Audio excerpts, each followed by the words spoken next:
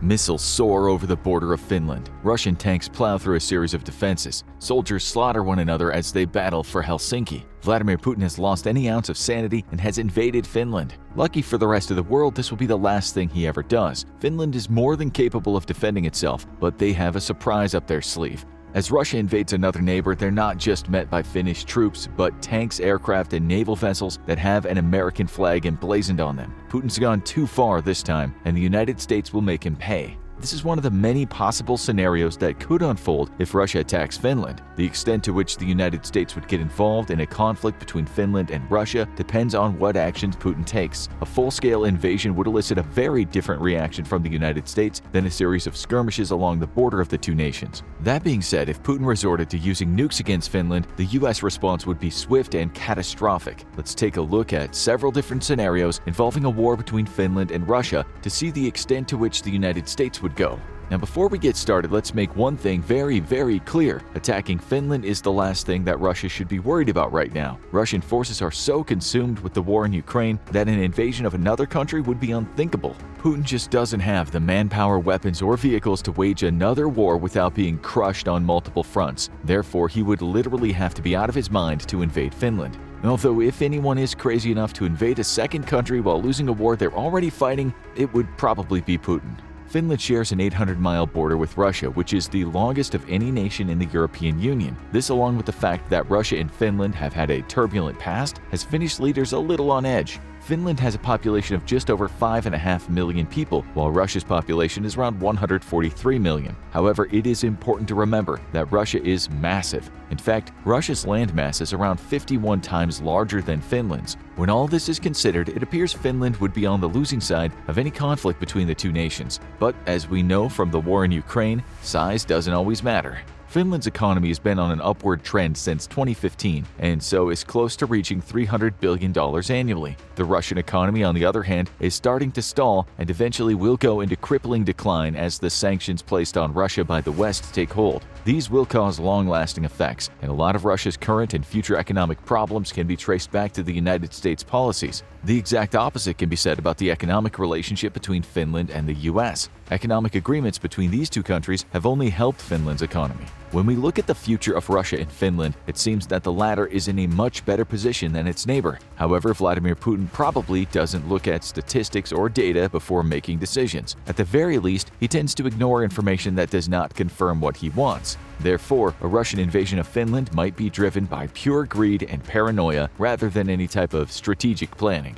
So let's look at Finland's military and then focus on exactly what the United States would do to aid the Finnish defense forces if Russia ever attacked. The Finnish defense forces have been preparing to protect the nation from Russia ever since its conception. Finland gained independence from the Russian Empire in 1917, but quickly found itself once again under threat of invasion by the Soviet Union during World War II. Finland managed to maintain its sovereignty at the end of the war, but has been incredibly wary of its neighbor to the east ever since. The Finnish Air Force consists of around 166 aircraft, of which only 55 are fighters. More specifically, these planes are U.S. McDonnell Douglas FA-18 Hornets. These are formidable aircraft, but it is the 64 Lockheed Martin F-35 Lightning IIs that Finland has on order that will really strengthen their military capabilities in the air. Finland also has around 240 tanks, most of which are Leopard 2s, often considered one of the most capable tanks in the world. They've also been shown to make quick work of older Soviet-era tanks, like the ones Russia's been using more and more in Ukraine as its stockpile of tanks quickly diminishes.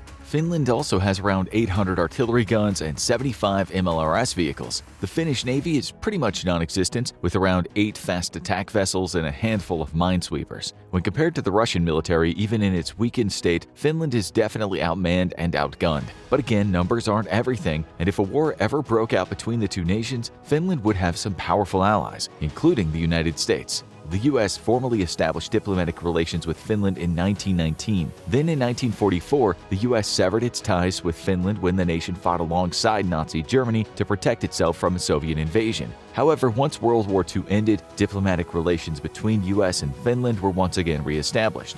During the Cold War, Finland's proximity to the USSR was of a particular interest to the United States. However, Finland was adamant about remaining neutral in the conflict and refused to openly aid the US or allow nuclear weapons to be deployed within their borders. However, the Finnish government was much more invested in the West winning the Cold War than the Soviet Union. This is because it seemed likely a powerful Russia would eventually want to extend its borders further, and Finland was a logical choice for a future invasion. The fear of a Soviet Union that could dominate Asia and Eastern Europe led to certain agreements and under-the-table dealings between the US and Finland. This helped strengthen the ties between the two governments. However, in 1991, when the Soviet Union collapsed, the US ramped up its efforts to help support Finland in its non-alignment policies while also reinforcing their cultural and economic ties to the West. Basically, the US promoted any agreements that would bring Finland closer to NATO and Europe. And although it claimed to support the neutrality of Finland, the US government almost certainly had ulterior motives for Finland due to its strategic location.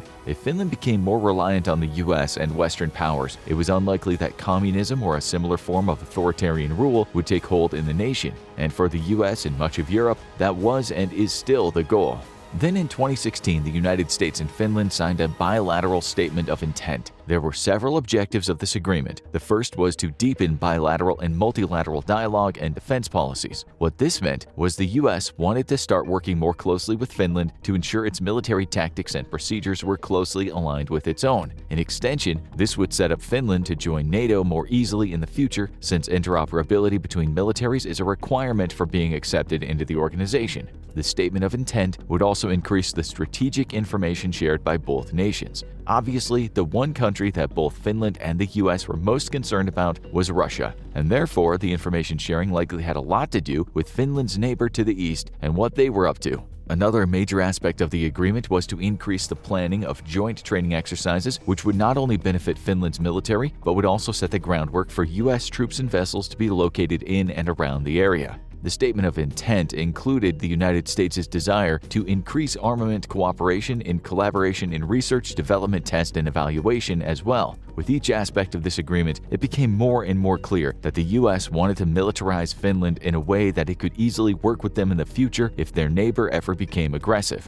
Everything that is discussed in the statement of intent between Finland and the United States seems to be set up to groom Finland to become part of NATO in the future. This itself could have been part of a plan of deterrence to keep Russia in check, but it also allowed the United States to be in a unique and strategic position to aid Finland if they ever went to war. The United States and Finland have also been in cooperation in peace support missions such as NATO-led operations in the Balkans, Afghanistan, and Iraq. It's hard to ignore just how much time, effort, and resources have gone into helping Finland grow its military and modernize its tactics. The United States has played a huge role in doing this, and therefore it would be very unlikely that they would sit by and do nothing if Russia ever invaded Finland. So in the current state of things, Finland and the United States have good relations, several trade agreements, and the US is heavily invested in maintaining the status quo of pro-Western ideologies and alliances in the country. This means that if Russia did invade Finland, the US would respond. The extent and severity of the response would be directly connected to the type of attack Russia initiates against Finland. Scenario 1. Russia invades Finland using similar tactics as in Ukraine. In this scenario, the United States would likely provide a huge amount of military, financial, and humanitarian aid to Finland. Again, the attacking force would likely be much weaker than the initial invasion of Ukraine, because the war has taken a significant toll on the number of soldiers and weapons that Russia has at its disposal. That being said, the leadership of Russia has shown time and time again that they don't mind throwing huge numbers of inexperienced young men at another military force with the hopes of overwhelming them. In the past, this occasionally worked, but with devastating consequences in terms of casualties and resources lost. The United States, like the rest of the world, has learned a lot from Russia's invasion of Ukraine. If Russia began posturing and moving troops to the border of Finland, the US would not take such actions lightly. When Russia did this in Ukraine, the United States and the West threatened sanctions, which they later imposed. However, this obviously did not stop the invasion itself. Therefore, the US would likely take a much more aggressive approach if it seems that Russia was going to use tanks, armored vehicles, and troops to attack Finland. The United States would likely send similar types of weapons that they've proven to be effective in Ukraine. The great thing for both Finland and the US in this scenario is that they literally know what works well and what works really well against the Russian military. The US would send javelins to allow Finland's far inferior numbers to decimate Russian tanks and vehicles. The javelin is a fire-and-forget weapon because the missile locks onto its target before being launched. This means that when the Finnish troops fire at a Russian target, they can immediately fall back to cover even before the missile hits its mark. This would provide the Finns with excellent mobility and striking power that Russia would not be able to deal with. Like in Ukraine, the Finnish landscape would be littered with the husks of destroyed Russian tanks. Along with the javelins, the US would also send M142 High Mobility Artillery Rocket System, or the HIMARS. The US Army identifies HIMARS as a full-spectrum, combat-proven, all-weather, 24/7, lethal and responsive wheeled precision strike weapon system.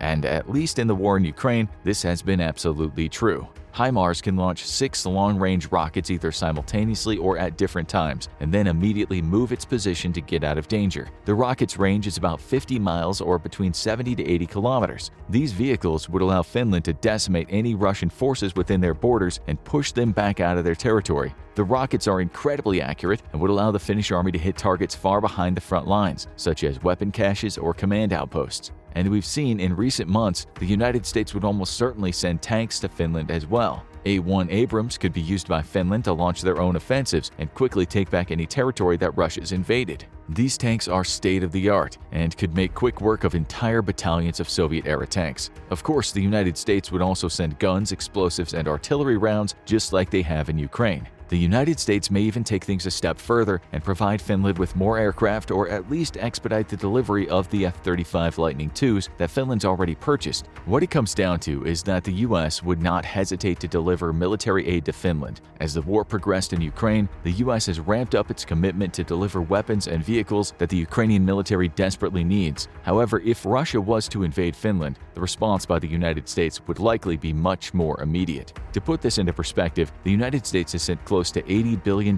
in aid to Ukraine since the war began. The US has the largest economy in the world, and although $80 billion is a lot of money, it's only a drop in the bucket when it comes to the US defense spending. In 2021, the United States spent about $801 billion on its military. There is little doubt that Congress would pass a Finnish relief bill that would authorize huge sums of money and weapons to be sent to Finland if they were ever invaded by Russia. There's also the possibility that the United States would take a much more aggressive stance if Russia started to amass troops on the Finnish border. Rather than waiting until Russia invaded, the US could deploy its own forces in a joint operation with Finland, which would act as a deterrent for Russia. If Russia invaded and American troops were caught in the crossfire, it may be seen as an act of war against the US. They could claim that Russia was not only the aggressor but attacked American troops intentionally, allowing the US to declare war on Russia. This tactic has been used by NATO in recent months as they send more and more troops to countries that share a border with Ukraine. This has been done to stop any further progress Russia could make if it won the war.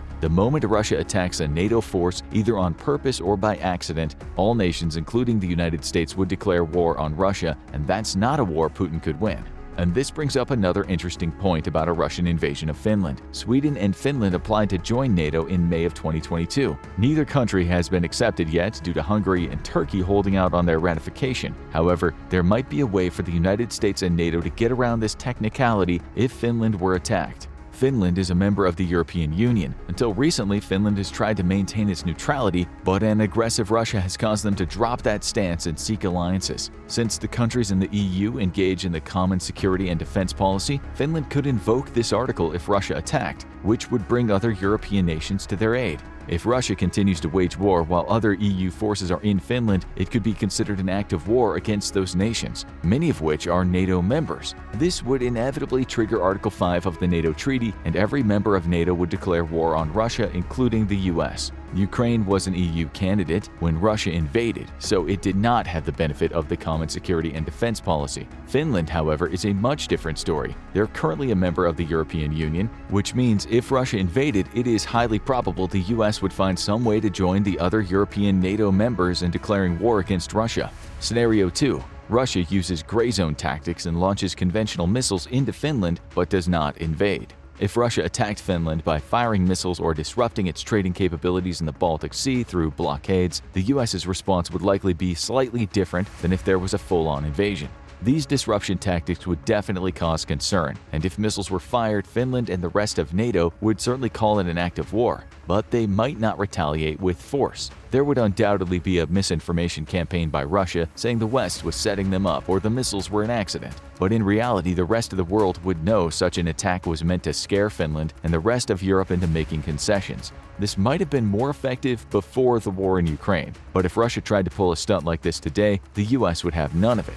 It's possible that, like with Taiwan, the US might openly state that if Russia continued to be aggressive or invaded Finland, the US would stand by them. This is not so much an alliance as a promise. In this case, the US would almost certainly deploy troops to Finland and NATO countries nearby in preparation for a retaliatory strike into Russia. This would be done to deter any further Russian aggression, and it would likely work as Putin knows that even at its strongest, the Russian military could never defeat the US. Perhaps one of the best indicators of what the US would do in this scenario is by looking at what they've already done. In November of 2022, President Joe Biden approved a $323 million arms sale to Finland. This sale included tactical missiles and joint standoff weapons, so it seems the US is already helping Finland prepare for a conflict with Russia. There's no other reason for Finland to procure tactical missiles from the US other than to mount a defense or act as a deterrent against a Russian attack. But things don't stop there. The US then approved an additional $380 million sale of missiles to Finland only days after the first arms deal went through.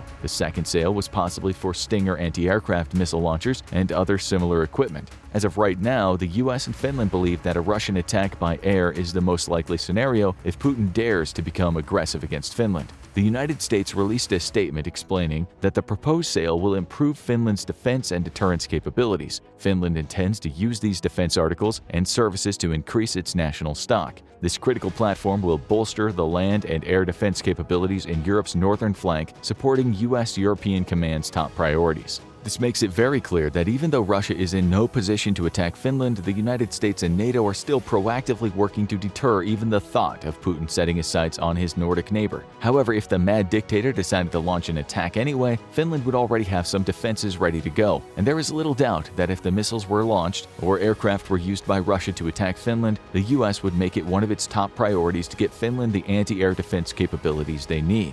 It's also probable that the US would deploy more forces to the region, similar to scenario number 1, to send a message to Russia if the attacks continue, things will escalate. It's hard to imagine a scenario where Russia becomes an aggressor and the US doesn't find a way to insert itself into the conflict in Finland. Both nations have already been actively working together to prepare for such a scenario that the foundation is already in place. The US is willing and able to play an active role in the defense of Finland if it ever comes to it. Scenario 3.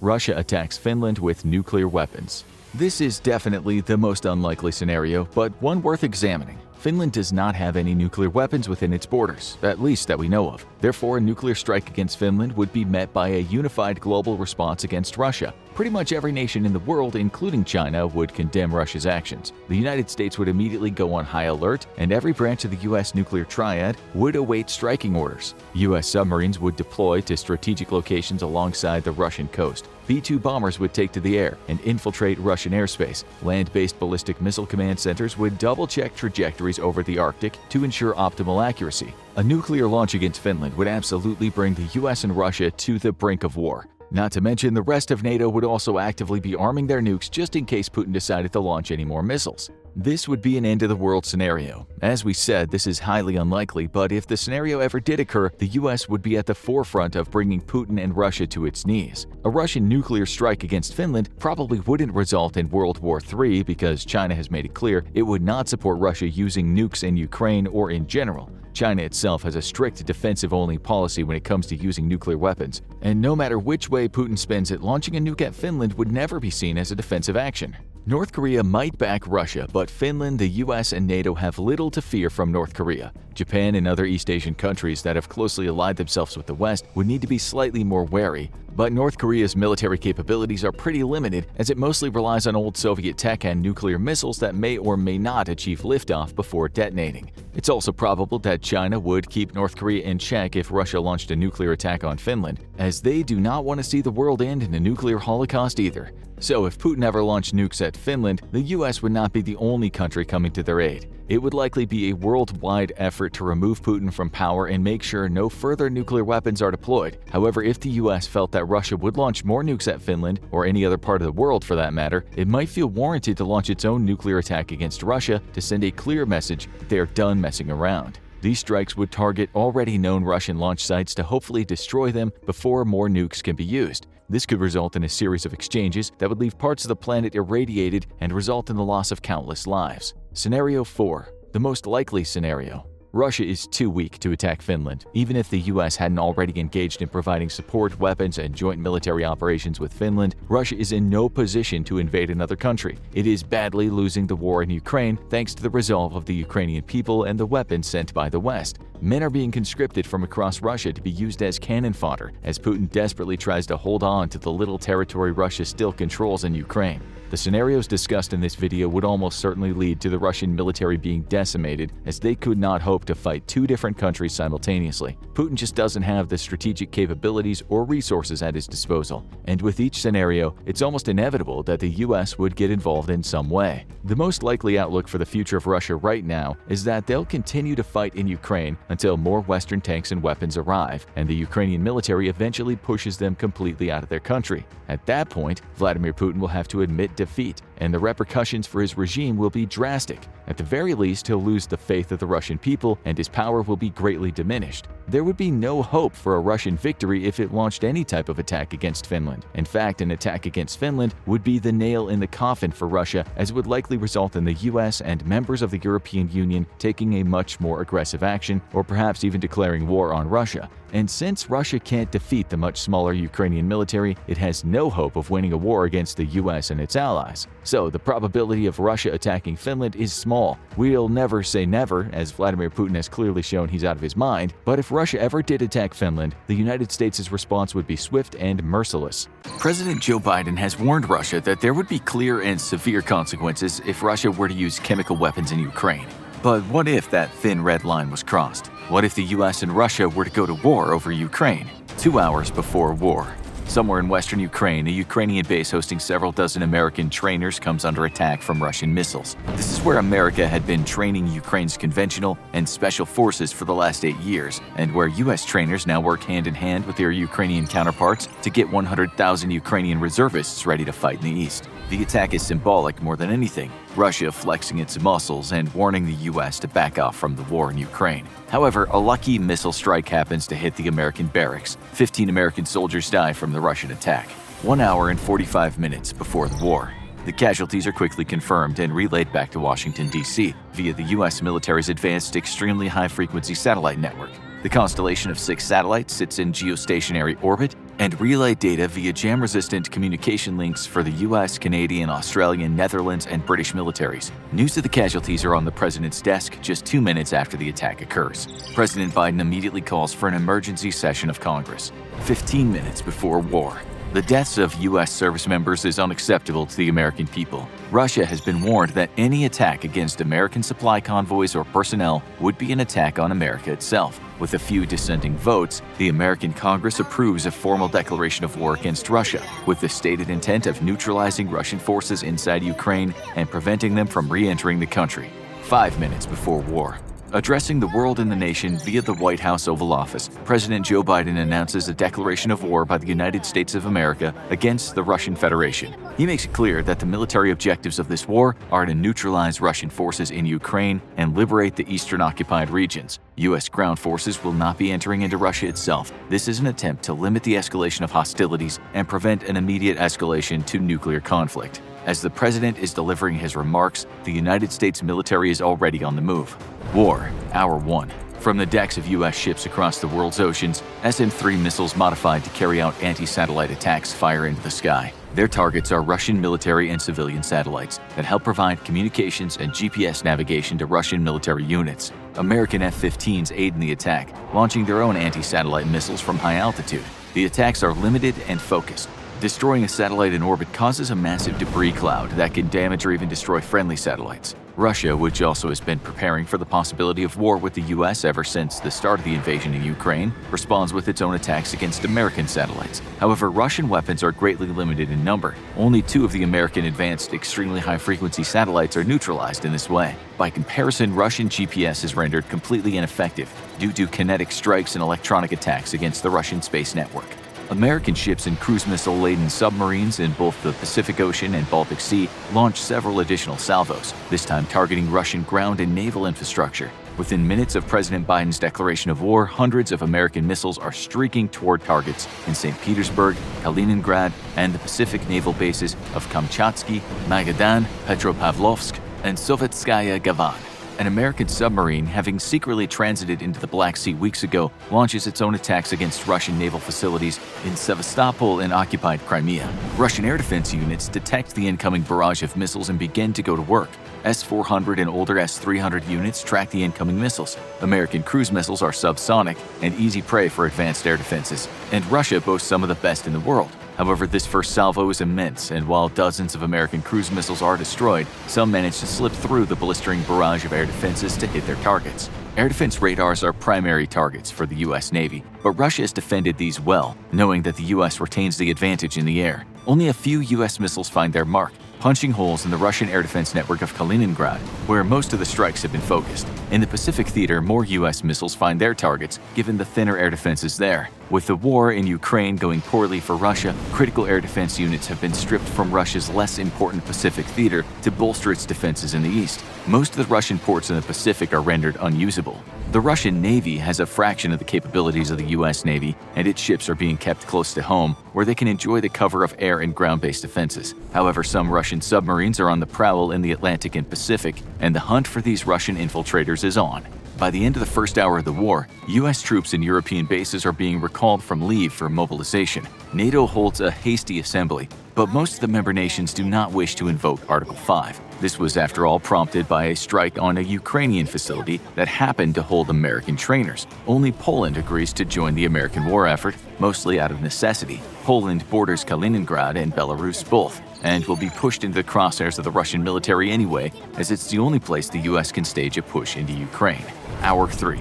A barrage of Russian missiles is detected incoming at high speed by long-range airborne and ground-based air defense radars in Poland. The targets are Polish air bases where U.S. Air Force troops and aircraft are stationed. Missiles inbound from Kaliningrad are more difficult to defend against, given the faster flight time have managed to evade U.S. and Polish air defenses in the region.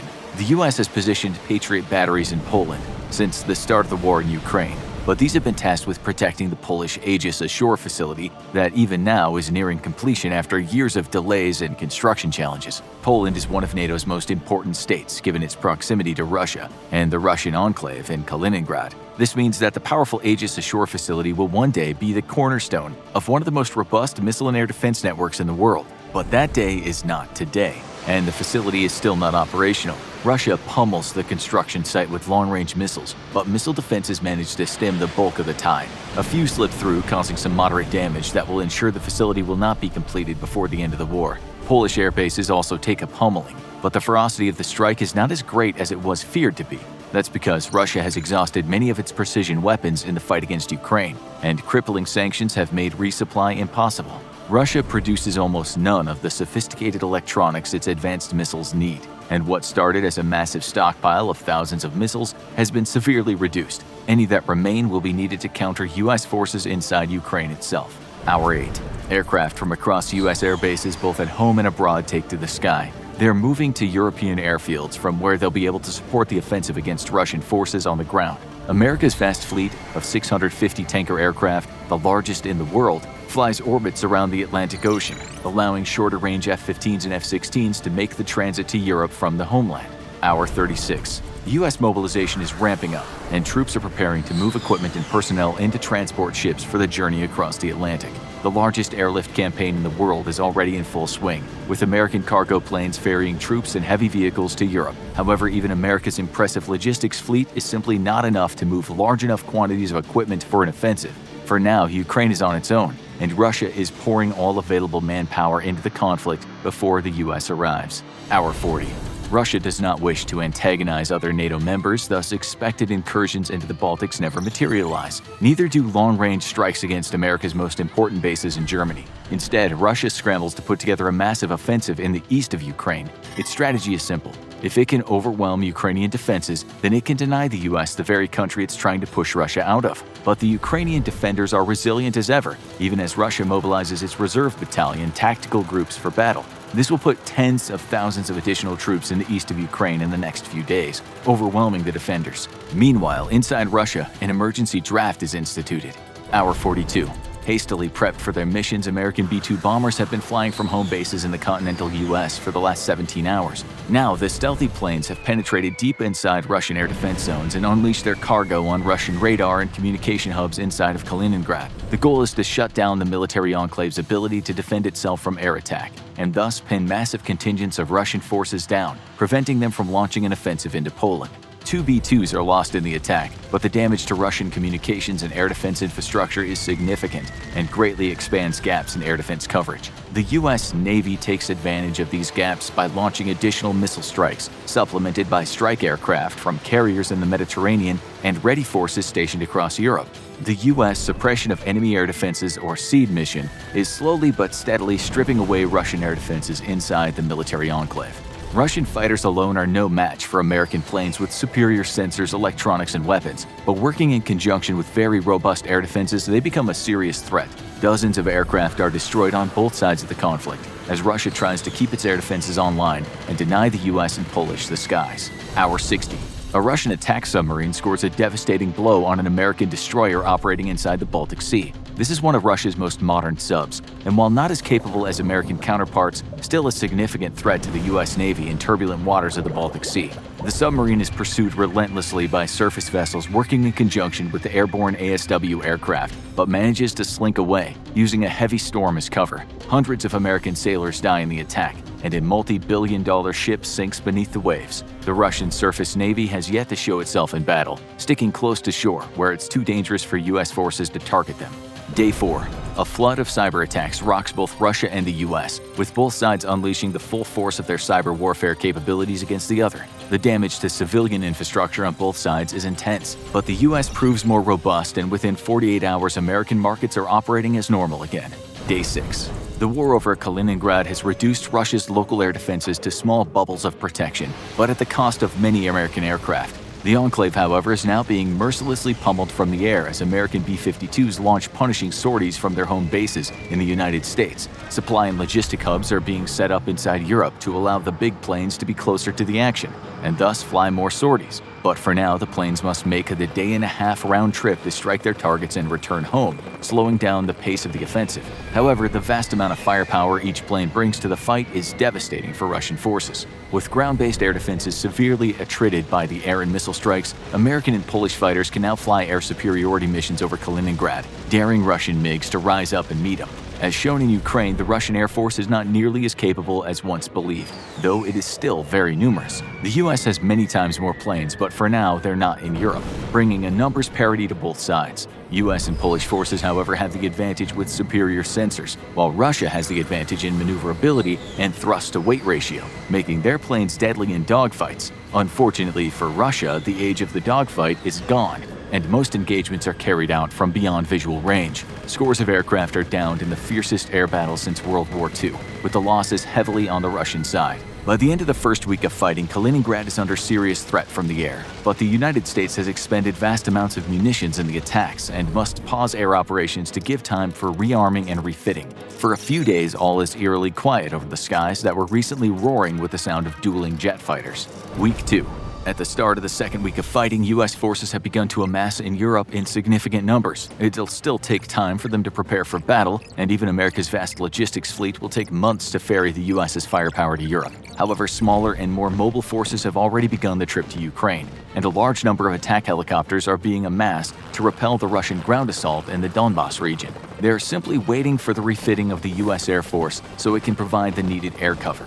New Russian battalion tactical groups have entered Ukraine after being hastily prepared for combat. However, the hasty preparations have wreaked havoc on Russian supply chains, which have already been struggling even before the broadening of the war. Now Russian vehicles and personnel find themselves stalled out in massive convoys reminiscent of Russia's failed push to Kyiv. U.S. aircraft take the opportunity presented to them, but only the F-35 can penetrate dangerous skies still not secured by proper seat operations. Forced to carry weapons internally, the F-35s are very limited in firepower, and the attacks do little real damage to the massive formations of enemy troops. However, they are a massive morale boost to the beleaguered Ukrainian defenders, who have been dreaming of the day U.S. air power would come to their aid. As the second week of fighting comes to a close, the Russian offensive in the east once more bogs down. This time, though, because of Russia's crippling lack of logistics, Ukrainian defenders take the opportunity to pull back and create some breathing room, resupplying and redeploying to new defensive positions. Russia attempts to use air power to pummel the Ukrainian front lines, but very quickly discovers this to be a mistake. Lurking over the skies of Ukraine are a number of American F-22 Raptors. Deploying under the Rapid Raptor program, the premier air supremacy fighter in the world was some of the first American aircraft to arrive on scenes. While Russia can threaten Ukrainian airspace with air defenses based on its own soil, the Raptors are too far away from these defenses for detection. Russian aircraft experience significant losses before the air offensive is abruptly terminated. Week 4. The 1st American Armored Brigade combat team has crossed the border into Ukraine. A second quickly follows. An expected offensive by the U.S. and Poland into Kaliningrad never materializes, as the U.S. doesn't wish to provoke Russia into using nuclear weapons by physically invading its territory. Instead, Russian troops inside the military enclave are suppressed by ongoing air campaigns against them. America has achieved not air supremacy but air dominance in the region. For the first time in history, Russian and American armor clash in combat. Both sides have prepared for this conflict for decades, but after the end of the Cold War, corruption and a weak economy has hollowed out Russia's once formidable capabilities. The first assault comes in the dead of night. U.S. forces down to the individual soldier are all equipped with night vision. Russian forces, on the other hand, only have night vision and thermals on their heavy vehicles, with a smattering of night vision devices across their infantry. America owns the night, and the ferocity of the offensive rocks the Russian forces to their core. Russian battalion tactical groups are massive beasts with a very heavy top-down command structure. U.S. forces, however, enjoy a great degree of autonomy and are encouraged to seize the initiative. While the Russian BTG is superior in numbers, the U.S. attacks using smaller, much more maneuverable forces. The confusion of fighting in the dark with few night vision capabilities only makes the situation worse for the Russian defenders. Russian T-90s, T-80s, and T-72s have struggled against Ukrainian tanks. Against modern M1A2C Abrams equipped with the latest upgrade packages fighting in the dead of night, they're decimated. Guided to their targets by superior sensors and fire control computers, Abrams' silver bullets bore through thick Russian armor, the edges burning away, creating a self-sharpening penetrator that leads to an extremely emotional event for the Russian crew. Russian tanks fire back with cannon-fired anti-tank missiles, but America has sent the very tip of its spear into this first fight. While not every American Abrams has been equipped with a trophy countermeasure system, the tanks leading the charge into Russian lines have been, and the Israeli-developed countermeasures prove an able defense against the few Russian tanks to survive initial contact. The problem for Russian armor is that American tanks are engaging them from greater distances than they're capable of, thanks to the superior fire computers and sights the Abrams are equipped with. While in Ukraine, Russia has failed to use its infantry to screen its armored forces against anti-tank kill teams, the U.S. makes no such mistake, and the offensive is partnered with mechanized infantry forces who quickly engage and neutralize pockets of resistance left behind in the wake of the overwhelming armored assault. Once more, U.S. forces' abilities to see in the dark gives them an insurmountable advantage over the far less technologically sophisticated opponents. Close air support aircraft work in conjunction with the ground assault to pummel Russian positions. Vaunted A-10 Warthogs unleash hell from their massive GAU-8 Avenger 30mm cannons, while F-15s and F-35s provide air cover against a potential incursion by Russian MiGs. Standoff attack munitions have devastated many of Russia's long-range air defenses located in theater, and seed operations have greatly attrited many of the air defenses just over the Russian border that could threaten Allied aircraft inside Ukraine. The campaign has come at a steep cost for the U.S. Air Force and Navy, but the benefits are worth the price, as American close air support aircraft mercilessly pummel Russian positions. Short-range air defenses are much more difficult to target and destroy, and a number of American Apaches fall prey to these and man-portable shoulder-fired air defense weapons. The tough A-10s prove far more difficult to bring down, however, constructed to survive exactly this type of large-scale combat during the Cold War. Overall, though, Russian air defenses managed to score only minor losses on the U.S. air fleet before they themselves are destroyed. While Russia has completely failed to conduct combined arms operations, the U.S. teaches Russia's underfunded and poorly trained forces a masterclass in modern combined arms warfare. Week 5. Additional American Armored Brigade combat teams make the transition to Ukraine. U.S. forces relieve Ukrainian forces along the front of Russia, giving the exhausted defenders a chance to rest and recuperate. The main thrust of the American advance is toward Kherson, with the U.S. forces currently engaged in urban fighting against Russian forces for the liberation of the city. American infantry is well versed in urban combat thanks to 2 decades of fighting in Iraq and Afghanistan. But the terrain favors the defenders. U.S. casualties are significant, but with air superiority and superior training, U.S. forces are pushing the Russians out of Kherson. The local civilian populations that remain in the besieged city welcomes the Americans as liberators and aids them in the struggle against Russian forces, only complicating matters for the Russians. Outside of Kherson, the U.S. Special Operations Forces conduct daily nighttime raids against Russian logistics networks, crippling resupply operations into Kherson. The advantage U.S. troops enjoy during nighttime gives them the significant edge over the Russians, as does the fact that the local civilians throw their full support behind the Americans. Along the Polish-Kaliningrad border, skirmishes are common, but there's no full-scale fighting. Polish forces have created a massive defense front in order to keep Russians from encroaching into Poland. But by now, U.S. and Polish air forces have completely destroyed Russia's air defense networks in the military enclave. Any Russian forces that would threaten Poland come under immediate attack. Losses have been steep for both nations' air forces, but Russia's losses have been steeper. Not only are Polish and American aircraft far more modern, but Russia's legacy of internal corruption and poor maintenance haunts it as it tries to fend off constant air attacks. Sortie rates for Russian aircraft plummet almost immediately and never recover enough to create a viable defense. To make matters worse, the shortage of critical electronic components has also crippled Russian air defenses. Already during hostilities with Ukraine, the Russian military was running out of air defense missiles, but now all of its stockpiles for use in case of war with NATO have been nearly exhausted, and there's no domestic replenishment available. Within another week or 2, the Russians will be reduced to Cold War-era anti-aircraft cannons, which are completely ineffective against high-altitude targets, though still pose a threat to low-flying aircraft. At the end of the first month of fighting, the Russian military is in dire straits. It's already exhausted by 2 months of fighting in Ukraine. The majority of U.S. ground combat power is not yet in theater, but well on its way, and what elements are already operating inside of Ukraine are putting incredible pressure on demoralized and exhausted Russian troops. U.S. losses are light, Russian casualties are steep, and many of its gains in Ukraine are being reversed. The U.S. has yet to initiate a large campaign against Russian forces, waiting until the bulk of its fighting units are inside the country before launching a massive blitz across the 800-mile front in the east of the nation. For now, the Americans are reinforcing Ukraine's exhausted defenders and relieving them for much-needed reconstitution and resupply. Only in Kherson have the Americans launched a true offensive with the goal of opening a corridor to Crimea. Week 6. Ukrainian forces and their American allies end the Russian occupation of Kherson. The city is the only place U.S. forces have sustained significant casualties. All along the wide-open plains of eastern Ukraine, American forces have remained in defensive postures, repelling initial attempts by the Russians to push them back. Now the front settles into a strategic stalemate as the U.S. waits for the arrival of the bulk of its firepower. In the air, however, the war continues. U.S. forces work day and night to attrit Russian air defenses. The use of drones, standoff attack munitions, and F-35s help curb what would otherwise be very high casualties, as does the fact that Russia is rapidly running out of air defense missiles. Turkey allows the passage of U.S. Navy ships into the Black Sea, leading to a brief but intense confrontation between the Russian and American navies. The Russians managed to sink 2 American destroyers in exchange for nearly their entire Black Sea fleet, which is forced to remain in port or operate under the threat of being sunk. Those ships are soon destroyed at their moorings by the American stealth aircraft. U.S. Marines arrive in Odessa to bring preparations for an amphibious assault into Crimea. Week 9. In one of the fastest mobilization efforts in history, the United States has surged vast amounts of combat firepower to Ukraine over the course of 2 months. The battle for Ukraine is ready to begin in earnest. Week 10.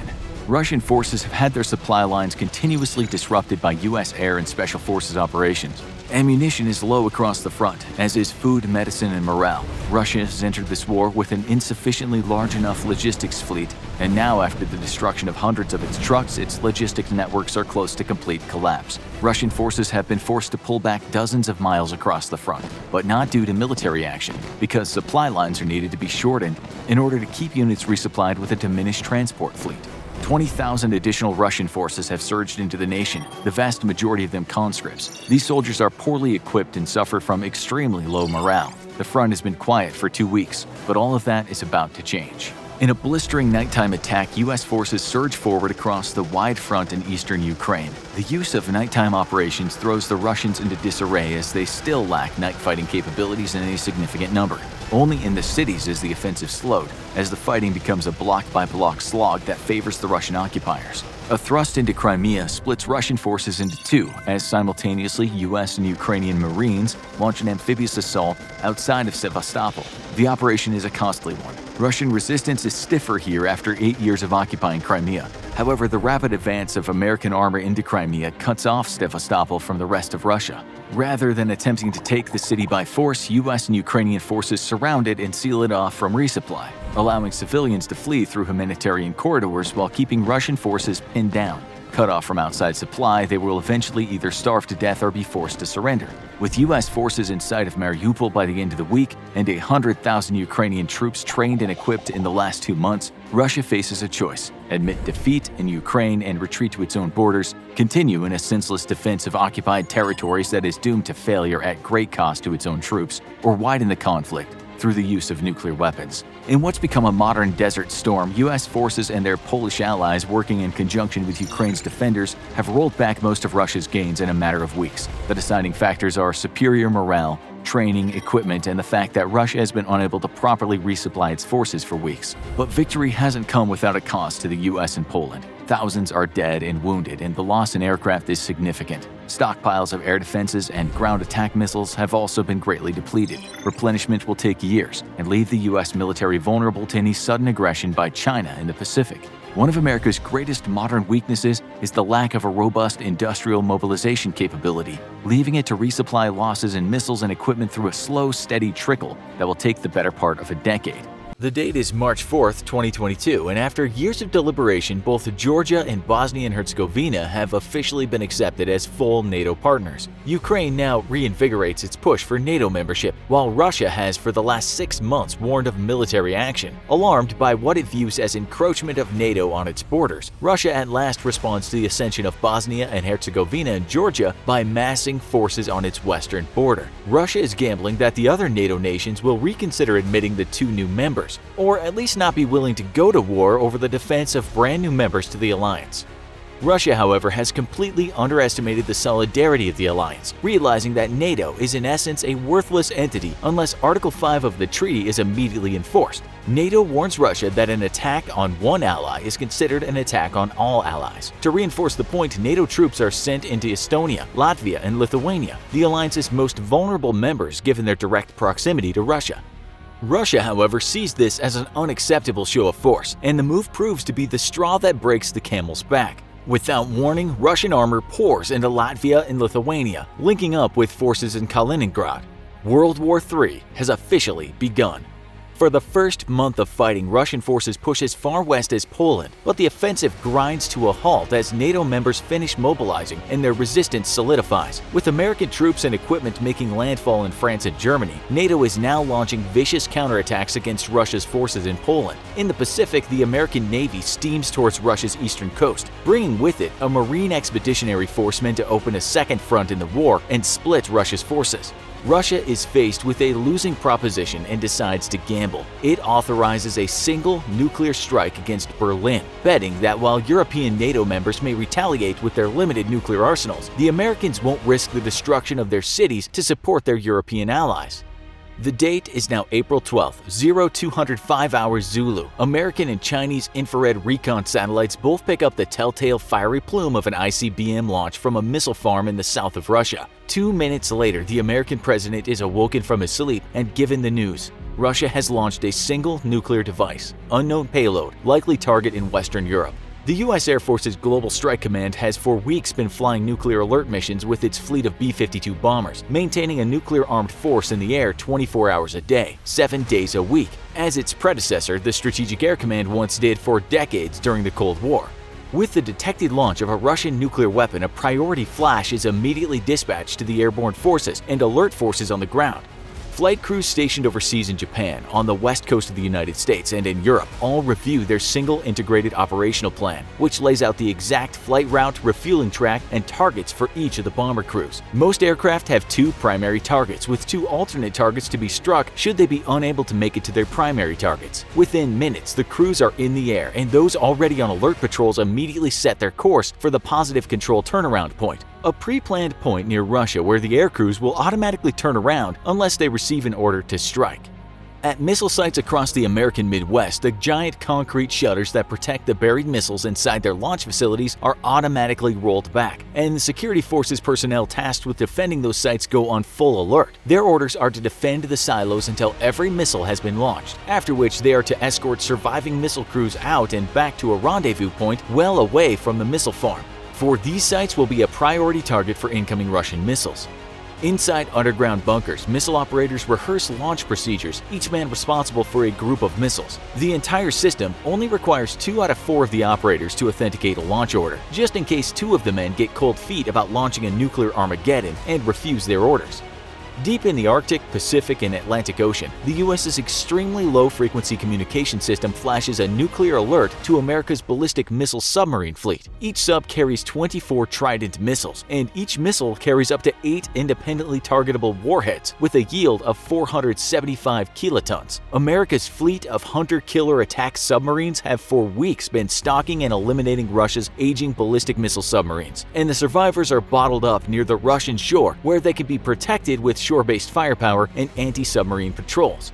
Now, America's attack submarines set course for Russia's coast, and their mission is to eliminate Russia's surviving nuke boats, though it will cost America's submarine fleet dearly, as Russia's Air Force and Surface Navy fiercely defend their surviving ballistic missile subs.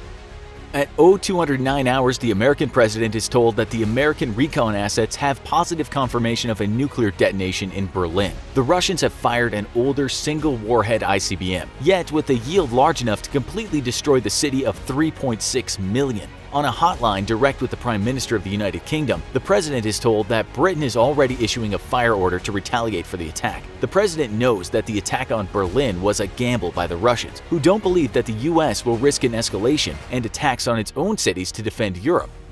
An emergency flash is dispatched by the US's ELF communication system to a lurking Ohio-class submarine currently on station deep beneath the ice of the North Pole. After authenticating the order, the sub breaches through the 5-foot-thick ice and the door on a single dorsally mounted launch tube props open. The navigation system on the Trident II missile located inside the launch tube is activated, and a mission trajectory is automatically loaded into the flight computer. Then, a steam generator ignites a solid-grain rocket motor, which feeds superheated exhaust into a tank of chilled water. The water evaporates and expands, forcing the missile within the launch tube to be launched upwards and out. After which, the first stage motor ignites and the missile screams upward and towards space. An astro-inertial guidance system on board the missile uses star positioning to fine-tune the accuracy of its trajectory, as GPS has long been unreliable due to Russian attacks on NATO satellites. The Russians have bet wrong, and minutes later, 8 475-kiloton warheads detonate over the Russian missile facility which launched the Berlin attack. Simultaneously, a British attack strikes the cities of Ekaterinburg and Novosibirsk, with a population of 1.5 million or 3 million together. NATO has responded in kind to the Berlin attack, and America has both punished Russia's nuclear forces for the attack and shown that it will stand with its allies. In the halls of the Kremlin, a desperate power struggle plays out. 3 million Russians lie dead, and the US has obliterated one of Russia's major nuclear missile facilities, destroying dozens of ICBMs in place. Russian ballistic submarines, considered to be the most survivable element of the nuclear triad, have also been decimated by American attack submarines, though the US has lost 12 subs of its own in its quest to eliminate the remaining Russian boats. Military leadership clashes with the civilian leadership and demands a retaliatory attack on American missile facilities. With US reinforcements in force on the Western Front and Russians starting to lose ground in Poland, battlefield commanders have for the last week been requesting a release on strategic nuclear weapons to use against American infantry and tanks. The fierce debate on the use of tactical weapons is reignited, and when further nuclear attacks are denied, Russian military leadership stages a stunning coup. The Russian president is removed from power, and Russian commanders receive authorization for the use of a dozen tactical weapons against NATO forces in Europe. Within a half hour, NATO troop concentrations in Poland are hammered by low-yield nuclear attacks, killing tens of thousands. American reinforcements fresh from the States and currently massing around the Ramstein military facilities in Germany are hit with 3 tactical devices. The Marine Expeditionary Force in the Pacific, staging out of Japan, is also struck by a single device, as are the 2 naval carrier battle groups supporting the invasion. By 9 a.m., American military forces have suffered more casualties than all wars since World War II combined, and the ability for NATO to push back Russian forces in Poland is eliminated. While Russia has maintained an inventory of low-yield tactical nuclear weapons to counter America's overwhelming conventional firepower advantage, the United States has not kept an active inventory of tactical devices for decades. This leaves the American president with few options for a comparable retaliatory attack. While the yields on America's airborne submarine and ground-launched nuclear devices can be dialed down, there's no way to broadcast that fact to the Russians, and little chance they'd believe it. An attack with traditional ICBM submarine-launched missiles or airborne nuclear cruise missiles will seem to Russia like a full-blown attack and risk escalating the war into a total nuclear confrontation. Yet the president has little choice. Tens of thousands of American service members are dead. U.S. forces in Europe have been badly damaged by the attacks, and both carrier battle groups supporting the Pacific invasion are reporting major losses of ships, aircraft, and personnel. The Marine Invasion Force in Okinawa is combat ineffective, 4 divisions reporting over 55% casualties each. Resigning himself to a list of terrible options, the president orders a retaliatory attack using ground-based ICBMs. The Air Force's Global Strike Command nuclear bomber fleet is to approach and hold at their failsafe points, ready to proceed to their targets should Russia retaliate again. At Minot Air Force Base in North Dakota, a launch order is authorized by the 2-man Minuteman launch crew, and a single Minuteman III missile roars into the night sky. 60 seconds later, the second stage of the missile ignites, separating from the spent first booster stage. Adjustments using the second stage thrust vector control keeps the missile on its course, and another 60 seconds later, the flight computer separates the second stage and fires the engine on the third and final stage. By now, the missile has reached space, and as the third stage engine burns out, reversed thrust separates the 3 warheads and their penetration aids from the launch vehicle. Some of the penetration aids explode, showering space with millions of pieces of reflective aluminum, which wreak havoc on radar used by missile interceptors, while other aids simulate the real warheads and serve as dummy targets for any Russian interceptors. With no real Russian anti-ballistic missile defense programs though, the warheads and the dummies all re-enter the Earth's atmosphere completely unharmed. 23 minutes after launch, 3 separate 475-kiloton nuclear explosions rock Eastern Europe. Russian forces in Poland are obliterated by 2 nuclear strikes many times greater in magnitude than those used against NATO forces, while yet another Russian nuclear missile facility is struck by the 3rd warhead. With American weapons targeting their missile fields and systematically eliminating Russia's ability to respond to nuclear attacks, the final order is given for a full-blown nuclear response. American reconnaissance satellites and electronic eavesdropping assets all pick up the telltale signs of preparatory operations for nuclear launch across Russia's remaining missile farms. The order to attack is mirrored in the U.S., and launch officers in North Dakota, Wyoming, and Montana receive the order to launch. Simultaneously, American airborne assets receive an emergency flash, which when authenticated authorizes the air crews to proceed to their targets with full nuclear release. American ballistic missile submarines breach through the thick polar ice or rise to 25 feet below the waves of the Pacific in the North Sea. As Russian missiles clear their silos, it's America's nuclear ballistic missile subs which launch the first wave of retaliatory attacks, almost as fast as Russian ground forces.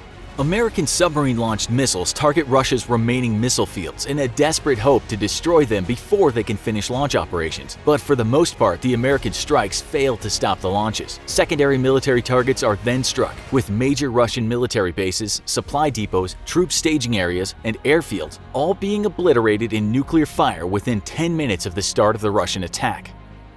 As Russia's ICBMs climb into the atmosphere, a wave of American ballistic missile defense systems immediately spring into action. Having spent billions on ballistic missile defense since the 1980s, all in a bid to make Reagan's Star Wars concept a reality, America now attacks the incoming missiles with a variety of tools. Airborne laser systems in Europe and flying in the Pacific managed to strike at a handful of ICBMs during their vulnerable ascent stage, superheating the missile body from hundreds of miles away with a powerful aircraft-mounted laser system. As the missiles climb into space, ballistic missile defense sites across the west coast of the United States launch their ground-based interceptors. Using a powerful radar, the interceptors scream toward the incoming missiles in a bid to destroy them through kinetic impact before they can re-enter the atmosphere. The Russian missiles, however, immediately disperse their own penetration aids.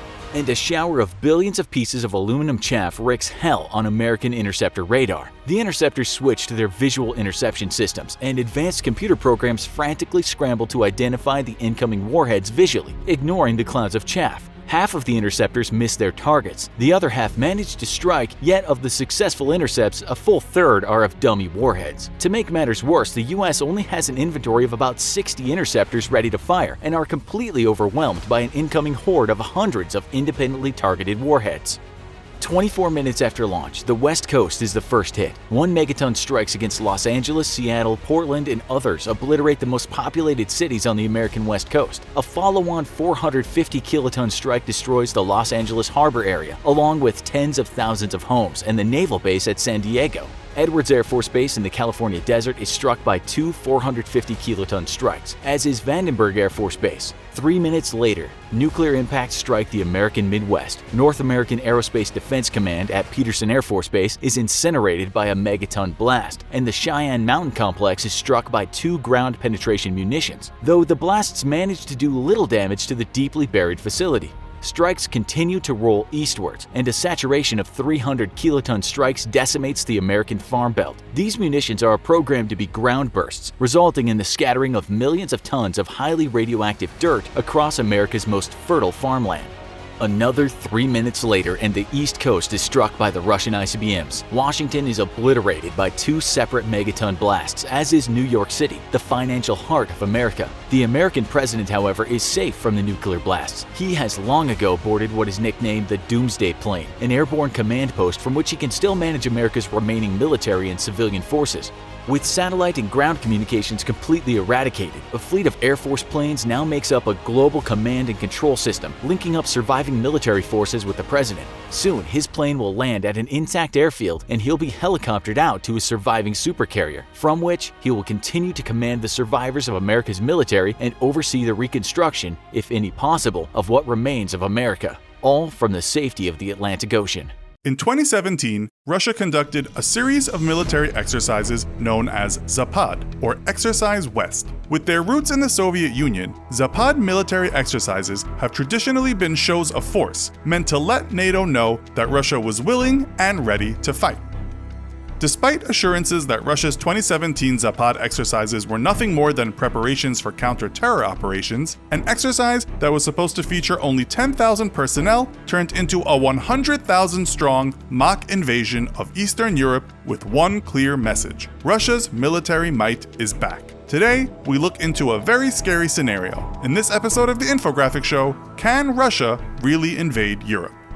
After the fall of the Soviet Union, Russia's military severely atrophied, and despite remaining a sizable force, its readiness and capabilities were all but defunct. The next 2 decades saw little improvement, culminating in the 2008 Georgian-Russian War, where Russia, who dwarfed Georgian forces, found itself struggling to achieve its strategic objectives. After such an embarrassing performance, Vladimir Putin vowed to improve the readiness and capabilities of the Russian military, culminating in a 10-year modernization push that has yielded huge results.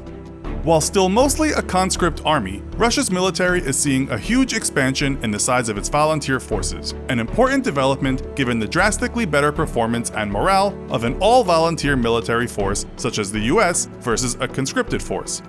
New battle tanks and fighter aircraft have also dramatically improved its capabilities both in the air and on the ground, and while its fleets remain a glaring weakness, they would ultimately have limited use in a European war. Russia has also dramatically improved its logistical capabilities, something that it has historically struggled with even under the former Soviet Union. Heavy road transport units for ferrying armor to the front lines via road networks has reduced Russia's reliance on rail transport to get its tanks to the front lines, with rail lines being a natural first target for NATO bombardment. Russia has also doubled down on the one area it has traditionally outperformed NATO in: ground-based anti-air platforms. The introduction of the S-400 and the future deployment of the S-500 anti-air defense system has given NATO war planners serious concerns, and with a range of up to 250 miles, a single battery of S-400 units can threaten large swaths of a European battlefield. Russia has also invested heavily into modernizing its non-strategic nuclear forces, outpacing even the US in this arena. Russia's investments in improved logistics, deadly air defense units, and an upgraded nuclear missile force have clearly signaled its intentions to Russia's observers, and the Zapad 2017 military exercises only confirmed their worst fears. Russia is preparing for, and quite possibly fully ready for, a military invasion of Eastern Europe. So, could it actually do so? NATO maintains an active duty force of about 2 million personnel versus Russia's 1 million. NATO also maintains an air force of 13,000 fighter, strike, and bomber aircraft versus Russia's 3,914. It is on the ground, however, where Russia has the biggest advantage, with over 20,000 tanks versus NATO's 10,000. Yet Russia's official figure has to be taken with a huge grain of salt, as Russia still counts many thousands of decommissioned Soviet-era tanks in its official figures. Not only would these tanks take weeks to recommission and get ready for combat, but they would be wholly outclassed and outgunned by NATO's overwhelmingly modern tank forces. Despite NATO's technologically superior and more numerous forces, though, the military alliance has two glaring Achilles heels that Russia is poised to exploit. The first is that the bulk of NATO's capabilities rest with the United States, which does maintain a readiness doctrine of being able to fight and win two high-intensity wars at the same time, yet whose forces are geographically distant from Europe, with the bulk of American firepower stationed across the Atlantic. In case of war against Russia, the US's forces in Europe would fight in a defensive posture, awaiting the arrival of supplemental forces from the American homeland, which could take weeks.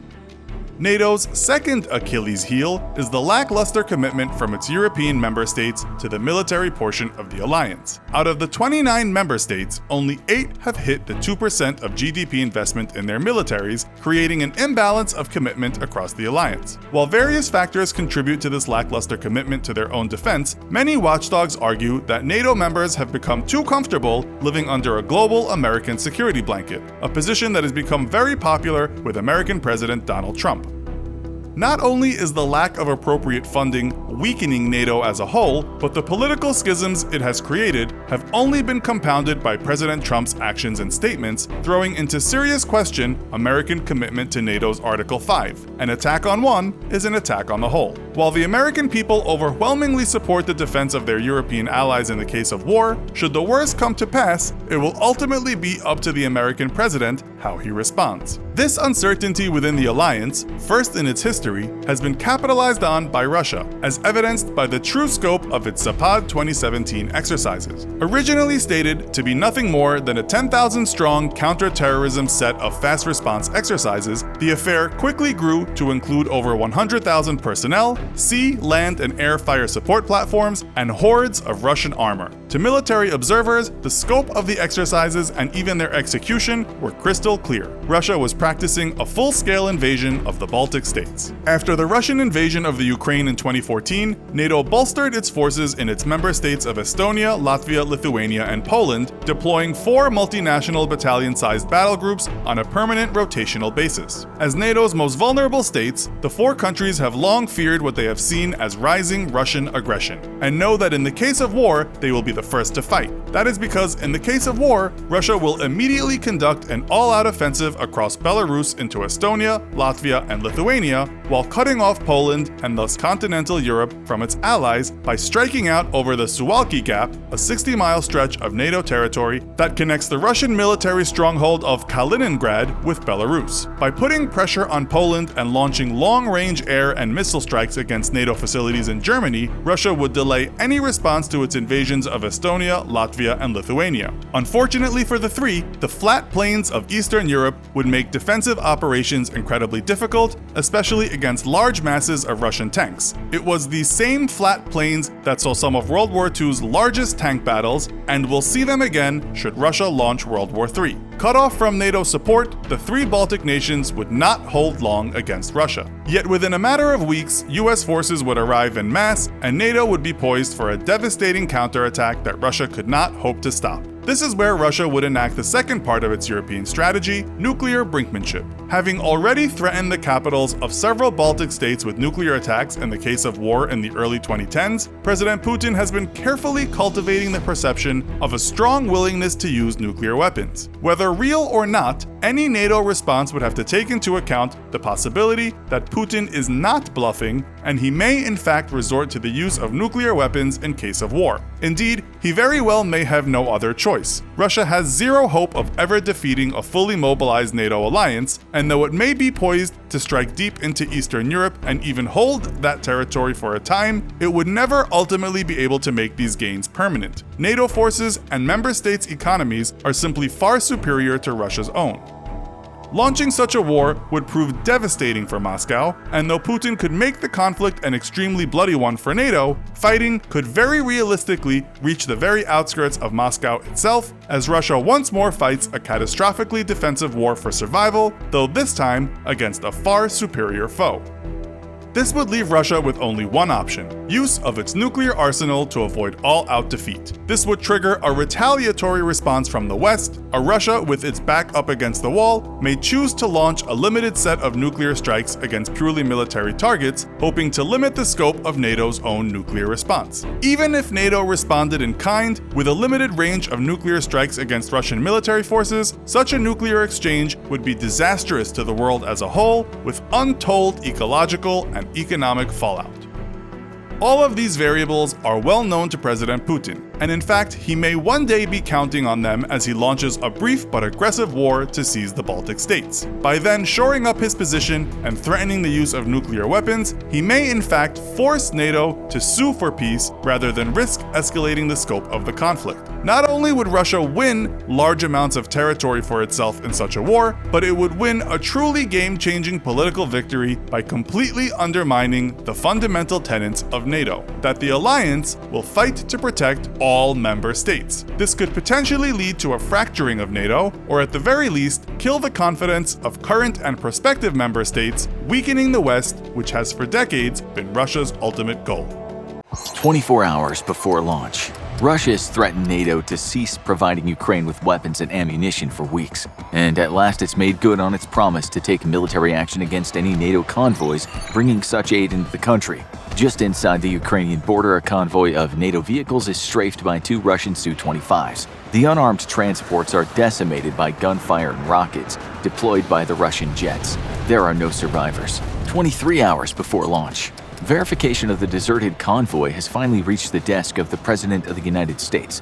The convoy was being manned by Polish soldiers who'd helped their Ukrainian counterparts unload American C-130s and pack up the much-needed war supplies inside of Polish territory.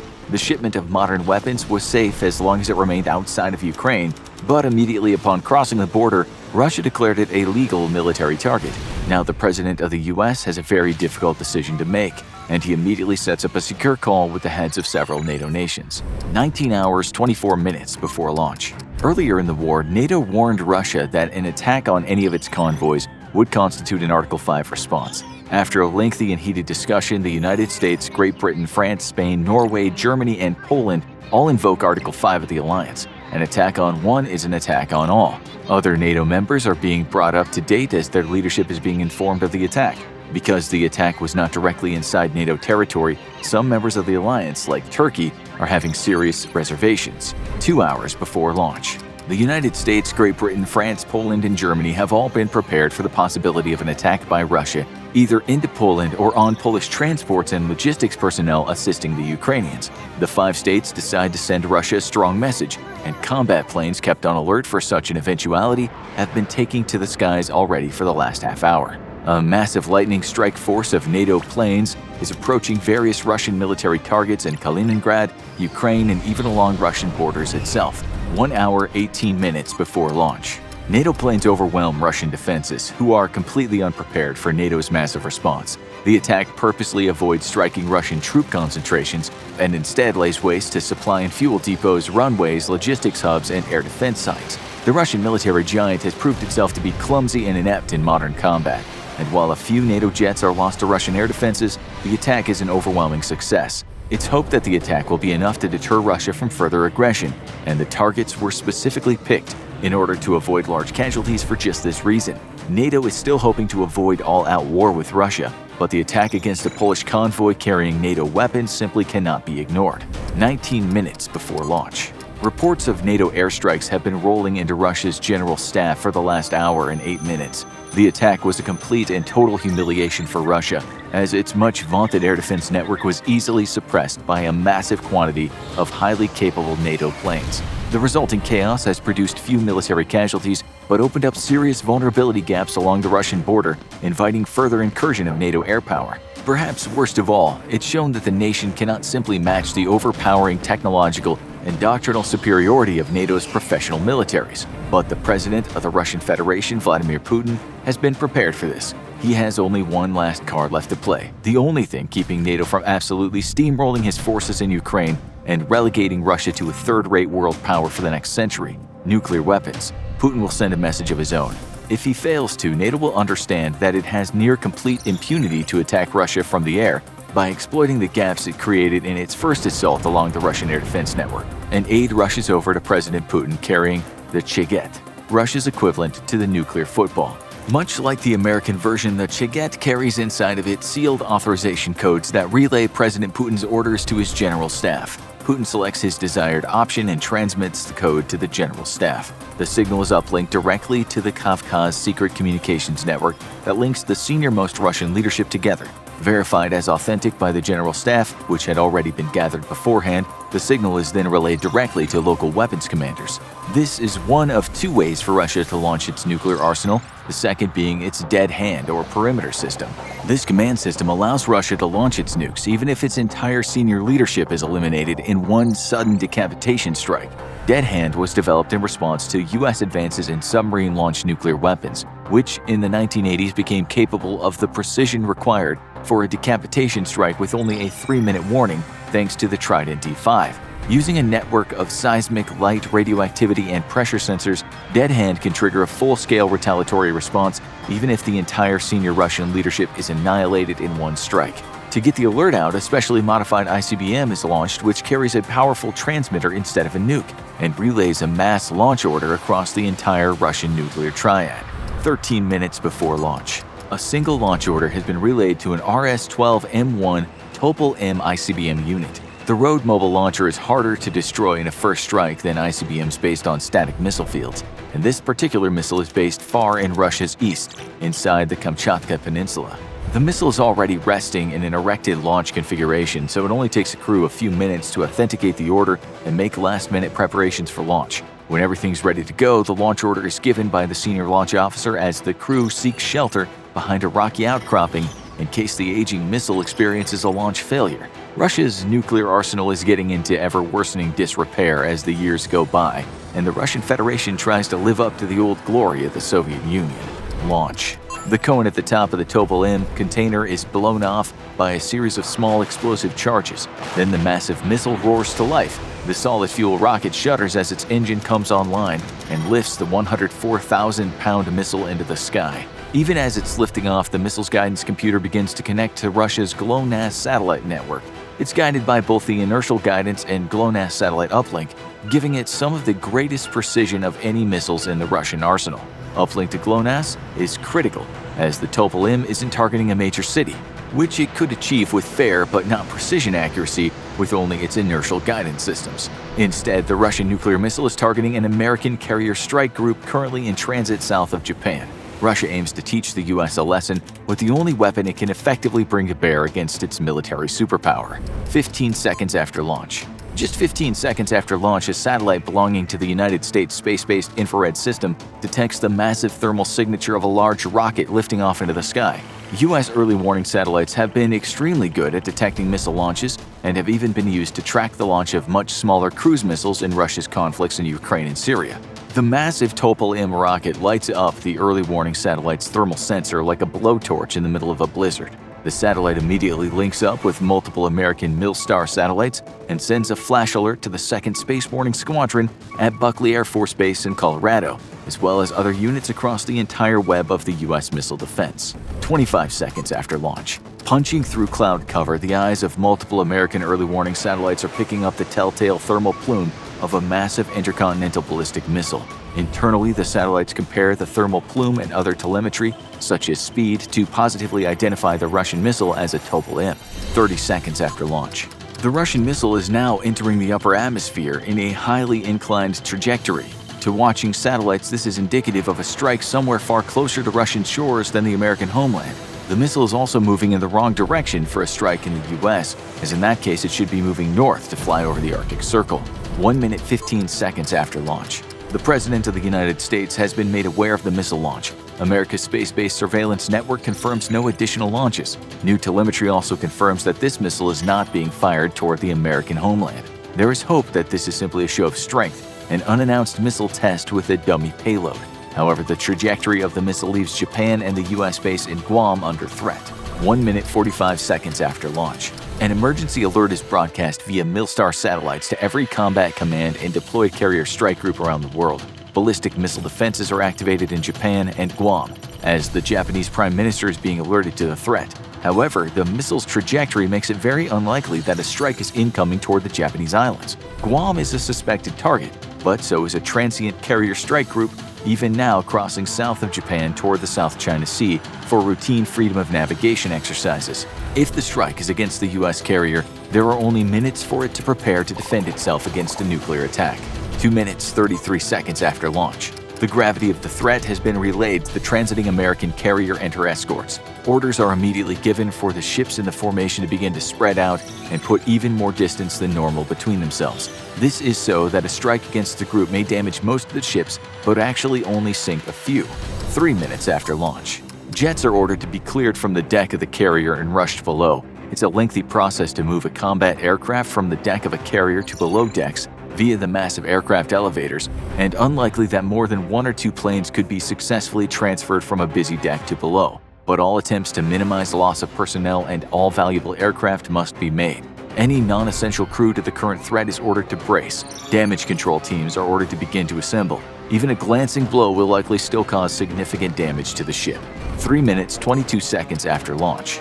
The carrier's Aegis-equipped missile cruiser begins preparations for a ballistic missile defense. Its powerful Spy-1 radar begins sweeping the skies above for the incoming threat, though for now the missile is still far outside of its detection capabilities. 6 minutes 41 seconds after launch.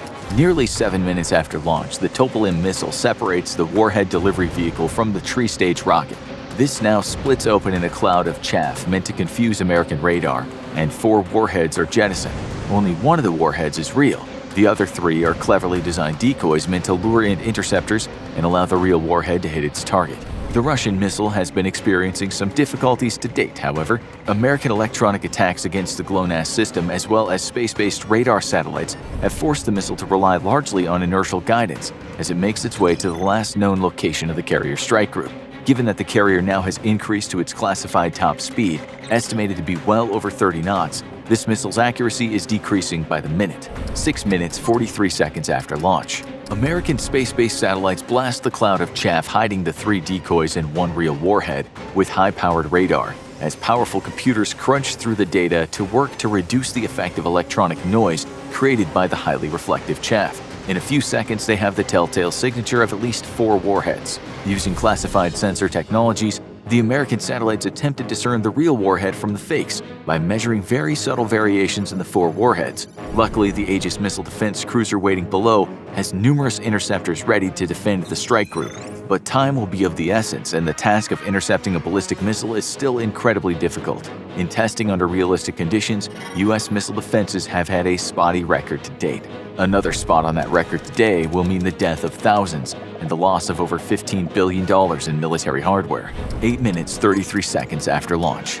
The warheads have only a short flight time in space due to the proximity of the launcher versus its target, which is adding to the difficulty in interception. Data is of the greatest importance in successful missile interception, and gathering data takes time which is officially about to run out. The warheads begin their terminal descent down into the atmosphere. The Aegis cruiser's powerful Spy-1 radar lights them up from below. On the ship's deck, multiple SM-6 missiles fire off into the pre-dawn sky. A few seconds later, a second volley of missiles lights up, followed a few seconds later by yet a third. The cruiser is taking 0 chances and maximizing its odds of successful interception with multiple volleys. If they fail, thousands of sailors will die. 9 minutes 55 seconds after launch. The ship's AN/SPG-62 X-band radar illuminates the incoming warheads and helps provide terminal guidance to the SM-6 interceptors. The ability to directly network with both seaborne and space-based sensors allowed the Aegis cruiser to cut through most of the electronic noise caused by the massive cloud of chaff released as a countermeasure. There are still doubts about which warhead is the real target, and thus each warhead is assigned multiple interceptors. This increases the chances of targeting the right warhead, but reduces the chances of successfully intercepting it. The crew holds its breath as the incoming tracks quickly merge with the ship's defenses, 10 minutes 5 seconds after launch. Closing in at a speed of 1,700 meters a second, the first wave of interceptors managed to knock out one of the decoys with a near hit by the SM-6's explosive fragmentation warhead. The warhead suffers severe structural damage from the shrapnel and explosion and tumbles out of control at thousands of miles an hour, destroying itself in the lower atmosphere. 10 minutes 9 seconds after launch, the second volley of SM-6 missiles failed to hit a single target. 10 minutes 13 seconds after launch, the third volley of interceptors knock out a second dummy warhead. 10 minutes 15 seconds after launch. 60 miles below the two incoming warheads, there's no way for the strike group's crews to know if they've knocked out a real warhead or only dummies. Orders have already been given for all to brace for impact, and damage control crews are on standby to immediately pounce on any fires or see to fixing hull breaches and flooding. 10 minutes 20 seconds after launch, a massive fireball explodes 3,000 meters above the sea somewhere south of Japan. The massive explosion sends out a wave of electromagnetic and thermal radiation that temporarily overpowers satellite sensors. Gradually, the noise fades and these electronic eyes in the sky begin to frantically scan for signs of the strike group. The strike has been off by just over a mile, meaning that the carrier strike group has avoided the most lethal part of the nuclear attack. However, a massive pressure wave slams into the strike group and causes moderate structural damage. On the big carrier, most of the planes left on the deck, even those secured by tie-downs, are blown off and into the ocean by the hurricane gale winds smashing into the strike group. With crews ordered below decks, the initial release of radiation is largely harmless to the strike group's personnel. This is helped by the fact that the strike group was just outside the most lethal radius of the nuclear explosion. Despite this, numerous crew are killed across the strike group from the effect of the pressure wave.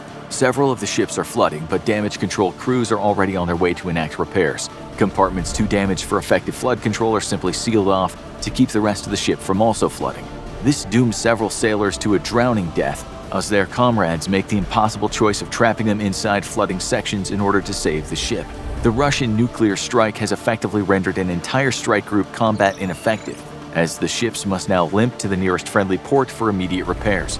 Decontamination must also be undertaken even before the ships arrive at port, and damage to the flight deck of the carrier repaired to make air operations impossible. However, things could have been far worse if Russia had used more than one missile, as they would in a serious attempt at sinking an American carrier and her accompanying escorts. The fact that Russian nuclear command and control systems, as well as their space surveillance and guidance, and even the missiles themselves are in great disrepair, helped limit possible damage as well. Russian guidance networks such as GLONASS are very vulnerable to disruption, making Russian weapons far from precise. Despite only suffering moderate damage, however, Russia has just launched a nuclear weapon against the armed forces of the United States of America. A full NATO Article 5 response is now inevitable, as is a state of war against a greatly outmatched Russian Federation. Faced with the certainty of losing a war against superior NATO forces, President Vladimir Putin must now contemplate expanding the use of nuclear weapons to defend his hold on power inside the Kremlin and fend off NATO attacks. Yet in the American White House, the President of the United States is now even reviewing options for a similar attack against a Russian military facility. The world stands on the brink of full-scale nuclear war in what might be the greatest and final conflict of the human race. As the war in Ukraine enters its second year, the conflict remains an uncertain place for both parties. In Russia, Vladimir Putin continues to create propaganda for his domestic audience, boasting that victory is only a short time away, and all the sacrifices are worth it. He threatens NATO, encroaches on Moldova, and vows to respond to provocations with overwhelming force. All the while, Russia remains under devastating economic sanctions, sees its military supplies dwindling, and finds it harder and harder to get new recruits for the war, with its citizens dodging the draft and its private armies increasingly vocal about the state of the war. In Ukraine, emotions are higher. Despite the rough state of the country, the army is highly motivated. President Volodymyr Zelensky has kept the country's faith alive, and the rest of the world has rallied to the country's defense. But Russia still occupies a large portion of eastern Ukraine. The AFU continues to push back, even retaking territory, but progress has been slow and is heavily dependent on Western support. NATO and the United States in particular have kept Ukraine well-stocked with top-of-the-line military weapons, and there's no guarantee that it'll last forever, especially with elections and many key allies coming up. Which leads many people to wonder, how will this war end? That's what historian Hein Goemans, a specialist in war and territorial disputes, sat down to discuss on CNN. The University of Rochester professor discussed the possible endpoints of the war, how likely they were, and how hard it would be to get any end to the conflict. Long story short, don't expect any victory parades anytime soon.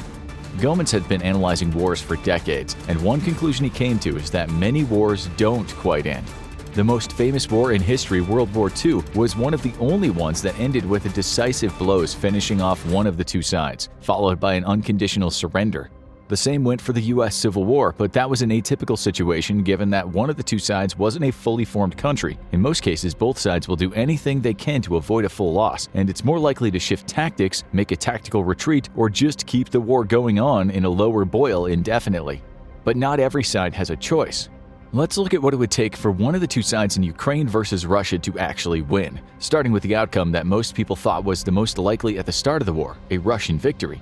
This was entirely possible in the opening days of the war, as Russia sought to encircle and conquer the capital of Kyiv, capture Zelensky or drive him into exile, and take control of the Ukrainian government within weeks, before NATO could form a concrete response. It almost happened.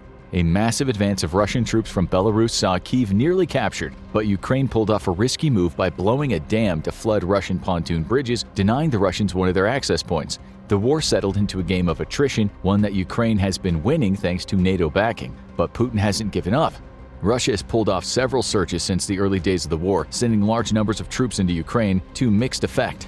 While they've taken some cities like the mining towns of Soledar, most are bombed-out areas in eastern Ukraine that are in the area Russia already controls. Russia also simply does not have the resources, either militarily or in terms of manpower, to overrun Ukraine anymore. That means that for Russia to pull off a total victory in the war like Putin is promising, some major things need to change on the ground. But all of these options might have some serious problems. Since the start of the war, Putin has been threatening to use nukes if NATO doesn't back off and let him have Ukraine. These threats are designed to scare the more dovish governments in the alliance to disengaging, but it doesn't seem to be working for several reasons. For one thing, no one thinks Putin, or more likely his generals, are foolish enough to attack NATO directly, so any nuclear attacks would likely be tactical and aimed at Ukraine. This would only harden the resolve of Ukraine's allies. The other elephant in the room is that no one knows exactly how many of Russia's nukes actually work. They're mostly Cold War nukes that haven't exactly been maintained well since, so Russia's so-called nuclear deterrent may be a paper tiger. But Russia has some other cards to play, although they might be long shots. Russia's biggest problem in the war has been a lack of allies. Most of the world has either lined up behind Ukraine or largely stayed out of the conflict entirely. While some left-of-center leaders like Brazil's President Lula have issued statements blaming both sides for the conflict, few are actually supportive of Russia's attack. Those few allies include Russian puppet state Belarus and a few outlaw nations like Iran and North Korea that view the war as a proxy conflict between the US and the opposition. Those two countries have been providing Russia with most of its weapons, as it's been the only way for the nation to get equipment while avoiding sanctions in recent months. But it's far from enough to make a difference, which is why one ally might be the key. China's played a unique role in Russia's war so far, with Xi Jinping wasting no time draping his arm around Vladimir Putin and declaring their great powers in sync, bolstering their power in opposing the US. Since then, China's been a critical ally of Russia while under sanctions. It is one of Russia's largest trading partners and has been key to providing it with supplies. Analysts believe that China wants Russia to win the war to kick off an age of conquest where China's eventual attack on Taiwan will be less strongly opposed by the international community. So many people are wondering, why isn't China acting like they're all in? Xi Jinping talks a big game about supporting Russia, but he's been hesitant in one major area. It has not supplied Russia with lethal aid, aka weapons, and this is an area where Russia is in dire need. There might be a couple of reasons for this, with the most obvious being that China fears secondary sanctions from the West. Unlike Russia, China has massive ties to the United States in just about every sector, especially technology, and if it's hit with sanctions because of its involvement in the war in Ukraine, it could both devastate the country's economy and cut it off from valuable resources. But there might be one even bigger factor. Right now, Russia looks like a loser, and China isn't in the business of doing business with losers. China was probably ready to supply Russia with what it needed in the early days of the war, but as soon as an attempt to conquer Kyiv failed and NATO rallied, China backed off. That means, ironically, the more Russia needs weapons, the less likely they are to get them. China is probably waiting for evidence that Russia can win the war before they get any more involved in the conflict, because the consequences of backing a failed war could be bigger than the benefits of backing a successful one.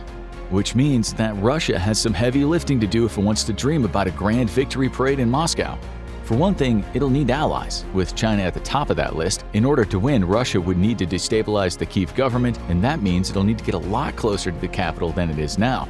Russia doesn't have the weapons for a massive offensive right now, and only China can likely provide them, so it might be able to coax China into taking the risk if it can show them a concrete plan, and that plan would likely start with 2 Eastern European countries.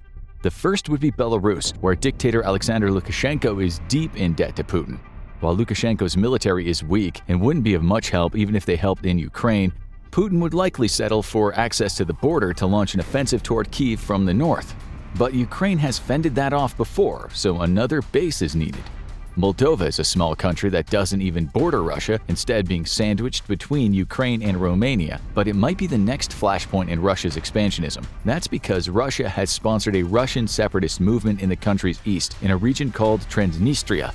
This slit of land borders Ukraine's south, and while Russia is using it to destabilize Moldova's pro-Western government, it might be more interested in the battalion of armed Russian troops stationed there, ostensibly to protect the pro-Russian population. That army could be used to launch a sneak attack on Ukraine, bringing Russian forces close to Kyiv from 2 directions. But would it be enough? The truth is, it's possible, but unlikely. Putin would need absolutely everything to go right. First, he would have to get a near-blank check from China for weapons. Then, the dual attack from Belarus and Moldova would have to be incredibly successful and effective to take Ukraine and its NATO weaponry by surprise. But the goal would be to invade Kyiv, capture Zelensky or drive him into exile, and install a puppet regime in Kyiv to surrender. Putin would then use the latest in a string of unhinged threats against NATO to scare them off of further intervention, now that the collaborator government in Ukraine wanted them out. It would be ugly, unlikely, and just about the only path for a definitive win for Putin in Ukraine that wouldn't be likely to trigger a much larger conflict. And it's highly unlikely that Russia could pull it off. But what about the alternative? When the war began, there was a sense of fatalism in all quarters, as most analysts said there was no way Ukraine could fight back. The focus was on evacuating civilians and convincing Zelensky to fight on in exile. Then, after the first few weeks, people saw the tide turn and asked the question, could Ukraine actually win? The answer seems to be yes, but it's not going to be easy. Russia now controls less territory than it did in the weeks after invading, is still battling over bombed-out cities in the east, and is facing a terrible casualty rate that is bleeding its military and supplies to the bone, without a reliable supplier like Ukraine has. And that has made Ukraine increasingly bold, as they talk about reclaiming every last inch of territory Russia has taken from them. But that last mile may likely be the hardest. Ukraine has a pretty close to blank check from the West at the moment, with the United States and the rest of NATO not only supporting their cause, but seeing this as a great opportunity to neutralize Russia's military for the next few decades.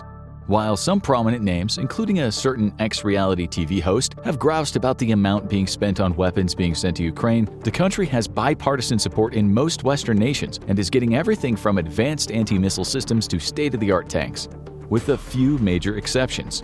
The weapons Ukraine has been getting are heavily geared toward ground warfare and defensive warfare, and the one area where the West has been hesitant to grant Zelensky's requests is in long-range warfare. No fighter planes, no long-range missiles, because as supportive as the West is of Kyiv, they don't want Zelensky to have the ability to escalate the war and hit inside of Russia directly. Not that it stopped Putin. A clearly staged drone attack on the Kremlin led to Putin blaming both Ukraine and the US and vowing revenge. But right now, the West seems more interested in helping Ukraine fight off Putin than in helping it strike a decisive blow. And this might be as much about self-preservation as anything else. Putin likes his nuclear threats and makes them every few minutes. But one of the concerns is that Russia does not have a no-first-strike policy. That means that Russia could respond to a conventional attack with a nuclear one, and the Kremlin has not been shy about reminding the West about this policy. While analysts doubt both the health of Russia's nuclear arsenal and Putin's willingness to use it, they're not taking any chances. But Zelensky doesn't want to conquer Russia, he just wants to reclaim the territory taken by it, and that includes the Crimean Peninsula seized back in 2014. In recent months, Ukraine has become increasingly bold, striking arms depots across the border and targeting supply bridges in Crimea. And this might be a no-going-back point. Putin was able to conquer Crimea with relatively little opposition, save global condemnation, because the Kyiv government was at the time pro-Russian. Since then, he has declared Crimea formally a part of Russia and claims any attempt to recover it would be attacking him. So, the West has been hesitant to back Ukrainian efforts to reclaim it, even as they still acknowledge it is part of Ukraine. But Crimea is key to accessing the Black Sea and controlling the shipping routes in the area, which means that taking it back might be as close as it gets to striking a winning blow in the war. So, what's Ukraine's strategy likely going to be going forward? Kyiv is likely to pursue a continued war of attrition, taking back cities where it can, forcing Russia to grind for every spare inch of territory at the cost of troops and supplies they don't have, and striking at key supply routes. This type of war will have a heavy cost for Ukraine as well, but as long as they maintain support in the West, they can keep it up much longer than Russia can. From there, they hope to mount a final offensive to drive the Russians out of Crimea, expanding their borders back to what they were post-independence. Ukraine likely has no interest in defeating Russia, just in getting the Russians out of their territory, and with Western backing, they might just be able to do it. But there is one big hitch in the plan. This war ends when Putin says it ends, to a large degree, and rather than retreating if Ukraine pushes Russia out of conquered areas, he's more likely to want to escalate, hitting Ukraine with a barrage of missiles designed to maximize civilian casualties. This may not have had any chance of success, but it can prolong the war indefinitely. So the only way this war might actually end with a Ukrainian victory is with Putin's death or removal, likely from natural causes, illness, or a Russian retirement plan that ends with a trip out a fifth-floor window courtesy of his generals. From there, a new Russian leader might simply decide that Putin's folly isn't worth any more blood and treasure. But many wars don't end on a battlefield. So, is it time to give peace a chance? One word has been on people's minds for the last few months as the war enters a new stage: negotiations. Could they bring an end to the war? A lot of people seem to think so, and there's been no small amount of controversy over it. First, a coalition of around 30 progressive members of Congress released an open letter calling for the Biden administration to pursue a negotiated end to the war, and then quickly rescinded that letter after being criticized for insufficient support for a U.S. ally. Amid arguing over whose fault it was that the letter was released, they were joined by an unlikely ally, arch-conservative Florida Governor Ron DeSantis, who indicated that he would likely take a more even-handed approach to resolve the war if he became president. And it's not just U.S. voices in the mix. Several left-of-center leaders in South America and elsewhere have laid blame on both sides and called for negotiations, but no voice was more prominent than China, which tried to cast itself as an even-handed broker and offered to host peace talks. With China seen as firmly in Russia's corner in every way except providing weapons, this was met with mass skepticism, especially after a leaked plan showed China's peace plan would involve a partition of Ukraine that left Russia with much more of the country than it had now, although these documents were never authenticated. But the problem is there might be nothing to negotiate over. Negotiations usually begin with the two sides on opposite ends of the table, with the goal of moving them closer and closer together. But some issues are simply intractable. Currently, Russia stated that any part of Ukraine that has a significant Russian-speaking population actually belongs to them, and that Ukraine's Jewish president is a Nazi, that Ukraine should never have been independent in the first place, and that Ukraine is actually the one attacking them, not the other way around. And every few weeks it seems like they come up with a new grievance to add to that pile. Meanwhile, Ukraine's platform at the negotiating table comes down to two words: Ruskies out. Sometimes issues that seem intractable turn out to be workable. This was the case with Israel and its many enemies in the Arab world. Countries like Egypt and Jordan, which started out refusing to even recognize Israel's existence, eventually signed peace deals and now cooperate extensively with Israel on key security issues. On the other hand, negotiations with the Palestinian Authority have never reached the finish point due to some key issues, like whether millions of Palestinians who are related to the ones who became refugees in 1948 will be allowed to return to Israel proper. So even if Russia and Ukraine came to the negotiating table, there's no guarantee of success. Putin has made it very clear he is not willing to negotiate, but a potential future leader like Defense Secretary Sergei Shoigu might see this as a potential way out of a war he didn't start and knows Russia can't win.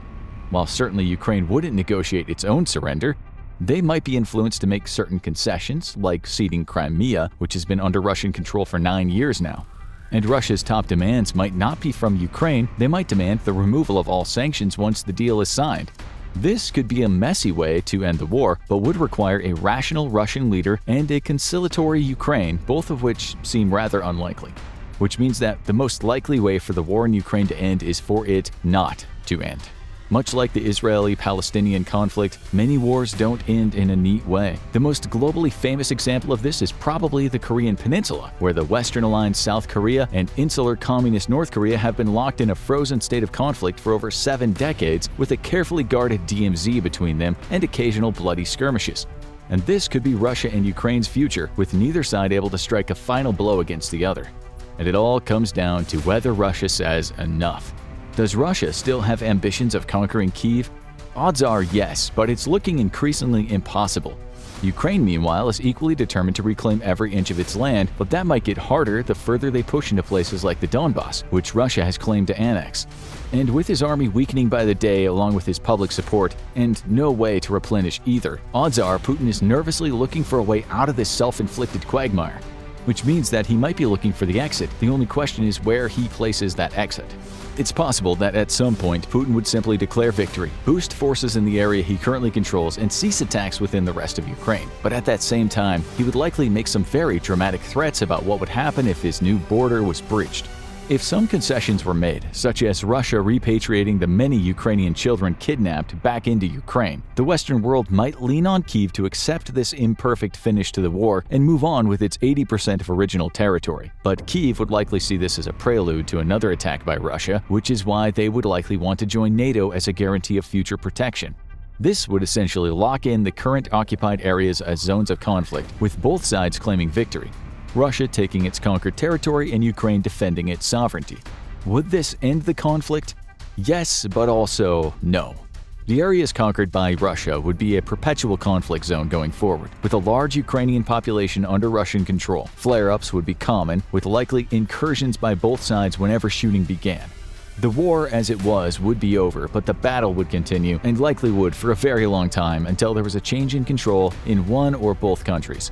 The war would go on from a hot conflict to a constant simmer as both Russia and Ukraine jockeyed for an advantage while trying to avoid full war that they couldn't afford. It would be a messy, unsatisfying end to a conflict for just about everyone involved, which might just make it the most likely option.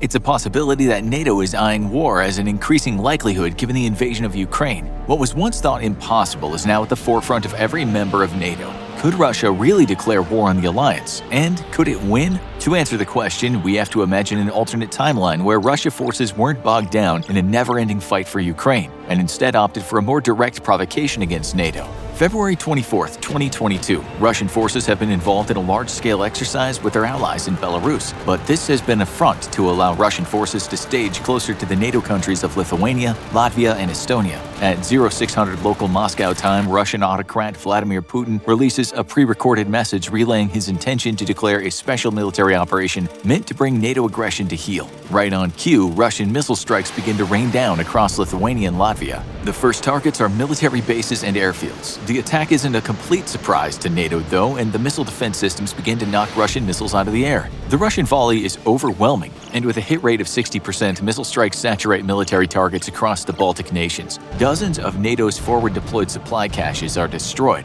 along with several key supply depots. Russia's long-range targeting capabilities, however, are deficient due to the 2014 sanctions against it and the banning of dual-use technology that crippled its space surveillance network. While many missiles hit their targets, many don't, often hitting civilian targets instead. After a blistering barrage lasting half an hour, Russia has failed to completely cripple the command and control or air defense networks of the two countries, and over half of the airfields remain operational. In the air, Russian planes piggyback on the missile assault. Thanks to NATO's superior long-range surveillance capability, its air forces are not caught completely off guard, and several combat air patrols have been on constant rotation ever since the military buildup along Russia's western military district and Belarus. But the incoming wave of air power is overwhelming for the few defenders in the sky, and from damaged airfields across the Baltics, NATO fighters are being rushed for combat. Their pilots, however, have to be recalled to base from their home or barracks, adding to the response time. The few fighters NATO manages to get in the air engage Russian targets with standoff attack long-range air-to-air missiles. These missiles allow NATO forces to operate from well outside the envelope of Russian ground-based air defenses, which ring the Baltic states. The first combat casualties of the Russian-NATO war are Russian planes, but there are too few defenders and too many attackers to significantly stem the incoming air attack. With long-range missiles expended, NATO fighters are forced to move to positions just outside the threat range of the Russian S-400s and other mobile air defenses. Engaging leaving Russian forces sent to neutralize them until forced to retreat to airfields in Latvia. With the missile onslaught and Russian air defenses in Kaliningrad on Lithuania's southern border, any surviving NATO aircraft can only be guaranteed some measure of safety further north in Latvia. But NATO has plenty of air defenses left operational even after the opening missile barrage. In our real world, Russia proved unable to neutralize Ukraine's air defenses in its opening wave of attacks, despite having far superior air and long-range striking power.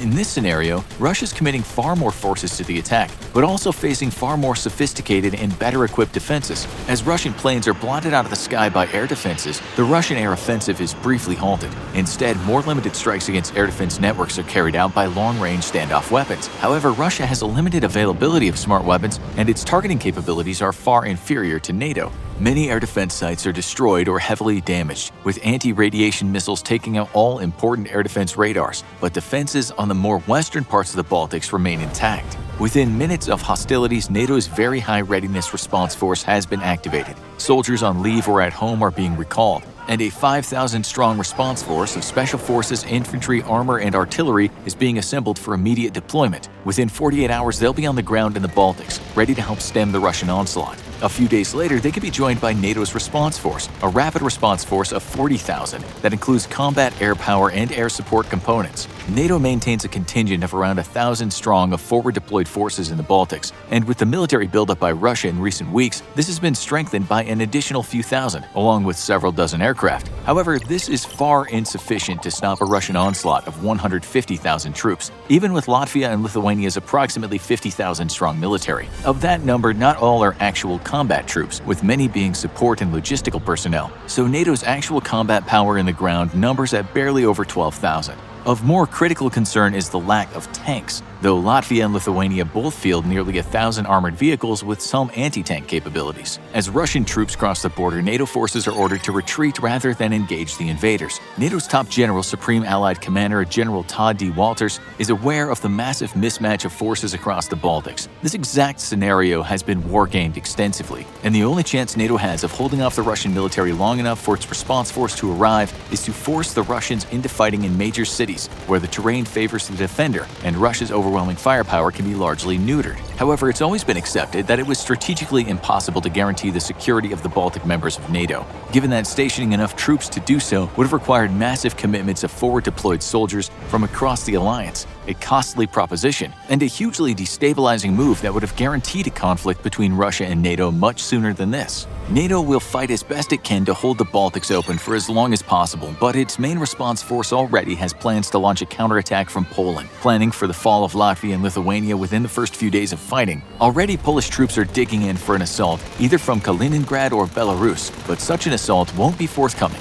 Russia's strategy to break NATO is to target the relatively undefended Baltic states, and then simply dig in. NATO will then have to decide if it wants to invoke Article 5 of the Alliance's charter, stating that an attack on one is an attack on all, knowing that they'll be fighting an offensive war against an entrenched enemy in a conflict that could turn nuclear. Russia is betting that NATO's resolve is weak and it won't risk escalating the war. The assurance of mutual defense is a bedrock principle of NATO, and should it fail, the alliance could be splintered. The United States, Poland, and the United Kingdom are staunchly committed to invoking Article 5 in any case of hostilities, but other member nations might not be as committed to waging war for countries that many of them weren't happy about joining NATO anyway. Some of them, like Germany, have deep financial ties to Russia already, and an end to Russian energy for Germany will be economically catastrophic. Only the coming days will determine if NATO invokes Article 5 in full. But for now, what is sure is that even if Russia is facing just Poland, the UK, and the US, it's still facing a significantly powerful force. The US just has to get its firepower to Europe first, a process that will take weeks to fully mature.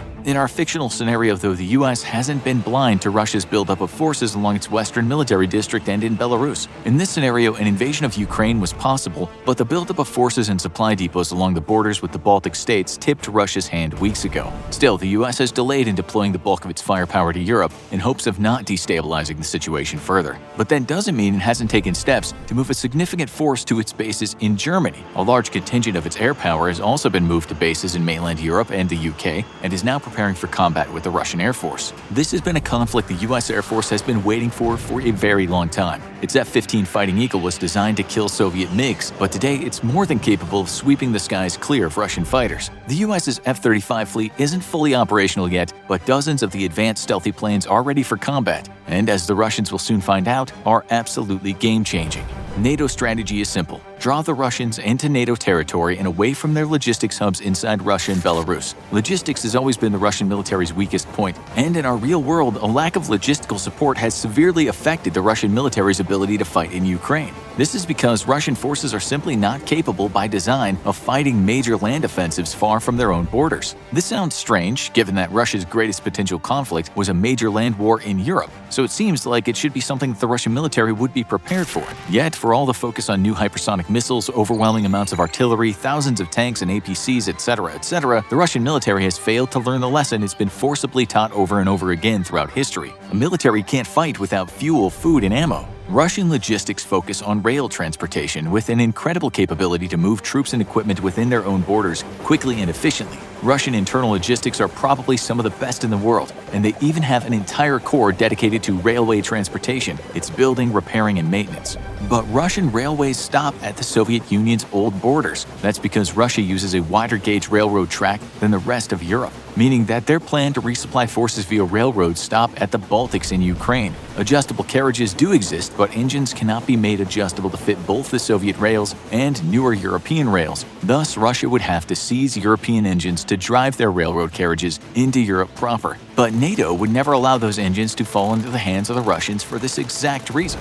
But whether delivering supplies to a railhead their trains can actually reach, or deeper into Europe with seized European engines, Russia still has a serious problem with logistics. Mainly, there aren't enough logistics personnel or equipment for the job of supplying all of its forces. Each Russian combined arms army is allotted a single material technical support brigade. Each material technical support brigade has 2 truck battalions with a total of 150 general cargo trucks with 50 trailers and 260 specialized trucks per brigade. The further an army moves from the railhead, the less trips that its resupply trucks can undertake, increasing the total length of time for resupply. At the current number of trucks available, there are simply not enough trucks for the operation more than a few dozen miles from a railhead, and that's before taking into account losses due to enemy activity and equipment breakdown. Take, for instance, Russia's heavy use of rocket artillery. Each Russian army has approximately 56 to 90 multiple launch rocket systems, and resupplying a single launcher takes up the entire bed of a truck. So if the entire MLRS force fired just one volley, it would require up to 90 trucks solely for resupplying ammunition.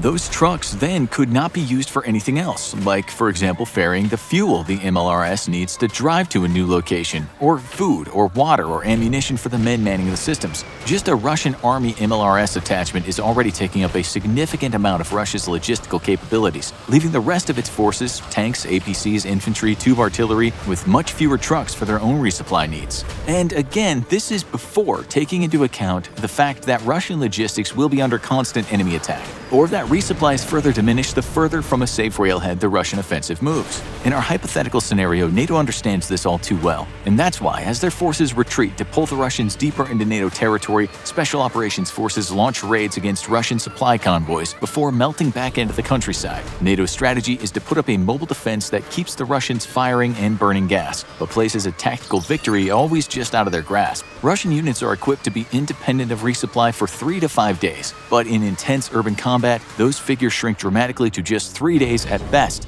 By the dawn of the 4th day of fighting, Russian forces are forced to cease their advance toward Riga, starved of ammunition, food, water, and fuel. In Lithuania, though, they have managed to capture Vilnius, though partisan fighters are making the Russians suffer in street-to-street fighting. With superior reconnaissance capabilities, NATO was able to pinpoint Russian air defenses and send Wild Weasel aircrafts on a mission to destroy them. Taking from the example of Russian performance in Ukraine today, these suppression of enemy air defense missions succeed with astounding success. For longer-range S-400 and older S-300 batteries, F-35s equipped with glide bombs are able to overwhelm their missile defenses and destroy them without the S-400 ever getting off a single shot. Loitering MiGs defending from air attack are likewise unable to pick off the F-35s until they get to within close range, which very few manage to do without getting blown out of the sky. However, the number of F-35s is limited, which is where their capability to network with non-stealthy fourth-generation planes comes into play. With their advanced data links, F-35s are able to guide target bombs and missiles fired by non-stealthy planes who can carry out attacks far outside the threat envelope of Russian defenses. The results are devastating, and though a dozen F-35s are lost in combat, Russian air defenses are savagely mauled. The greatest factor of NATO's success, however, is Russia's own incompetence. Our real-world invasion of Ukraine has proven that the modern Russian military is nowhere near the formidable beast that Europe has feared. In fact, they're barely capable of carrying out modern combat operations, and it's only their overwhelming numbers that are seeing them slowly defeat Ukraine's forces. On the tactical level, we've seen time and again as Russian tank commanders don't make use of dismounted infantry to protect the tanks from anti-tank kill teams, leading to numerous deadly ambushes by Ukrainian forces using NATO anti-tank missiles. We've also seen as Russian forces practice no discernible convoy security procedures, with their convoys often coming to a complete stop at crossroads and other danger crossings, and without deploying security elements on their flanks to delay an enemy attack and allow the convoy to push through. Even their ability to prevent friendly fire incidents through discipline and communications is under question, as more than once, Russian units have engaged in full-blown battles between each other, much to the observing Ukrainians' delight. Perhaps most baffling of all is the destruction of Russian air defenses inside a convoy by Ukrainian aircraft, even when at a complete stop for several hours. Their Russian crews never bothered to turn on their radar and scan for threats. The scenario has also repeated itself numerous times. Lastly, we've seen time and again how Russian forces fail to properly respond to Ukrainian ambushes. When caught in an ambush, the proper procedure is to either fight out of the ambush or assault through it. Instead, Russian forces are often seen scattering in a panic, while their comrades who stayed behind actually to assault the ambush are obliterated one by one. Forces outside of the ambush zone are commonly observed to either drive away in a panic or come to a complete stop and begin to back up. Instead, forces outside of an ambush should be deploying for a flanking assault on the ambushing enemy force, neutralizing the threat to their comrades stuck in the kill zone. All we've seen so far in Ukraine is indicative of one thing: the Russian military is largely poorly trained. But they're also operating equipment in various stages of disrepair. Some units enjoy more modern, well-maintained equipment and are appropriately deadly, but many others seem to be suffering from serious maintenance and modernity problems. Russian tanks, for instance, are being savaged by Ukrainian infantry armed with anti-tank missiles, not just because of poor tactics in their deployment, but also because they lack active protection systems such as Trophy, which an increasing number of U.S. combat vehicles are equipped with. They seem to also lack environmental sensors to help them pinpoint the source of the attack, leading to confusion and panic after an attack, only made worse by poor discipline, training, and ever-shrinking morale. Often vaunted for its electronic warfare capabilities, the Russian military has proven itself incapable of securing its own communications in its invasion of Ukraine. As it turns out, an astonishing number of Russian units operate on completely unsecured radios. This has allowed the Ukrainian military and even amateur radio operators to interfere with and jam Russian radios. Ukrainians have hopped onto Russian frequencies to insult their invaders, play the Ukrainian national anthem on repeat for days at a time, and even jammed the frequency with white noise, revealing messages or images when analyzed digitally. Against NATO, unsecured communications spell disaster for the Russian military, as NATO electronic warfare operatives don't just jam Russian communications, but actively use them for sabotage. False orders are relayed over unsecured radios, causing entire Russian units to move out of formation or even launch attacks against phantom targets. Fluent Russian speakers wreak havoc on Russian forces simply by hijacking their unsecured comms. But because they must be very close to the front line to do so, their effectiveness is limited. As NATO's response force finally prepares for a proper engagement against Russian forces, their air forces launch a devastating assault from the air. American B-2 stealth bombers penetrate into Russian air defenses to destroy important communication hubs and surveillance radars, throwing air defenses into disarray. Much like in the First Gulf War, when Iraq used air defense networks modeled after Russia's own, these precision strikes by stealthy aircraft proved to be crippling for the air defense capabilities of Russian units. Add in serious resupply problems after constant missile and air attacks against Russian railways and strategically important bridges, and the Russian army's capability to defend itself in the air falls largely to its aerospace forces. But here too, NATO has the advantage. Russian pilots struggle to keep a 120-hour flight time minimum per year, while NATO pilots regularly fly nearly twice as many hours to maintain their proficiency. Maintenance problems also affect the Russian aerospace forces. In our real world, we saw 2 Russian aircraft simply fall out of the sky on the first day of Ukrainian invasion due to maintenance issues, and across the broader Russian Air Force we can expect similar levels of unreadiness.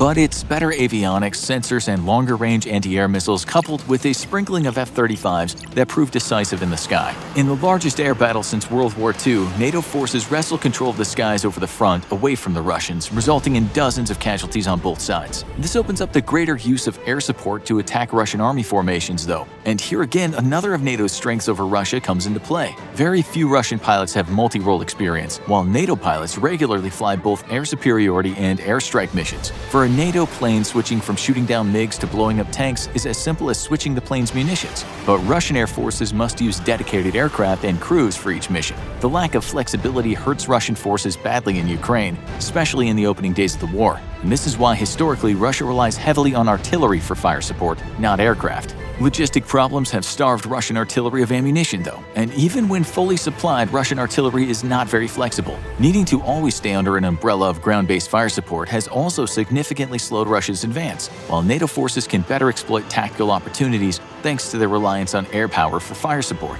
Now NATO is on the offensive on the ground, not just in the air, and the final critical weakness of the Russian military is revealed. NATO attacks Russian formations across multiple fronts with smaller but much more maneuverable forces. This exploits an inherent weakness of the Russian battalion tactical group, which is its inability to coordinate fire support against attacks coming from multiple directions. A lack of maneuver forces held in reserve also limits the Russian BTG's ability to respond to various new fronts at the same time. NATO's aggressive attacks across multiple fronts throws Russian commanders into disarray due to an inherent limitation in their command and control systems. Their electronic warfare and direct fire assets are formidable, but incapable of focusing across a wide front. By comparison, the decentralized command structure of NATO forces allows them to maneuver 3 times as many units simultaneously, with each formation acting semi-autonomously and pursuing objectives and opportunities as they arise. The result is like a giant trying to swat away hundreds of bees attacking simultaneously. Where Russian blows land, they're devastating, and numerous NATO units are annihilated in fierce close-quarter combat. But while one front is being reinforced, a completely different front is being attacked, causing confusion and chaos at the command level. NATO's own electronic warfare assets and fire support only add to the quickly gathering fog of war that the Russian chain of command is suddenly finding itself fighting in. As nighttime rolls around, though, things go from bad to worse for Russian forces. As observed in Ukraine, Russian night attack capabilities are uneven and sporadic. Many soldiers lack basic night vision, and NATO tanks and armored vehicles have on the whole more capable sensors and imagers. This allows NATO vehicles to open up first and from further away. American Abrams Silver bullets prove particularly deadly versus Russian armor, just like they did against Russian tanks in the First Gulf War. T-72s make up the bulk of Russian armor, and while domestic models are better protected than export models provided to Iraq, the results are largely the same. T-90s fare better against NATO's more modern tanks, but there's simply too few of them and the front is too wide. The vaunted T-14, which was supposed to revolutionize tank warfare, never made it to full-scale production thanks to sanctions against Russia and its sputtering economy. The fight is not bloodless for NATO forces, though, and casualties quickly climb into the thousands after days of fierce fighting, with hundreds of armored vehicles lost on both sides. However, NATO operational superiority, high morale, better training, and largely more capable equipment proves to be decisive. Perhaps more than anything else, though, it's Russia's logistics that doom its military offensive into the Baltics. NATO forces have been savagely attacking Russian supply convoys, even at the cost of foregoing attacks against tank and artillery positions. NATO knows it's far more important to disrupt Russia's ability to resupply its forces than to actually destroy said forces. And now with Russian troops deep in the Baltics and far from their rail network, their supply difficulties increase exponentially with each truck lost. The Russian military has been pressing civilian trucks into service, but ongoing attacks against supply convoys and even the destruction of public roads makes resupply increasingly impossible. By a week of proper ground fighting between the two sides, Russian troops are surrendering en masse and abandoning their vehicles. We saw this in our real world in Ukraine, and continue to see it as Russia struggles to fix its logistics problems. Ukrainian forces have discovered entire convoys of Russian tanks and APCs abandoned due to a lack of fuel or food, their crews trying to hike back to friendly lines. Against a far more capable force such as NATO, these logistical problems become critical vulnerabilities that spell disaster for the Russian military. It's the same story across every facet of the Russian military that has proven to be, in the words of the retired American Major General Paul Eaton, unexpectedly incompetent and incapable of combined arms warfare. Stalin had a famous adage when asked about the West's technological superiority: quantity is a quality all its own. That might have been true back in his day, but today no amount of quantity can make up for the Russian military's complete lack of basic fundamentals. While a NATO-Russian war would be devastating for both sides, in a non-nuclear scenario, Russia has proven in its bungled invasion of Ukraine that it has no hope of victory against the obviously superior North Atlantic Treaty Organization. For decades, Russia has been the world's second most powerful military. Today, it is the second most powerful military inside Ukraine. How in the world did a nation with such a significant military overmatch get into a quagmire against a much weaker power? Just what is wrong with the Russian military? The numbers speak for themselves. As of 30 days since the start of Russia's invasion of Ukraine, the Russian military has lost a staggering 1,794 vehicles. Of these, 877 have been completely destroyed, 34 seriously damaged, 228 abandoned, and 655 captured by the Ukrainians. Compare that with 536 vehicles that Ukraine has lost, of which 205 were destroyed, 16 severely damaged, 37 abandoned, and 278 captured. And these are just the figures confirmed via international intelligence agencies and amateur sleuths using social media and satellite photographs. The real casualties are bound to be much higher. When it comes to personnel, the only official figure given by Russia's Ministry of Defense is a few hundred KIA. However, the real figure is estimated at between 10 to 15,000 dead, with many or more wounded, missing in action, or deserting. U.S. intelligence estimates that Russia is suffering an incomprehensible 1,000 casualties a day. Simply put, this makes victory in Ukraine impossible for Russia. So, what in the world is going on with an army every Western analyst had touted as the second best in the world and a near-peer competitor to the United States? The problems are numerous, but like all great tragedies, start out with the smallest things. Maintenance is something nobody likes doing. It's a downright pain for all involved, but preventative maintenance is vital for keeping the complex machinery of war working, and the United States military places a premium on it. There are rules, regulations, and all sorts of detailed checklists for everything from maintaining proper tire pressure in a vehicle to oil changes and probably even how to adjust your seat properly. But in Ukraine, Russia has shown with startling clarity what happens when you ignore even the most basic of maintenance. One of the most common images of the war is abandoned Russian vehicles littering the Ukrainian countryside by the hundreds. And while there's numerous reasons for this that we'll get into shortly, by far the dumbest is a simple failure by the Russians to turn their vehicles around once a month while in storage. Logistics and maintenance experts from Western armies were quick to spot the telltale signs of sun damage on many tires found flat on abandoned Russian vehicles, which let them know exactly how those tires got flat. As the sun beats down on a vehicle kept parked in storage, it weakens the rubber, which is why it's important to routinely rotate a parked vehicle so that the sun doesn't have a chance to break down the rubber on the sun-facing tires. Russians didn't do this, and inevitably, their multi-million-dollar vehicles ended up as scrap for Ukrainian farmers when they were forced to run them at low pressure through mud, and their tires popped. There's ample evidence of a failure to conduct even basic maintenance across hundreds of captured Russian vehicles, but tires once more betraying the Russian military for one reason: they're cheap. Russian vehicles appear to be equipped with Chinese military tires, specifically the Yellow Sea YS-20 tires, which, according to a former quality auditor of U.S. Army tactical vehicles, Trent Telenko, is a bad copy of the Michelin XCL military tire. The Chinese tires aren't rated to carry as heavy loads as the vehicles they've been placed on,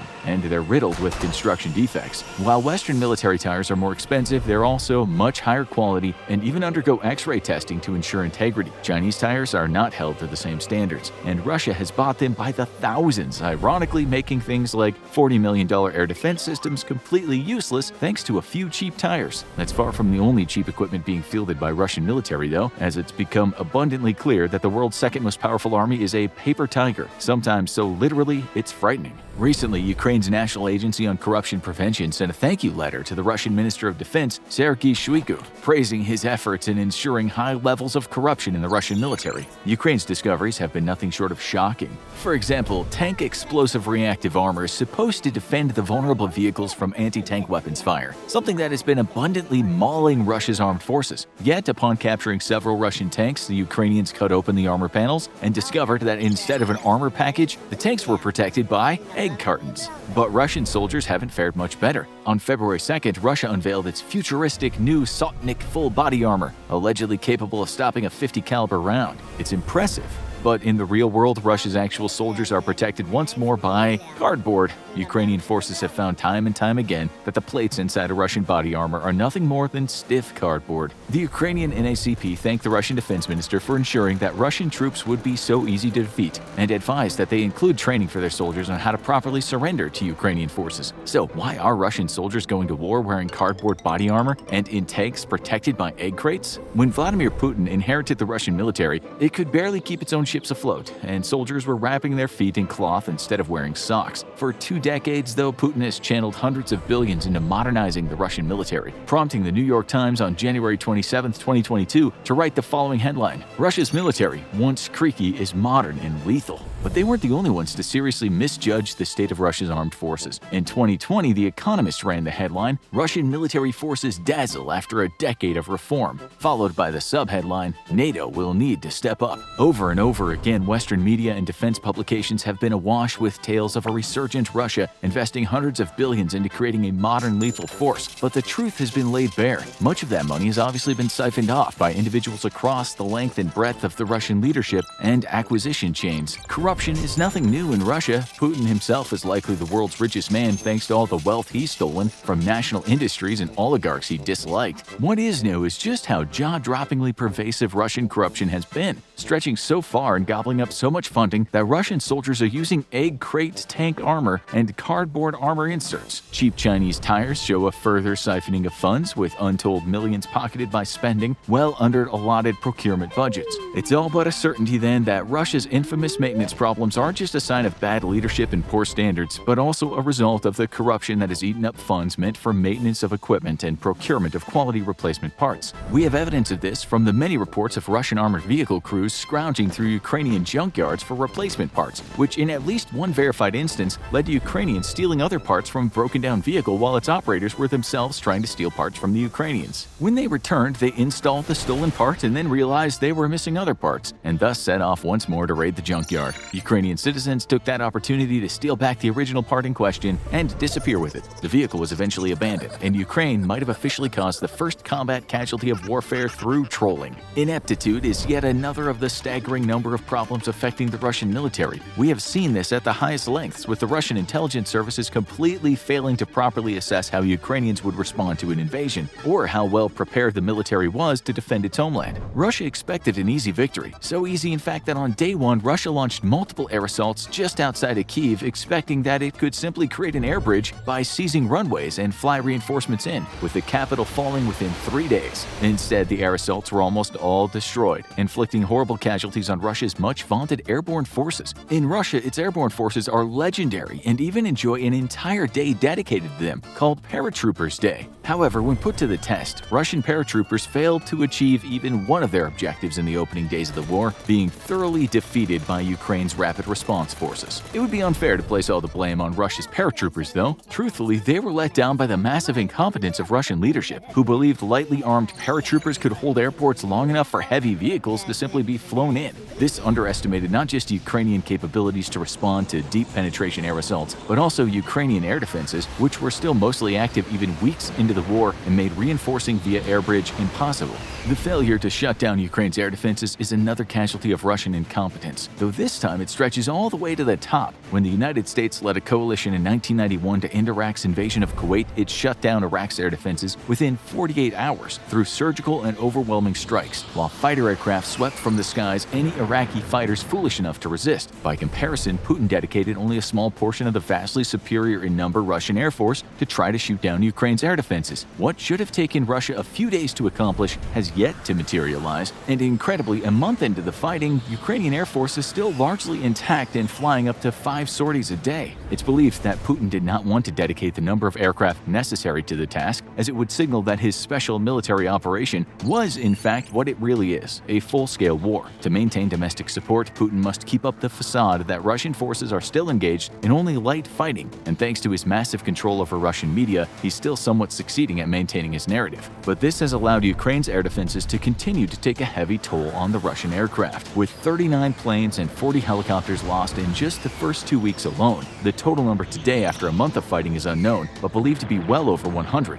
Incompetence in the Russian military, however, extends all the way down the chain of command. Russian forces have to date shown little competency in everything from convoy security to responding to ambushes. In this video, we can see Russian armor bunched up inside of a neighborhood, and subsequently they fall prey to a well-coordinated ambush. Not only do the bunched up vehicles make easy targets, but the destruction or damaging of one vehicle can cause traffic jams as the panicked drivers try to get away. This is a failure of the proper way to use armor in combination with infantry. In the West, armor is always closely supported by infantry, whose job it is to protect the tank from enemy anti-tank teams. Not only should these vehicles not have been bunched up so closely together, they're lucky they weren't also under air or artillery attack. If the convoy had to stop for some reason, they should have been deploying infantry to screen the flanks against exactly this type of ambush. Yet, time and again, we see Russian troops failing to grasp even this most basic of combined arms concepts, and Russian armored vehicles are paying a staggering price for it, with nearly 2,000 combat losses. In yet another video, we see how Russian troops have been reacting to ambushes. In this video, we can see a column of Russian vehicles wander into Ukrainian ambush, with a vehicle taken out by an anti-tank team. The US military teaches that the best way to survive an ambush is to assault it by turning armored vehicles into the ambush so their thicker frontal plates are presented to the enemy, and deploying infantry to fire on and suppress the enemy.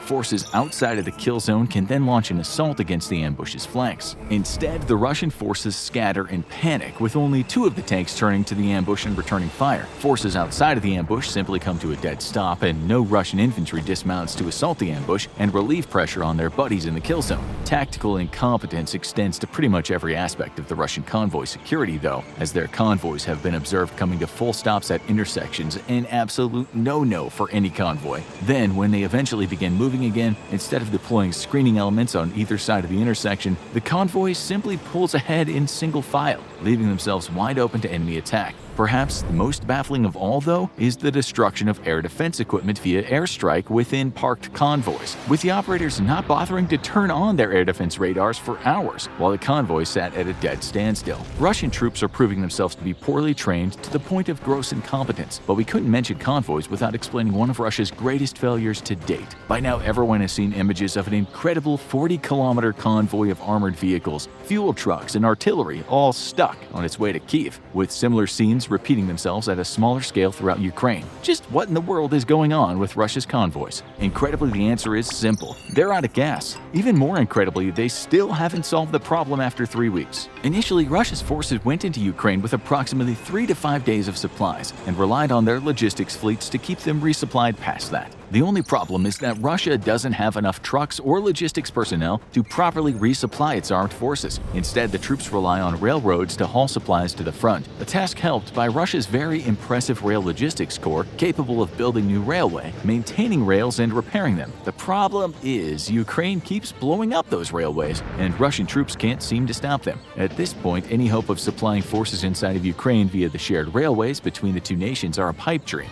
But you still need to get supplies from a railhead to where the combat is actually taking place, and Russia's lack of supply trucks makes this impossible in a meaningful way once an offensive has moved a few dozen miles out of friendly territory. Each Russian combined army is assigned a material technical support brigade, consisting of 2 truck battalions with a total of 150 general cargo trucks with 50 trailers and 260 specialized trucks per brigade. This gives Russia enough logistical capacity to resupply forces no further than 90 miles from a supply dump, as increasing distance lowers the number of trips each truck can make and adds further delay to full resupply. With forces now inside Ukraine's borders and far outside the range of supply depots safe behind enemy lines, resupply has become slow. But adding to Russia's problems is the fact that the Ukrainian forces are very good at finding Russian trucks and destroying them. In fact, Ukrainians have shown a preference for destroying trucks over armored vehicles, and have a saying, tanks can't fight without resupply. With each lost truck, resupply takes even longer, leading to stalled-out offensives and an incredible 40-kilometer-long train of parked vehicles. But the general ineptitude of Russian leadership makes orderly resupply difficult, causing massive traffic snarls of their own creation and further miring Russian troops down. This lack of leadership highlights yet another of Russia's massive deficiencies: the complete lack of trained and disciplined non-commissioned officer corps. In the U.S. military, non-commissioned officers, or NCOs, make up the backbone of its armed forces. These are the men and women been responsible for the everyday running and maintenance of the American military, and Russia lacks any similar capability.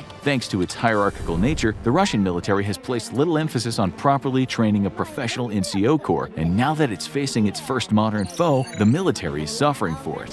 While America places an emphasis on empowering its NCOs to make on-the-fly decisions and seize the initiative, the Russian military has no such leadership cadre, which inevitably leads to a need for senior officers to lead from the front. But senior officers are few in number and simply can't be as omnipresent as a wide cadre of NCOs can be, and even more importantly are far too valuable to risk dying on the front lines, which is exactly what's been happening to Russia's majors, colonels, and even generals. As of this writing, 7 senior Russian generals are believed to have been killed in 1 month. By comparison, the United States lost 2 generals in 20 years of fighting the global war on terror. One was killed in the September 11th attack at the Pentagon, and the other was killed on August 5, 2014 during an insider attack in Afghanistan. 0 of America's general officers have been killed on the front lines. Russian generals claim to simply lead from the front and take inspiration from Prince Peter Ivanovich Bagration, who was fatally wounded at the Battle of Borodino in 1812, or Generalissimo Alexander Suvorov, who always fought on the most exposed part of the front. However, the truth is that the Russian generals are having to fight at the front because they don't trust their subordinates to follow orders, and because of the complete breakdown of their communication abilities. Communications, though, is yet another of Russia's mind-boggling failures in its execution of this invasion. Once more, likely due to corruption, the world has learned that a significant amount of Russia's armed forces are operating on civilian-quality unsecured radios. Radio broadcasts between Russian units have been recorded by civilian observers using basic equipment, with some civilians taking the opportunities to simply jam Russian frequencies or troll them with the Ukrainian national anthem, the popular American Yankee Doodle song, or other random audio. Incredibly, even Russia's strategic bombers have been recorded operating on completely open and unsecured radios. Not only has Ukrainian interruption of these unsecured communications caused massive problems for Russia's military, it's even led to strategic defeats of its forces. At least 1 Russian general has been killed after his position was pinpointed by listening in on these unsecured broadcasts. Ukrainian artillery has also been very successful in using these broadcasts to pinpoint Russian units and saturate them with fire. Perhaps most baffling of all, though, is the failure of Russia's highly secure cryptophone system. Introduced in 2021, ERA was touted as the most secure communication system in the world, capable of secure conversations from almost anywhere on the face of the planet. However, Russian generals and intelligence agents have been unable to use it inside of Ukraine. The reason? It relies on cell towers and uses 3G and 4G to communicate, and the Russians have destroyed most of the cell towers in the areas they've occupied. Hundreds of millions of dollars in research, development, and procurement costs all wasted on a system that can't work when the Russians need it the most, simply because somebody didn't tell the troops not to destroy the cell towers. Now, Russians are forced to use unencrypted landlines for highly sensitive conversations, which inevitably have been intercepted by Ukraine and Western intelligence agencies to great strategic effect. By now, you are no doubt fully aware of the extent of Russia's war crimes against Ukraine civilians, and this is yet because of another failure of the Russian military. Russia has a very low supply of smart weapons, both because it simply can't afford them due to 2014 sanctions, and because Russia's always placed a low priority on precision weapons. Most of its aircraft also lack targeting pods. Inevitably, it was feared that as Russia's stockpile of smart munitions dried up, it would resort to much more indiscriminate dumb bombs, resulting in high amounts of collateral damage and very little actual destruction of intended targets, Ukrainian military positions. This turned out to be the case within a week of the invasion. But the scale of assault on civilians has only increased exponentially since then. Why? Simply put, because the Russian military is really bad at war. They're so bad that they rely on mass slaughter of civilians to force a peace on their terms. They did this in Georgia, they did it in Chechnya, and they did it in Aleppo, killing thousands of civilians with indiscriminate bombing and artillery fire. Now they're doing it in Ukraine as their offensive bogs down due to a stiff Ukrainian resistance. Putin's strategy is simple: kill so many civilians that Zelensky is forced to accept a peace on Putin's terms, even though Putin is the one losing. This is the reason why Russia bombed a maternity hospital, killing pregnant women and their unborn children. It's the reason why they bombed a feeder, clearly marked with the word children on both the front and back yards. And it's the reason why their troops have been recorded opening fire on civilian vehicles and civilians standing in bread lines in videos too graphic for us to share with you here. They have even routinely attacked convoys of civilians fleeing conflict areas through humanitarian corridors that they established themselves, only to close them out hours later and open fire on anyone stuck within them. Russia's strategy is to cause a humanitarian crisis so terrible, Zelensky will have to admit defeat even though, and we cannot stress this enough, Russia is losing this war. But Ukrainians aren't giving up, and Putin's terror campaign is backfiring, galvanizing an estimated 15,000 foreign volunteers to come to Ukraine's defense in just 1 month. Many of these are amateurs with little more than a willingness to help defend Ukraine, but many more of these are highly trained professionals from militaries all across the West who bring years of experience fighting in the Middle East to bear on incompetent Russian forces. As this invasion progresses, we'll learn more about the true vulnerabilities and deficiencies of the Russian war machine. But as of right now, it's clear Russia is no longer the second most powerful military in the world. In fact, they're only the second most powerful military inside Ukraine. Francis Brighton crashes through the doors and into the war room where a group of generals sit. He is a NATO intelligence officer and has come across something truly horrifying. The military leaders turn in their seats to look at him. "Sir, you need to see this," Francis says, holding out a manila folder containing images taken by a spy satellite. The general slowly reaches for the folder, opens it, and begins flipping through the pages. His brow furrows in concern. The general shakes his head and passes the folder to the person sitting next to him. "God save us," he whispers, as the photographs circulate around the table. Francis waits patiently in a corner of the room while each member of the NATO alliance looks at the photos he brought with him. The last general examines the images, closes the folder, and hands it back to Francis. He turns to the rest of the men in the room. "What should we do?" he asks. There's discussion about launching a counterattack. Some NATO members want to keep the status quo the way it is. Putin is clearly insane, and like any wild animal that's backed into a corner and feels threatened, he is more than willing to lash out in the most deadly way possible. Others in the room believe now is the time to act. They advocate for the deployment of more troops along the Russian border. "I'm going to say what everyone else is thinking," one of the generals states as he stands up from the table. "We need to arm the nukes currently stationed in France and Britain." An eerie silence envelops the room. Francis shifts back and forth on his heels. He's remained quiet until now. "If I may, sir," he says, "the images clearly show that Russia's moving tactical nukes from this Object S site to their naval base on the Black Sea. However, we do not know if this is just a posturing gesture or if Putin means to use them." The generals around the room grumble. They all know this could be the first step toward nuclear war. Until this point, Vladimir Putin's only threatened to use tactical nukes in his war against Ukraine. Now he actually has taken steps to put those words into action. The deployment of several tactical nukes, each with an estimated payload of 1 kiloton or 1,000 sticks of dynamite, could change the world forever. The generals continue to deliberate. "Commander Brighton," one of them says, "we need you back at your post. Keep your eyes on the Russian nukes and update us of any further movements." Francis salutes the general and runs out of the room.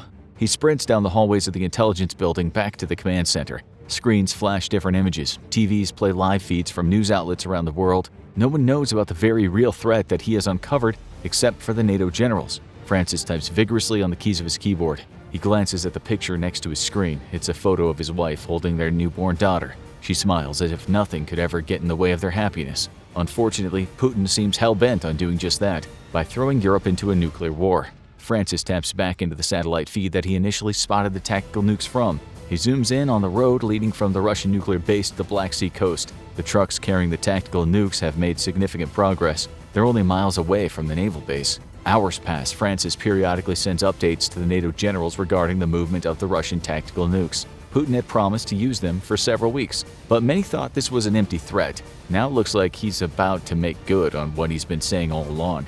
There's been little movement on the Russian naval base where the nukes were dropped off. Francis has a hunch the warheads have been mounted onto SSN-30A caliber missiles and loaded onto Russian subs, but without proof, there's very little he can do. It seems like the only way that Russia could secretly deploy the nukes and get them within range of targets in Ukraine is by submarine. Francis's eyes are exhausted from looking at computer monitors non-stop for days. Every time he blinks, it stings. The intelligence officer stands up and stretches. He walks to the break room where a fresh pot of coffee is just finished brewing. As he pours himself a cup, he watches live coverage of the battle raging on the outskirts of Kyiv. Suddenly, the camera tilts upward. For a moment, a missile can be seen screaming across the sky. It arcs down and slams into the ground near a group of Ukrainian forces. For a moment, nothing happens. Then, there's a bright flash and the feed cuts off. Francis stares wide-eyed at the static on the television.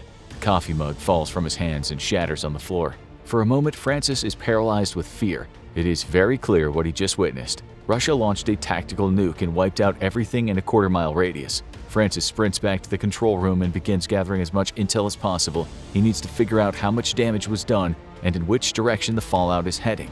By looking at satellite feeds, Francis can just make out the distinctive mushroom cloud rising up over the landscape. The wind seems to be blowing smoke further into Ukraine. Once again, Russia has caused a nuclear catastrophe on Ukrainian soil. Later that day, Francis gives a report to the NATO generals. It appears Russia used a 1-kiloton tactical nuke to destroy an entire Ukrainian tank battalion. Reports have been coming in across the world that countries are condemning Russia's actions. Everyone knows that if nuclear war breaks out, there will be no winners. Russia and the US alone have enough nukes to wipe humanity off the face of the planet, and that's not accounting for the nuclear warheads located in Britain and France. After the blast was confirmed to be from a tactical nuke, NATO armed several missiles at sites across Europe. They have not fired yet, but it seems that'll only be a matter of time before someone has to stand up to Vladimir Putin. Trying to reason with the homicidal maniac doesn't seem to be working. Even China, Russia's most powerful ally, has turned on them. China has a strict no-first-use nuclear doctrine, which Russia has just broken. In the eyes of China, nukes should only be used to defend one's own country, not as a weapon for offensive purposes. This is how much of the world feels, and it's the reason why almost every country on the planet has turned against Vladimir Putin. But as far as Francis can tell, this doesn't seem to be deterring the leader of the Russian Federation. Russia used the tactical nuke to show just how serious they were taking NATO's constant resupplying of Ukraine with weapons and supplies. Putin also wanted to make it clear he had no problem taking things to the next level and engaging in nuclear warfare. Europe is now in an even more tenuous position. In briefings that Francis has been a part of, all options were put on the table. Many leaders believed that NATO needs to launch a nuke at Russia to show they will not just back down. The flip side of this is that Putin could escalate things further and start firing larger strategic nukes at targets across Europe. If this happens, the entire continent could be decimated by fireballs and nuclear fallout. The tactical nuke that Putin fired obliterated everything within a quarter mile, and although the radiation from the blast will travel further, it's nothing compared to the much larger nukes that both Russia and NATO have at their disposal. These bombs can be 1,000 times more powerful than the tactical nuke that Russia used, and each one could wipe out entire cities and cause millions of casualties. This is obviously what Europe is trying to avoid, but they also can't let Putin get away with unleashing a nuke on the people of Ukraine. Francis listens to the other options being suggested by the military leaders in the room. Some of the generals think that NATO should send forces into Russia and use conventional weapons to bring Putin to his knees. The counter-argument is obvious. If forces from Europe invade Russia, Putin will almost certainly launch more nukes to defend his homeland, resulting in the annihilation of much of Europe. Another option is to tighten the economic sanctions already placed on Russia. Unfortunately, these didn't seem to stop Putin the first time around, and it's unlikely they'll cause him to back down now. Economic sanctions also won't help deter Putin from using more nuclear bombs. It's determined that this could actually cause him to escalate things further as more countries turn against him. Even though China and most other countries are upset with Putin's actions, Russia still supplies a massive amount of oil and gas to the rest of the world. This includes Europe.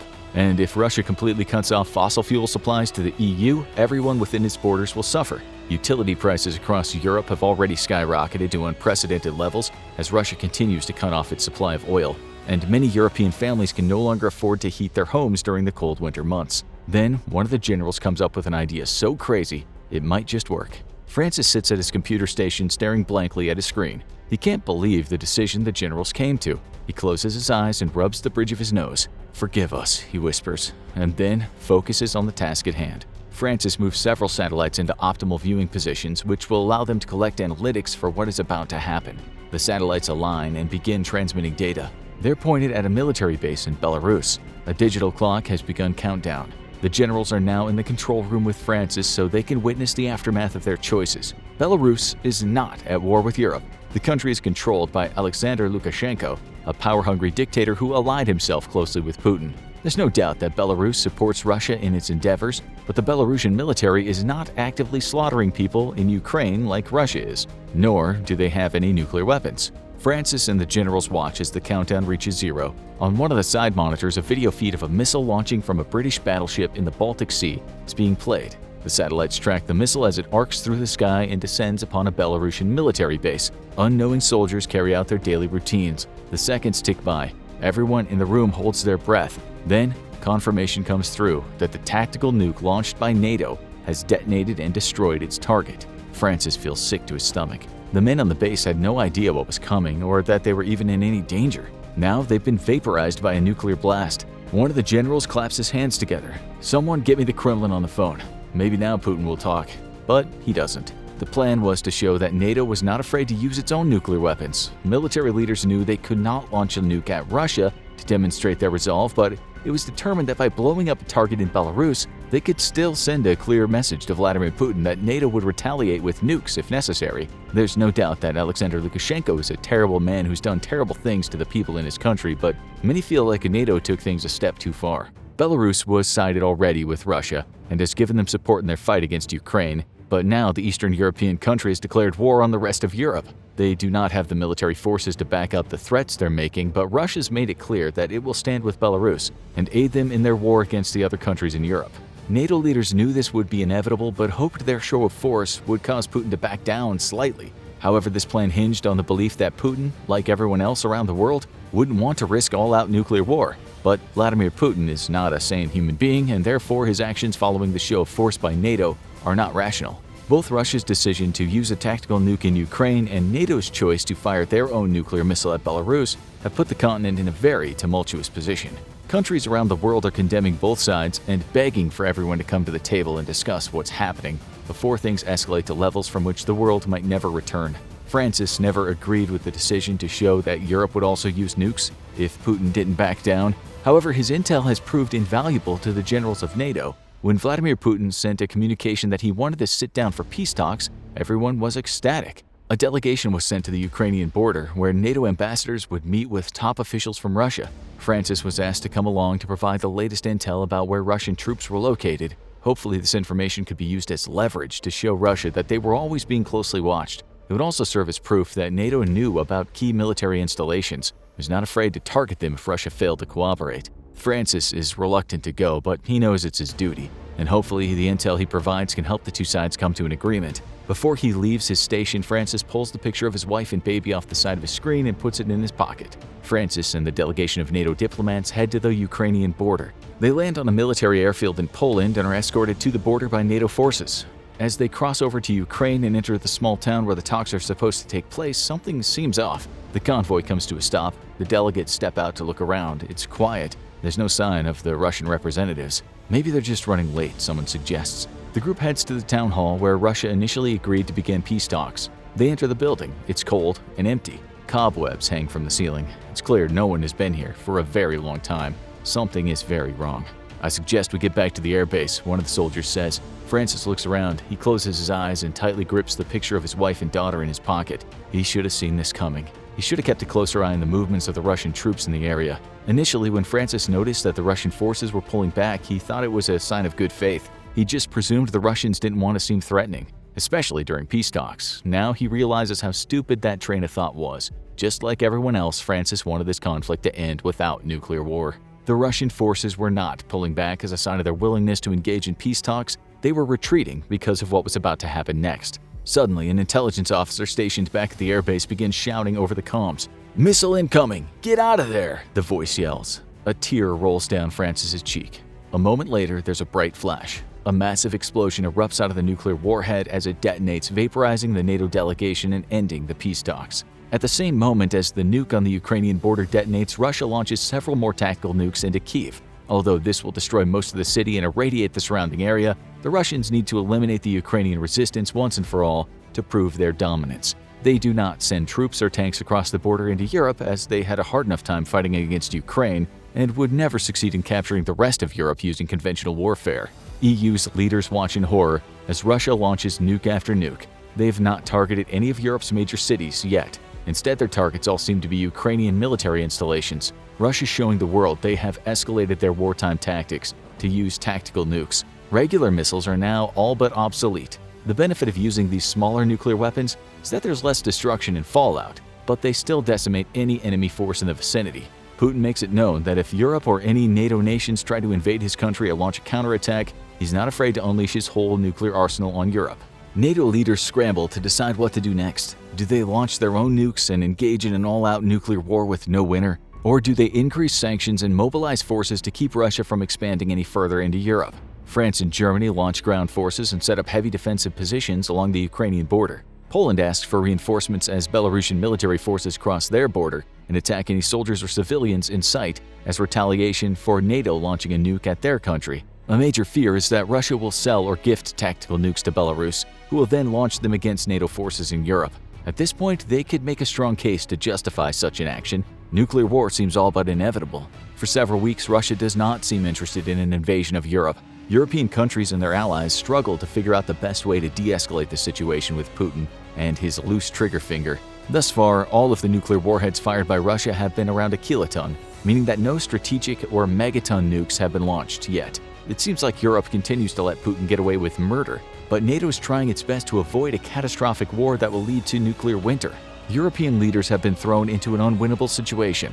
They either roll over and let Vladimir Putin get away with his egregious atrocities, or they launch their own offensive and deal with the inevitable nuclear consequences. Europe has completely stopped purchasing oil, gas, and goods from Russia. This has hurt the people and the economies of the nations in the EU, but it was a necessary step. Russia's economy has all but collapsed, yet they still have a large influence over oil exports. Not only do they control where their own fossil fuels go, but they also have influence over the other OPEC countries in the Middle East. And even though China condemned the actions of Russia, they rely too heavily on their natural resources to cut ties completely. The suffering in Europe is exacerbated by the fact that every country must ramp up military production and recruitment. Without its main supply of oil and gas, there are not enough resources to go around. Europe has been moving away from fossil fuels and toward using renewable energy, but at this point, it's too little too late. Things become desperate as Germany's economy goes into a depression and the British pound becomes worthless. European nations decide it's time to fight back against the evil dictator of Russia. France and Germany launch air raids across the border.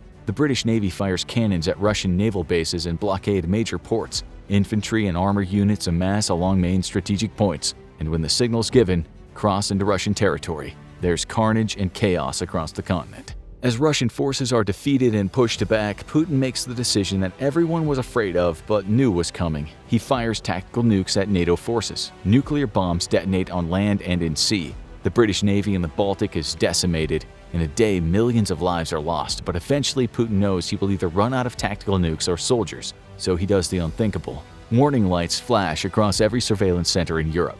Russia has launched hundreds of nukes from its arsenals. These are not the low-yield tactical nukes. Each one is over a megaton. When the warheads explode, they will demolish entire cities and wipe out military forces across Europe. There's no other choice but to fight back. Britain and France launch their own nukes at Moscow and other Russian targets. The rest of the world watches in horror as Europe is consumed by fireballs and covered in radiation. Most of Russia's forces are destroyed when the nukes from Europe explode on Russian soil. For the next several decades, most of Europe will be uninhabitable as the fallout spreads across the continent on shifting winds. The end of Vladimir Putin's reign comes at a cost of an irradiated European continent. It all started with a single tactical nuke launched from a Russian sub at Ukrainian forces. It's a grim outlook for the future of Europe if Putin ever does decide to use nuclear weapons. If this happens, decisions about what to do will be difficult to make. There will likely be mistakes, and many people will die as a result of Vladimir Putin's cavalier use of tactical nukes. There are no good options when it comes to nuclear warfare. This is why no one has used a nuke in combat since 1945, when the United States dropped the atomic bombs in Hiroshima and Nagasaki. The situation in Ukraine might be the closest we've been to nuclear destruction since the Cuban Missile Crisis, except in the current situation, it's not the Soviet Union and the United States who have to come to some sort of agreement, but the leaders of Europe and Vladimir Putin. Hopefully, just as the crisis in 1962 was averted, we can avoid a nuclear holocaust in the coming months. With tensions skyrocketing in Ukraine, a confrontation between the United States and Russia is more likely than ever. But what would that look like, and how do these two military heavyweights compare? If Russia and the US come to blows, anyone caught in their way better make sure not to get underfoot of these two military titans. The US remains the world's premier military superpower, but Russia holds fast to the number 2 spot, just barely edging out over China's rising star. In Russia, crippling sanctions over the annexation of Crimea have bled Russia dry for almost a decade and been an absolute economic disaster for the nation. Not only is the Russian economy critically weakened, but sanctions and stagnation have led to a slow but steady brain drain of Russian talent out of the country. Russian professionals, entrepreneurs, academics, and artists are all migrating out of the country and seeking better opportunities in Europe or the US. The lack of a diversified economy is a crippling vulnerability for Russia, and the global fall in oil prices has only made economic woes even worse for the nation. This has directly translated into a sharp decline in military capabilities, as budgets shrink and planned replacements for aging equipment fail to materialize. Slowly but surely, the gap in technological capabilities between Russia and the US is growing. The United States has its own financial woes, seeing the worst inflation it's seen in 40 years. With interest rate hikes coming in 2022, the American economy is sure to feel the pinch as investors tighten their purse strings. However, the American economy remains strong and well-diversified, leaving it far less vulnerable to economic disruption than Russia, whether that disruption comes from social change, technology, or war.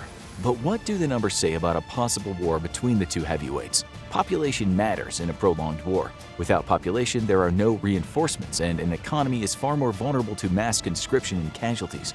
The United States has a population of 334,998,000 versus Russia's 142,321,000, giving the US over a 2-to-1 advantage in population. However, that's only part of the story, because Russia's aging population only makes its disadvantages even worse in comparison to the US.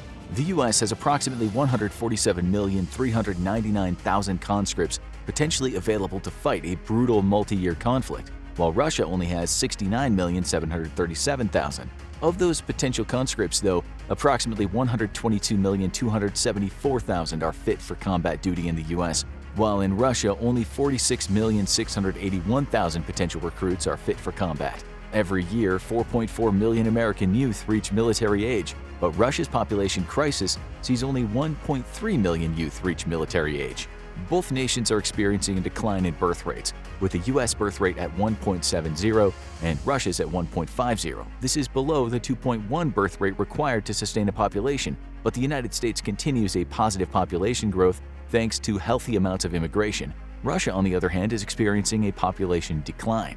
In simple terms, if the two powers engage in a mass casualty conflict that spans multiple years, Russia will be bled dry long before the US is. A modern war, however, will likely be too fast and brutal for population trends to determine a winner, even if it doesn't turn nuclear. That's why what might matter most is the number of personnel both countries can muster within months of hostilities starting. The United States enters a potential conflict with a military of 1.39 million strong, while Russia maintains an active duty force of 850,000. The difference is staggering, with the US military almost twice as big as the Russian military, giving the US an immediate numerical advantage. Another advantage the US enjoys is a professional all-volunteer fighting force, while Russia has had to cancel plans to transition to an all-volunteer force due to economic woes and shrinking budgets. However, Russia has come a long way from when its military was staffed primarily by conscripts, and today only about 30% of the Russian military is conscripted, or about 225,000. The disadvantage is still significant, though. A professional all-volunteer military is more likely to retain highly trained individuals who over time transition into senior leadership positions. This fills the upper echelons of an all-volunteer force with seasoned veterans who make all the difference in combat operations. A conscripted military, however, struggles greatly to retain individuals over the long term, leading to veterancy issues and a lack of well-tested command corps. There's no direct way to measure the advantage of an all-volunteer military versus a partially conscripted one, but throughout history, volunteer soldiers routinely outperform conscripted soldiers, which is what made mercenaries so attractive to world powers throughout most of human history. The United States thus enjoys another advantage over Russia, though that advantage has shrunk due to Russia's growing professional military. A critical component of any army, though, is the strength of its reserve force, especially in modern high-intensity warfare that can see regular forces quickly rendered combat ineffective. The United States maintains a significant reservist force of 442,000 personnel versus Russia's 250,000. In terms of reservists, the U.S. enjoys both an advantage in numbers and training. American reservists receive regular training and even partake in combat deployments, making their competency comparable to many nations' regular forces. This is not an accident, but rather by design. The United States keenly understands that in a modern high-intensity conflict, it will face significant initial losses and is prepared to mitigate this loss in capabilities via a strong reserve force. By comparison, Russian reservist training has been historically spotty at best. Efforts to retain veteran soldiers with reservist contracts hopes to counteract a critical lack of training, but at the moment the Russian reserves simply pale in comparison to American reserves and capabilities. A lack of training also extends to the Russian regular forces as well. Though great leaps have been made to increase the readiness of combat troops, large exercises, however, are not cheap and can produce a great deal of wear and tear on equipment, something that is a critical concern for a Russian army fielding aging equipment and with a limited budget.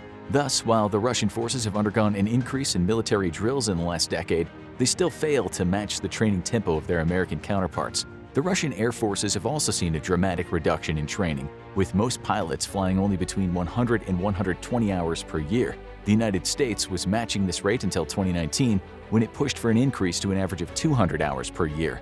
Aging military aircraft in both militaries is directly leading to skyrocketing maintenance expenses, and flight hours are threatened with further reduction for both militaries. Big buys of F-35 and 4.5 generation F-15 and F-18s by the US, though, seeks to replace its aging fleet, which has an average age of 28 years. Russia, on the other hand, is procuring jets at a much slower rate. The US spends $770 billion on its military, while Russia spends $154 billion.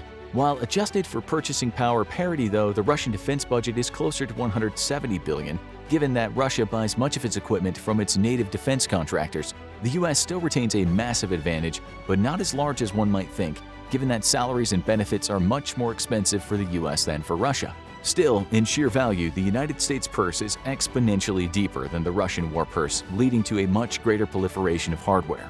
In the air, the United States fields a fleet of 13,247 aircraft, over 3 times as large as Russia's air fleet of 4,173. America's fighter fleet is over twice as large as Russia's, with 1,957 fighter aircraft versus Russia's 772.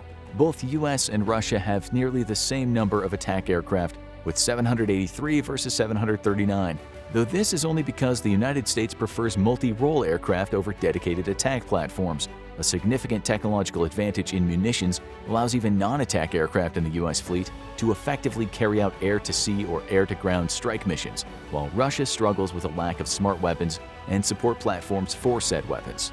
This disparity in numbers and capabilities means that the United States Air Force and Navy aren't just better positioned to secure air supremacy, but to exploit it with devastating fire support missions against Russian ground targets. Though American air supremacy will still have to contend with one of the world's best air defense forces, knowing that it can't match America in the skies, Russia has historically put a lot of weight behind ground-based air defenses, creating some of the most advanced air defense systems in the world. It's assumed then that Russian ground forces will operate under the cover of their ground-based air defense assets, seriously threatening the survival of American attack platforms. However, due to a need to operate under this umbrella of safety, Russian ground forces would be unable to rapidly maneuver, potentially leaving the decisive advantage of momentum in the US hands. In a defensive mode, however, Russian ground forces would be incredibly difficult for the US to break if it was denied its air power by robust air defenses. Mobility is incredibly important in modern warfare, and here the US shines with the largest air and sea mobility fleet in the world. The US operates 982 transport aircraft versus Russia's 445, giving it a decisive advantage in quickly maneuvering troops and equipment in theater. The US's focus on a large mobility fleet, though, is a matter of necessity. Just like the Atlantic and Pacific Oceans both make the United States invulnerable to invasion by any power on Earth, it is just as a big barrier for American troops needing to get to the front.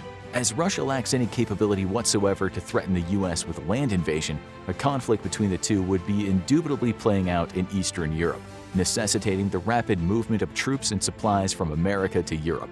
Once in theater, though, the American air mobility fleet will make it an agile force capable of quickly exploiting opportunities, which can just as quickly replenish losses. One area of air power where the US absolutely dominates Russia or any other world power, though, is in the number of special mission aircraft. These highly specialized platforms are critical for the success of a modern combined arms military and run the gamut from airborne early warning to maritime patrol aircraft to electronic warfare platforms. These aircraft can be everything from eyes in the sky to specialized platforms that listen in on or jam enemy communications and are critical for modern high-tech warfare. Here, the United States fields a whopping 774 special mission platforms versus Russia's 132, putting the logistical, intelligence, and technological advantage firmly on the US side.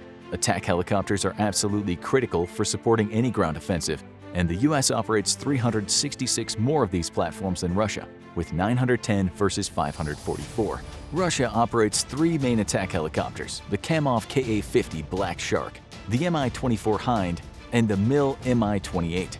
The US operates the AH-64 Apache and the AH-6M Little Bird. With a focus on special operations, the AH-6M Little Bird provides an extremely agile air support asset for soldiers in dense urban areas, while the US Army's Apache is designed to destroy enemy armor and provide direct fire support for American infantry. The Russian attack helicopter fleet represents the shifting of priorities and ideologies between its years as the Soviet Union and its modern life as the Russian Federation. The Hind is a heavy fire support platform with the capacity to ferry up to 8 fully equipped troops into combat, while the Ka-50 and the Mi-28 represent a more traditional attack helicopter design. Tanks make up the backbone of any modern army, and here both nations shine. The United States has a tank force of 6,612 platforms versus Russia's 12,420. It appears that Russia enjoys a 2-to-1 advantage over the US in the tank arena, but the truth is that Russia inflates the size of its armored forces by counting units kept in storage as part of its active force. In reality, Russia operates closer to 3,000 tanks, with 9,000 mothballed and in reserve. Not only would these tanks require weeks for them and their crews to be prepared for combat, but most are Cold War relics with extremely questionable survivability on a modern battlefield. As Stalin once put it though, quantity is a quality all its own. Though Stalin never lived to see the blistering speed and overwhelming firepower of modern anti-tank platforms. The bulk of Russian tank forces is the T-72, which has received modernity upgrades alongside its M1 Abrams American counterpart. However, pound for pound, the Abrams continues to outclass the T-72. While most comparisons of the Abrams' capabilities rely on the shocking display of overwhelming superiority against Iraq's T-72s, this is a grossly unfair comparison. For starters, export models of Russian T-72s are not nearly as capable as those fielded by the Russian army. Secondly, Russian tank crews are overwhelmingly better trained than their Iraqi counterparts in Desert Storm. The Abrams, however, is still the better tank in 2022. With armor, sight, and electronics upgrades integrated into the active tank force on a consistent basis. Russia, on the other hand, has struggled to keep its own tank forces fully modernized. The one advantage that the T-72 enjoys over the Abrams is its ability to fire anti-tank missiles from its barrel, though doing so requires the T-72 to stand still while guiding its missile to target, during which an Abrams could simply scoot out of the way or kill the T-72.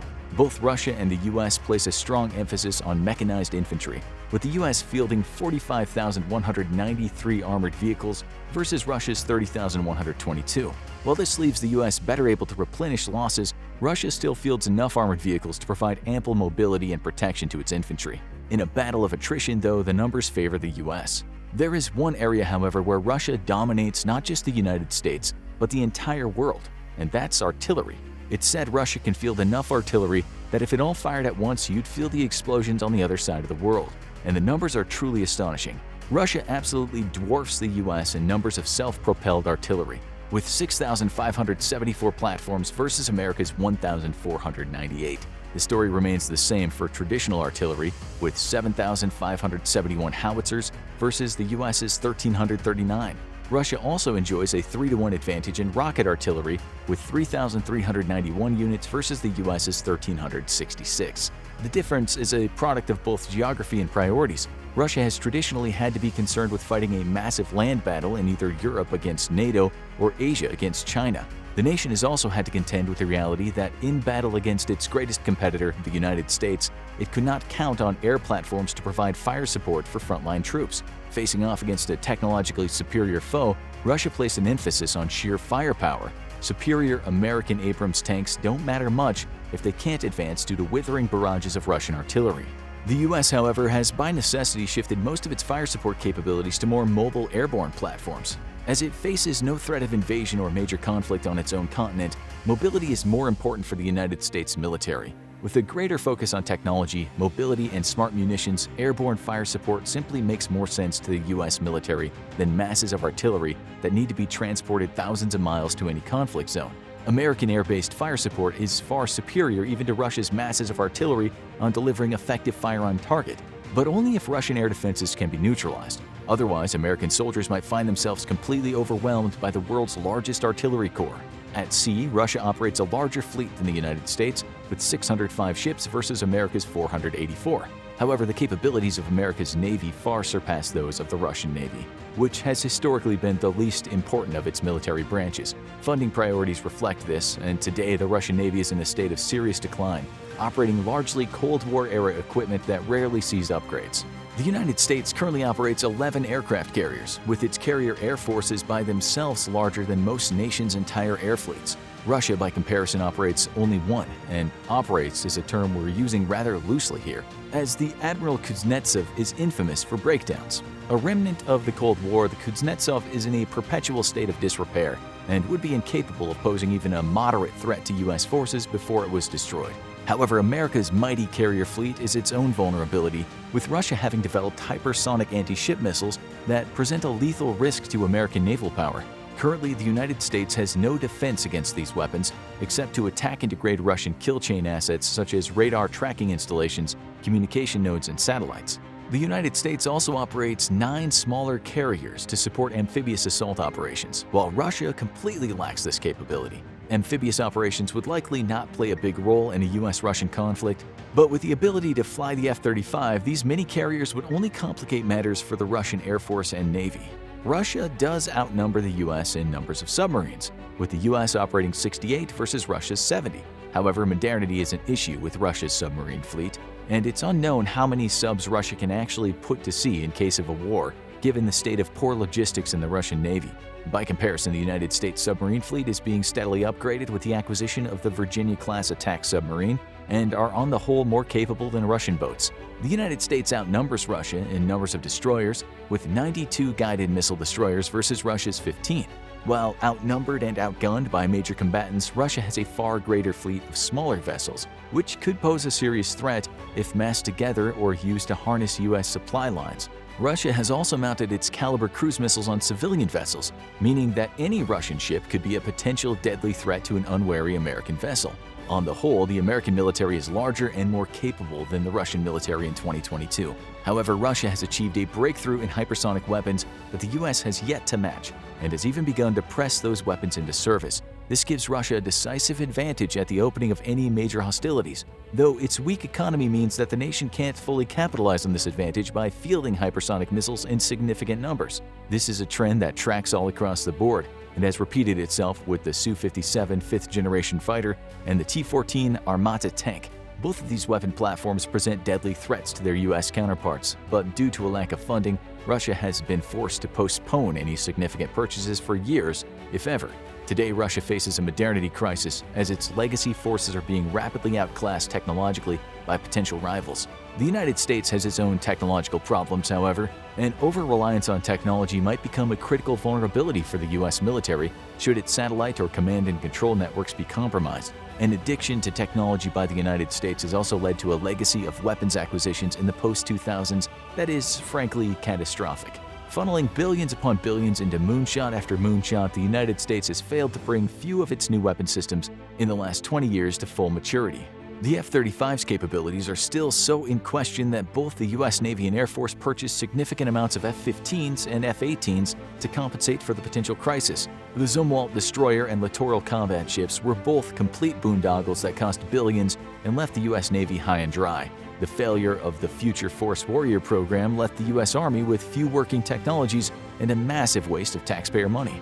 A focus on technological moonshots has eroded the United States' technological advantage significantly, and today the American military is in desperate need of new weapons platforms that can not just match, but outcompete those being developed or already in service with the armies of China and Russia. Russia, the world's second most powerful military, versus Ukraine, ranked at the number 22 spot. It's a military of 850,000 versus Ukraine's 200,000. A force overmatch that should spell easy victory for Russia. So why is the Russian invasion of Ukraine going so poorly? First, what does Russia even want in Ukraine to begin with? It's important to understand that this is not Russia's war, it's Vladimir Putin's war.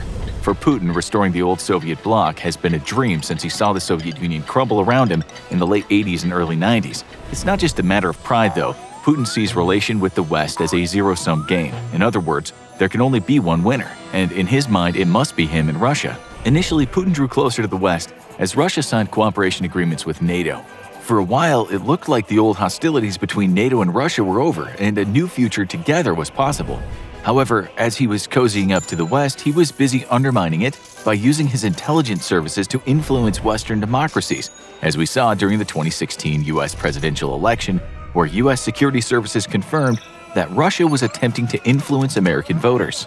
Ukraine's wish to join NATO, though, would place yet another NATO country on his doorstep, something that amounts to a strategic disaster for Russia. Having been the victim of many invasions throughout history, Russia's worked hard to create a buffer between itself and the West for decades after World War II. Today, most of that work has been undone, and Russia's potential adversaries now sit on its northwestern flank.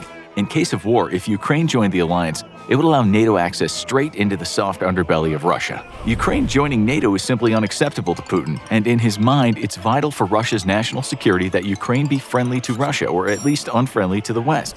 Ukraine's growing desire for NATO membership thus represented a significant threat to Putin's goals of keeping NATO away, and its perceived weakness gave him a chance to put the former Soviet republic back into Russia's sphere of influence. He just needed to topple the national government and install a new one friendly to his interests. The seeds of today's invasion began with protests launched in 2013 after the Ukraine national government rejected the signing of the European Union-Ukraine Association Agreement, which was meant to establish a pathway to EU membership in favor of closer ties with Russia and the Eurasian Economic Union. Many in Ukraine saw this as Moscow influencing Ukrainian policy and a revolution swept across the nation. However, not all of Ukraine wanted closer ties to the West, leading to the breakaway republics of Donetsk and Luhansk. In response for a call for help from the Ukrainian president shortly after he was removed from power, Russia annexed Crimea and sent aid to separatists fighting Ukrainian national forces. Rather than deter the new Ukrainian government from joining NATO and the EU, though, this only created a sense of urgency for Ukraine. Joining the EU and NATO was seen as a matter of national security, and given Russia's invasion, the fear was well grounded. After rebuffing his threats if they should draw closer to the West, Putin saw an invasion as his only option. So what's gone wrong with the Russian invasion?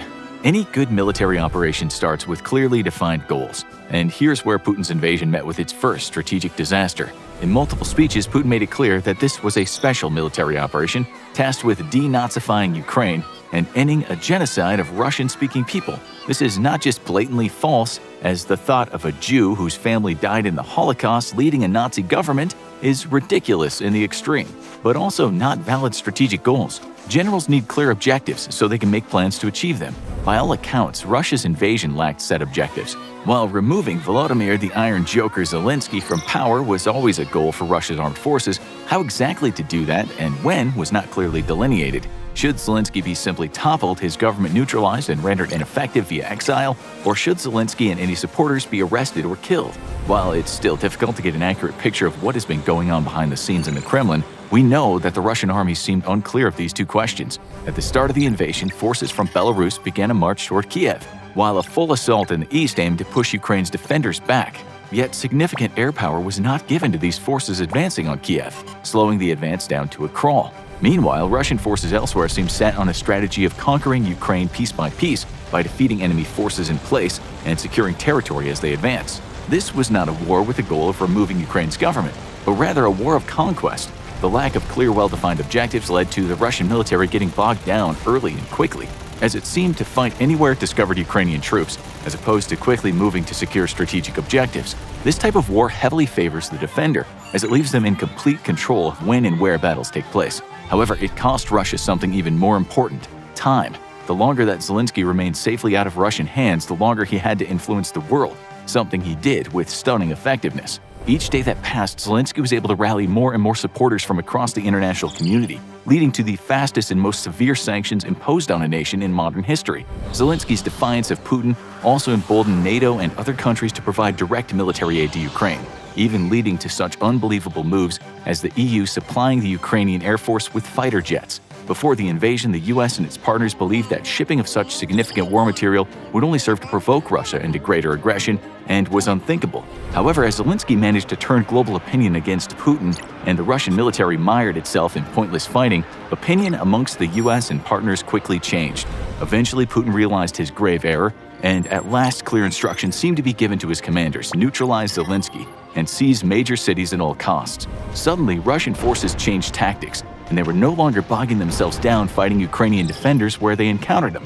Now they were bypassing entire Ukrainian positions to rush to secure major cities. Even more importantly, the push for Kiev began in earnest, with hundreds of vehicles and thousands of troops in reserve poured straight into the fight for Kiev in a bid to overwhelm the city's defenders. As of the writing of this script, the massive Russian advance on Kiev seems to be halted, due to supply problems, though. Not relying on conventional forces, though, there's evidence that Putin has dispatched special forces kill squads to eliminate Zelensky, and Kiev has been locked down as the hunt for infiltrators continues. Russian electronic warfare assets sniff through signals coming in and out of the Ukrainian capital, with the goal of pinpointing Zelensky's exact location for an airstrike. Zelensky is finally a wanted man, but killing him now will not undo Putin's major strategic blunder. Russian troops called Zelensky a clown before the invasion, but now his own troops call him the Iron Joker. And the Iron Joker has already defeated Putin on the world stage by rallying it against him. Killing Zelensky now will only turn him into a martyr and a rallying point for Ukraine's defenders. Had Russia acted swiftly to take Kiev and neutralize Zelensky, something its conventional forces should have been capable of within days of the invasion, Putin may not have suffered as badly on the global stage as he had. The longer this invasion drags on, the worse it gets for Putin's Russia, as the world turns its back on every facet of Russian business and culture. As new intelligence has revealed, though, Putin didn't just fail at setting strategic goals for his military, he actually didn't even let most of his military leadership know about the invasion beforehand. While they were certainly aware of the buildup of troops along the border with Ukraine, even his most senior generals were blindsided by the order to invade. Putin had kept his plan to invade Ukraine so close to his chest that only a small group of individuals very close to him ever knew. Without foreknowledge of the coming invasion, Russia's generals had no way of drawing up battle plans and being prepared to prosecute Putin's orders. Instead, they were forced to improvise on the run, a recipe for disaster. The fact that most of the invasion troops were pulled from across the entire Russian nation also meant that once hostilities began, there was no time to coordinate and integrate chains of command. We've seen plenty of evidence that Russian military has been infighting amongst itself, and even engaging in full-blown arguments over radio.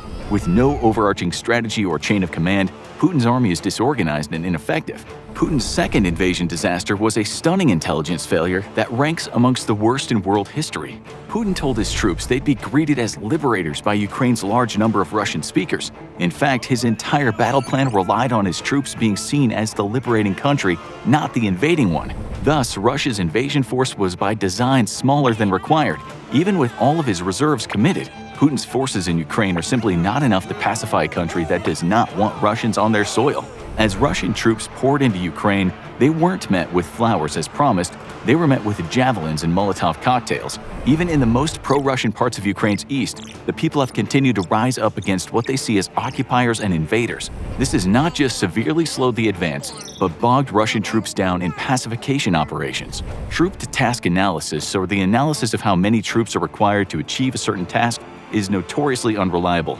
But even by the most optimistic of estimates, Putin's invasion force was not up for the task of pacifying a nation that did not welcome them as liberators. American analysts estimate that a successful counterinsurgency requires at minimum a 20 to 1,000 ratio of troops, 20 troops for every 1,000 civilians. This is merely an estimate, but even by this number, the Russians would need 340,000 troops to successfully neutralize a Ukraine insurgency. Russia, though, has poured 150,000 troops in its attempt to seize Ukraine, roughly a third of the total Russian ground combatants. While it will almost certainly prove to be sufficient for neutralizing Ukraine's military and installing a puppet regime, it's completely insufficient for actually controlling the country. Without immediately pouring more troops into the conflict, all Russia has succeeded in doing is ensuring that Ukraine becomes its own version of America's and the Soviet Union's Afghanistan, only much deadlier for its interest in troops both. There are signs that Russia's looking to fix this mistake, and by the time you see this video, those plans might have been put into effect. As of the writing of this script, rumors amongst the global intelligence community is that Russia's planning on instituting a draft to draw up the necessary troop numbers to neutralize Ukraine. Whether this is true or not, what is true is that as Russia's forces currently stand, achieving any sort of strategic success in Ukraine is currently impossible. Russia's next biggest pre-invasion failure was a logistical one. Before the invasion actually took place, Putin famously said that he was drawing down some of his forces to de-escalate tensions. The world breathed a collective sigh of relief. Maybe there wouldn't be an invasion after all. But just days later, Putin ordered his forces into action. Was he simply trying to lower Ukraine's and the world's guard? Not quite. According to Western intelligence, Putin's claim of drawing down forces was actually so his forces could do something that should have warned him the Russian military wasn't ready for invasion. As Putin moved his timetable for invasion along, an estimated up to 20% of his combat vehicles were in disrepair. The claim of drawing down forces was instead a ruse to allow his military to tow broken-down vehicles away from staging areas for repairs. This has been substantiated by media who have visited both the Russian-Ukraine and Belarus-Ukraine border since the invasion and discovered dozens of broken-down vehicles left behind in the process of being towed or repaired. With the Russian military suffering from sanctions for years and a stagnant economy back home, it's no surprise that so much Russian firepower was inoperable. But the sheer scale of broken-down equipment on the eve of full combat is shocking compared to a modern military such as the United States, which the Russian military theoretically is supposed to fight and win against. But this isn't where Russia's logistics problems end. As the invasion unfolded, Russian troops made slow but steady progress into Ukraine, and then suddenly stopped altogether for a few days. To the world's surprise, entire units had simply run out of fuel, ammunition, or food, and vehicles were abandoned by the dozens across Ukraine. How could this happen? As has been famously noted before, the Russian military has always had a problem with logistics. Compared to the United States, Russian units operated with up to 75% fewer logistics personnel, perhaps reflecting Cold War-era mentality that units were not believed to be survivable in a nuclear battlefield and would thus be destroyed or rendered combat ineffective long before significant resupply was necessary. It may also be simply due to poor military planning and a completely unrealistic expectation that heavy fighting would be sporadic and rare. Whatever the reason, Russian units began to run into supply problems by the third day of the invasion, further setting back their ability to make quick strategic gains necessary to circumvent mounting international outrage. Even worse, they left them at the mercy of Ukrainian air attack and lightning raids, with hundreds of Russian vehicles destroyed. Bottlenecks caused by stuck vehicles also gave the Ukrainian armed forces an opportunity to launch devastating raids and resupply themselves by pillaging the remains. But even as supply problems began to sort themselves out, a lack of Russian logistics led to massive traffic jams and further delay of critical objectives, such as the taking of Kiev. The famous column of vehicles attacking Kiev stretched for up to 60 kilometers at one point, snarled up in the world's largest traffic jam. Meanwhile, Kiev's defenders used the time to equip civilians and build defenses. Logistics might not be as glamorous as infantry, artillery, or tanks, but without good logistics, a modern army can't win. Force structure, though, was yet another of Russia's biggest mistakes. Details on the composition of the Russian military units are hard to discern, given that such things are valuable military secrets. It's been widely reported, however, that a large number of Russian soldiers invading Ukraine are conscripts, and we know that approximately 200,000 of Russia's nearly 1 million-strong military are conscripts. Conscription in Russia is a mandatory 12-month service period for males aged 18 to 27. While Russia has made great strides in creating a professional all-volunteer fighting force, such as the US, it still relies heavily on conscripts, and even 1/4 of its elite Spetsnaz units are made of conscripts. But the problem with conscripts, as Ukraine has highlighted, are numerous. First, conscripts are short service terms, meant that they'll lack the skills and training of a professional soldier with multiple years under his or her belt. Pitting Russia's conscript force against Ukraine's mostly professional force is a bad idea with predictable results. Secondly, though, conscripts have notoriously low morale and will to fight, as opposed to a professional soldier who has chosen to take up arms. This has never been clearer than in the way Russia's army has faced massive insubordination, surrender, and outright sabotage of their own equipment to avoid fighting. While the Russian army remains intact, many units of soldiers have surrendered themselves, even to unarmed civilians, in order to avoid fighting. And U.S. intelligence report that Russian soldiers have taken to punching holes in their own gas tanks to avoid having to move to the front. Intercepted radio communications have shown Russian soldiers refusing orders from Central Command, and even outright arguments and insults between units have been logged. Russian forces are increasingly showing themselves to be unprofessional, poorly trained, and with cripplingly low morale. Such low morale has made Russian units highly susceptible to Ukrainian influence campaigns, which have had great results in inducing Russian soldiers to surrender outright or fight poorly. Morale may be the reason why it appears that Ukraine's military is punching way above its weight class in defense of their nation. As opposed to most Russian troops, Ukrainian forces are highly motivated to defend their country, something the Kremlin severely underestimated. Fueling Russia's morale problems is not just conscription, though, but two other key factors. The first is the fact that many soldiers have claimed they had no idea they were invading until hours before the invasion began. Kept in the dark by their commanders, young Russian soldiers are increasingly reporting after being captured that they believed they were out on maneuvers or at most being sent for peacekeeping operations with their separatist regions. Then, right as the invasion began, the truth was revealed, resulting in shock and fear. The second reason, though, is because many Russian troops invading Ukraine today simply don't see the Ukrainians as enemies. Sharing a common heritage, Ukrainians and Russians have traditionally been brothers and sisters, and waging war against Ukraine has been hugely unpopular, not just back home in Russia, but amongst its own military. Russian morale has been at critical levels for days now, but supply problems have only made it worse. The failure of high-profile operations such as the dual airborne assaults against Kiev in the first days of the war have only made morale problems worse. Russia's next mistakes begin with the invasion itself. Ukraine is waging an influence war directly against the Russian military and civilian population both. Russia, long feared as a master of hybrid warfare which combines military operations with information manipulation, has proven to be absolutely inept in managing this conflict. The Kremlin has ceded the entire narrative of the conflict to Ukraine, which has exploited social media in ways Russia never could have dreamt of. For years, Russian disinformation lowered Ukrainian morale in regions bordering the separatist enclaves. And now Ukraine has turned this tactic back around on Russia and taken it 10 steps further. Quickly connecting to the world via multiple social media apps, Ukraine has flooded the world with images of the invasion, often taken from the front lines themselves. The images have revealed the brutality of Russia's assault and quickly turned global anger against it. Russia, meanwhile, has proven completely inept at managing the narrative of the conflict and today has zero influence over how the conflict is perceived by the world, granting Ukraine an incalculable strategic victory that has resulted in the outpouring of support in the form of combat arms, humanitarian aid, intelligence sharing, and all the resulting economic punitive measures taken against Russia, its companies, leadership, military, and oligarchs. Unable to shape a global narrative, Russia has instead attempted to control the narrative at home. Russia's state media has banned independent reporting on Ukraine, claiming that outlets such as Echo of Moscow are disseminating dangerous disinformation to attack public morale. On Russian state TV, the conflict is still being portrayed as a special military operation and not an invasion.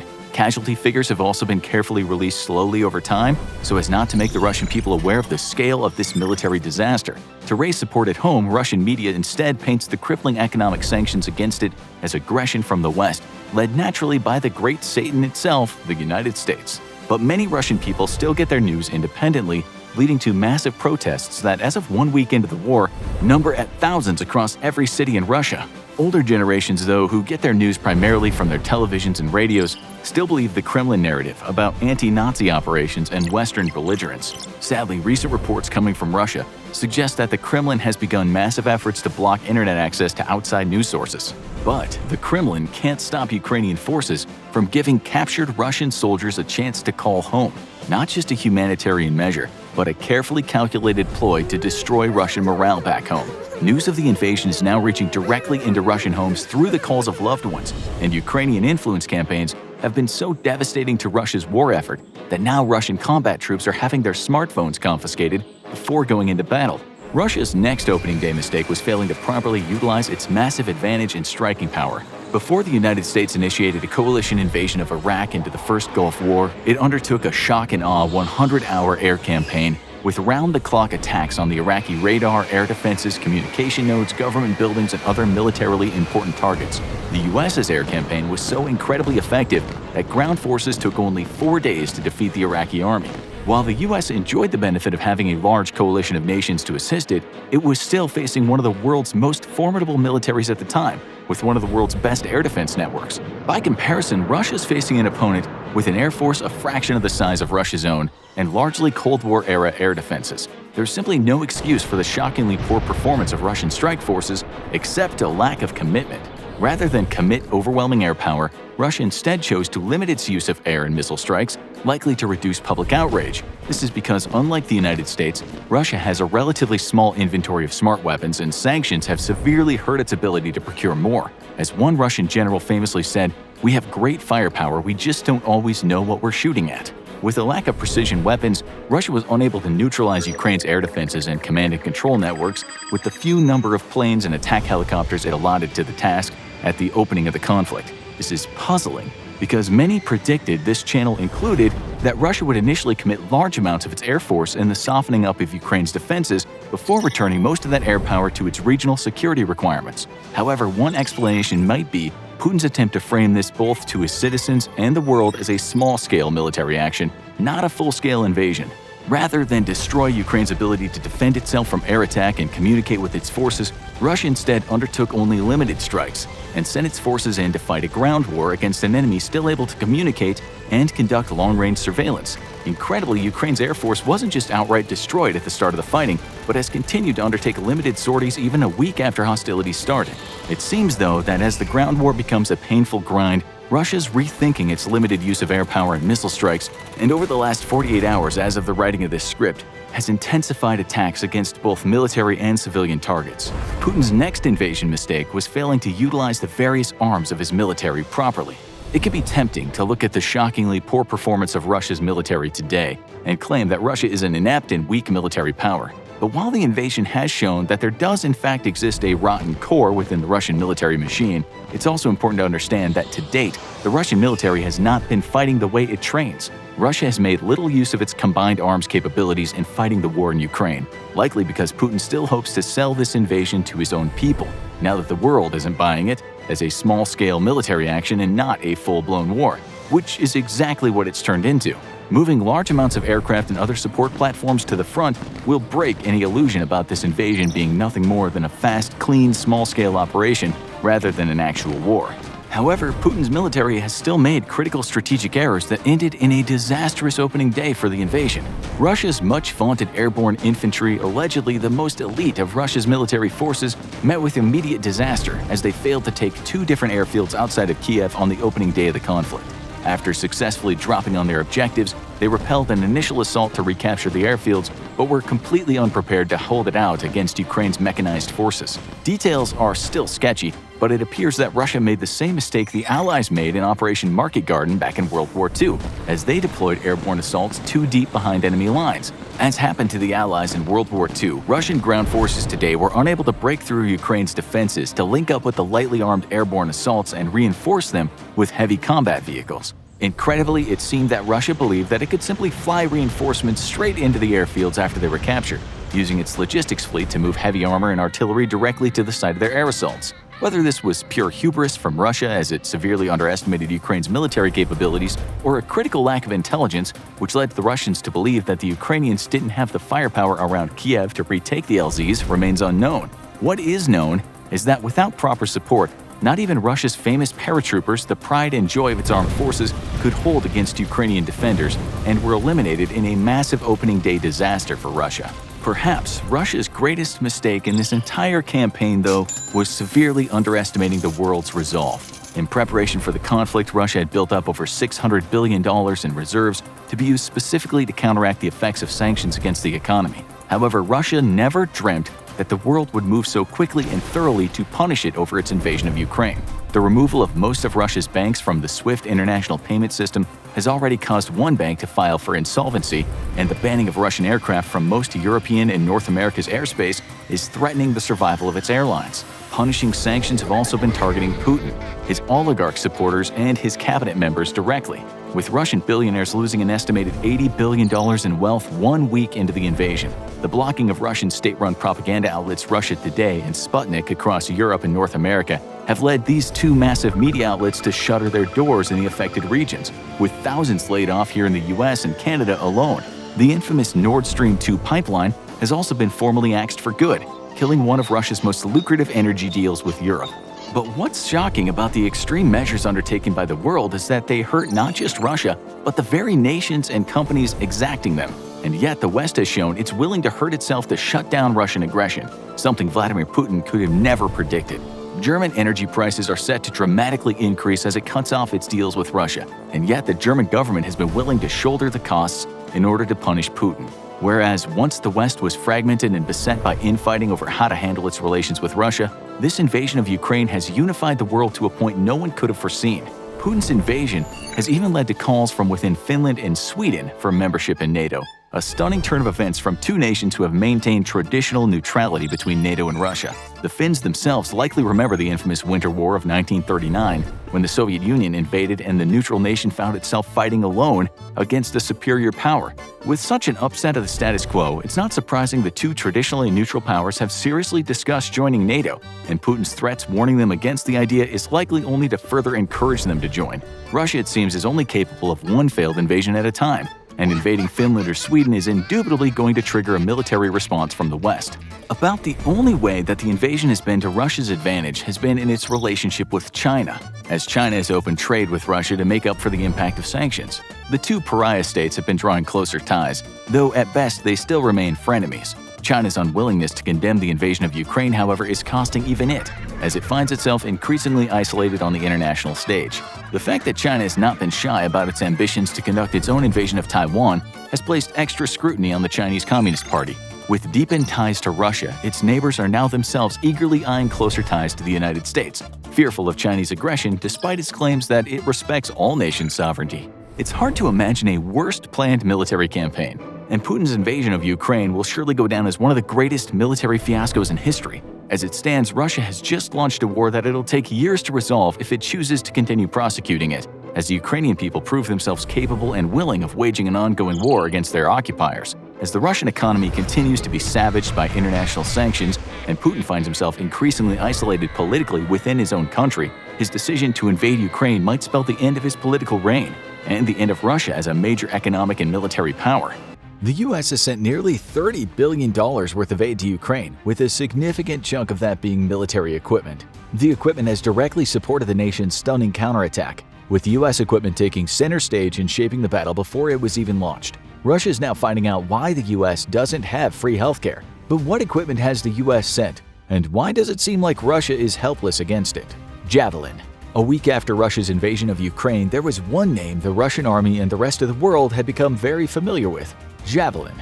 This premier American anti-tank system first entered service in 1996 when it replaced the M47 Dragon and has proven absolutely lethal against Russian armor. This is the weapon U.S. infantry would have used themselves in a war with Russia, and its effectiveness is nothing short of terrifying. The weapon consists of two components, the launch tube assembly and the reusable command launch unit. The clue is the brains of the system and features 4 times magnification at both day and night with its thermal sight. This system allows U.S. infantry to no longer be reliant on supporting heavy vehicles for target identification, and the clue can be used by itself even when no more missiles are available to provide infantry with a portable and very capable thermal sight. A 12 times magnification narrow field of view option allows gunners to effectively zoom in on a target and properly identify it. When the gunner is ready to fire, he switches to a Seeker FOV mode at 9 times magnification. This is effectively now being fed into the missile guidance unit. With target selected, the gunner squeezes a second button and the missile is on its way to deliver 19 pounds of supersonic tandem charge high explosive American freedom to its target. In order to defeat modern reactive armor, the Javelin missile features 2 warheads that detonate in rapid succession. The first is a smaller charge, which is meant to blow away explosive reactive armor panels being fired up at the missile in an attempt to disrupt it. The second, shaped charge, creates a narrow stream of molten metal that penetrates through tank armor to deliver an extremely emotional event to the crew inside. When targeting armored vehicles, the Javelin switches to top attack mode, in which the missile fires straight up into the air and then comes down directly on the tank's thinner top armor. You've probably seen pictures of Russian tanks with what were termed cope cages. These metal cages were being welded onto Russian tanks at the start of the invasion to protect from anti-tank missiles, and in some cases could actually be effective. However, against modern anti-tank weapons, the cages were simply wasted labor, and as St. Javelin took a horrible toll on Russian tanks, the Russian Ministry of Defense quickly sought out a new solution. Nowadays, you're probably not seeing many of these cages on Russian tanks because A, most Russian tanks are now Ukrainian tanks, and B, they didn't work. So why are Javelins so effective against Russian armor? The truth is that modern anti-tank missiles of the quality being supplied to Ukraine are frankly terrifyingly effective. Even Western tanks would be hard put to defend themselves against them, which is why the US is gradually adding the trophy protection system to its own tanks. This anti-tank missile system fires explosive charges at incoming missiles that are more effective at disrupting the weapon than explosive reactive armor panels. However, the real reason why Javelins are pounding Russian armor into scrap metal is that Russia has very poor military doctrine and uses its tanks improperly. Tanks are not meant to operate on their own, but are rather meant to be directly supported by infantry. Supporting infantry forces are responsible for keeping enemy hunter-killer teams at bay. Yet, the Russian military has routinely shown that it does not operate armor and infantry together well at all. Often, Russian armor is simply left to fend for itself with predictable results. Kamikaze drones. Odds are you've now become familiar with the names Phoenix, Ghost, or Switchblade. Russian infantry is not only aware of the names but actively fears them. The Phoenix Ghost drone is a loitering munition developed under the US military's Big Safari weapons program. This acquisitions program is meant to rapidly deliver new weapons to meet unexpected or evolving threats, allowing the US military to quickly counter enemy capabilities using pre-existing technology rather than going through a whole development and testing cycle of new tech. To date, the US has sent around 700 of these weapons to Ukraine, with a significant impact on the battlefield.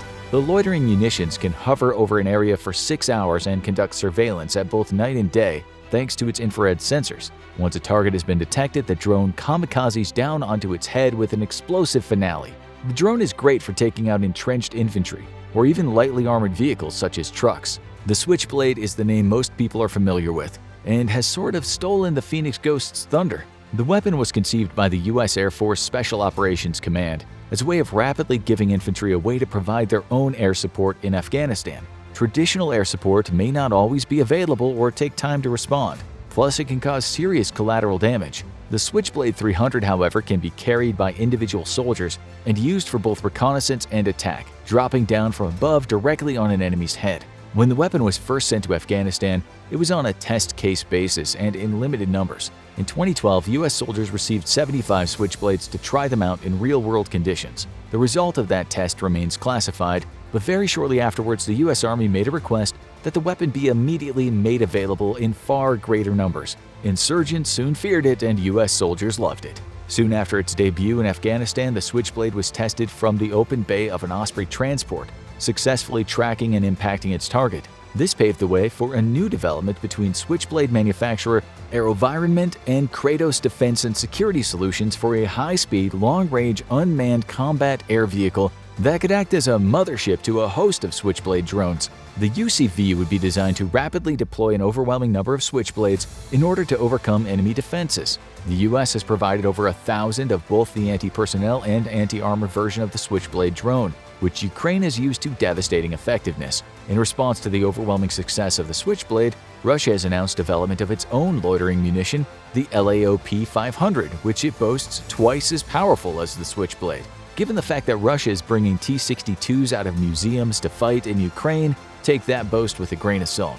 So, why can't Russia stop these American drones? The easiest answer is that Russia simply wasn't prepared for modern warfare. Despite its many pre-invasion boasts of being able to take on even the military forces of the US, Russia has proven it simply has no idea how to fight a modern war. It has failed to conduct large-scale combined arms operations and displayed time and again a complete disregard for electronic and signal security. The devastation delivered by Western-provided smart munitions proves that it fundamentally was unprepared for the consequences of a smart battlefield. The hard answer, however, is that nobody is really prepared for the loitering munition threat posed by modern drones. There's simply no way of providing adequate protection to infantry forces from loitering munitions, though the US has been working on the problem for a few years now. Electronic warfare capabilities meant to disrupt drone signals or even shoot them down with electromagnetic pulse weapons are now being seen as integral to the very structure of the traditional American infantry platoon. So, the next time big, tough US infantrymen go to war, expect to see Geek Squad fighting right alongside them, because without electronic warfare support, infantry is too vulnerable in future conflicts. Stinger. At the start of the war, Russian air forces operated in large numbers across the country.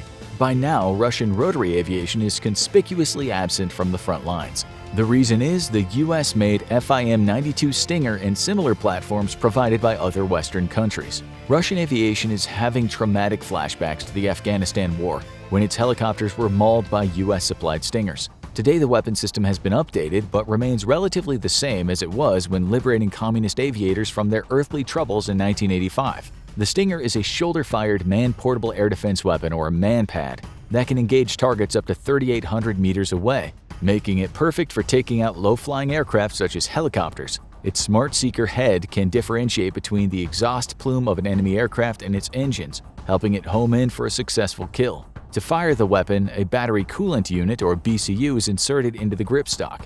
This delivers a supply of high-pressure argon gas, which cryogenically cools the seeker to operating temperature. This causes the seeker to be very sensitive to heat sources, thus allowing it to lock on to enemy vehicles with great precision. Once fired, a small ejection motor pops the missile clear of the operator and to a safe range, where the main rocket motor is activated, sending the missile on its way. The warhead is relatively small, only about 2.26 pounds of HTA-3 explosive, a mix of HMX, TNT, and aluminum powder. However, the weapon is designed to directly impact the vehicle's engines, which can be easily damaged or destroyed even with a small amount of explosives. So why is the Stinger once more violently reuniting Russian aircraft with the ground? Once more, it comes down to doctrine. Russian forces are doing a poor job of integrating air power with ground forces, leaving low-flying Russian aircraft at great threat from man-portable weapons. However, the real culprit is Russia's basic lack of precision targeting. Most of its ground attack aircraft lack targeting pods, meaning they have to come in low for any attack to have a large degree of precision.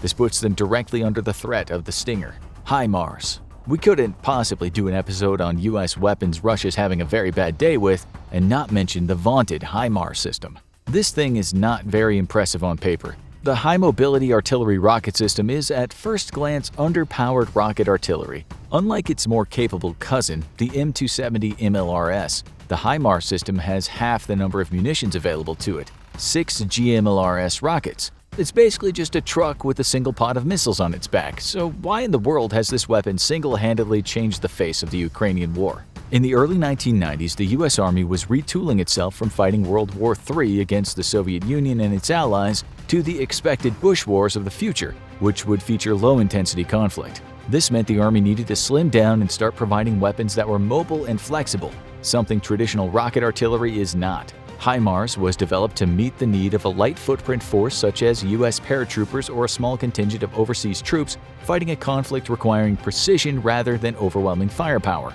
Mounted on a truck, the system has far greater mobility and speed than any of its tracked cousins, and this was a huge draw for a future low-intensity conflict. However, it was exactly this capability that would make HIMARS so valuable to Ukrainian forces. Faced with overwhelming numbers, Ukraine needed a platform that could rapidly deliver a fire mission and then flee before enemy counter-battery fire or air support could respond. Traditional tube artillery would be based around areas in Ukraine, could enact some form of air defense which protected them, but made them very inflexible weapons. HIMARS, however, could quickly drive to a launch site, pop off its missiles, and drive away in minutes, allowing the weapon system to be anywhere it needed to be with short notice. But it's HIMARS' precision and range that makes it truly deadly. Each of the 6 GLMRS rockets have a range of 57 miles and are armed with precision warheads. This gives Ukraine the ability to punch behind enemy lines at targets out of range of traditional tube artillery, which has a range of around a dozen or so miles. But it's the precision that really matters, because each rocket can be programmed to hit a specific target or to double up and defeat enemy fortifications, striking exactly at their weakest point. The error radius of HIMARS is classified but believed to be no more than a few meters at most, and is likely far, far less than that, given the history of US smart weapons. With just a dozen of these weapons at the start of summer, Ukraine began to batter Russian command posts and logistics nodes, leading to an immediate effect on the battlefield as Russian forces were slowed to a crawl. As they contended with the chaos being wreaked behind their lines, Russia quickly moved to neutralize the weapon, dedicating large amounts of air power and special operations forces to locating and destroying these mobile rocket launchers. Within weeks of the deployment of HIMARS to Ukraine, Russia claimed it had destroyed all of them, yet the US confirmed that not a single HIMARS had been lost in combat. Was Russia lying? Normally the answer to that question would be yes, but in this case they actually might have been telling the truth, at least from their own point of view, because the weapon is mounted on a generic heavy-duty truck frame. Ukraine created multiple HIMARS decoys using trucks painted green.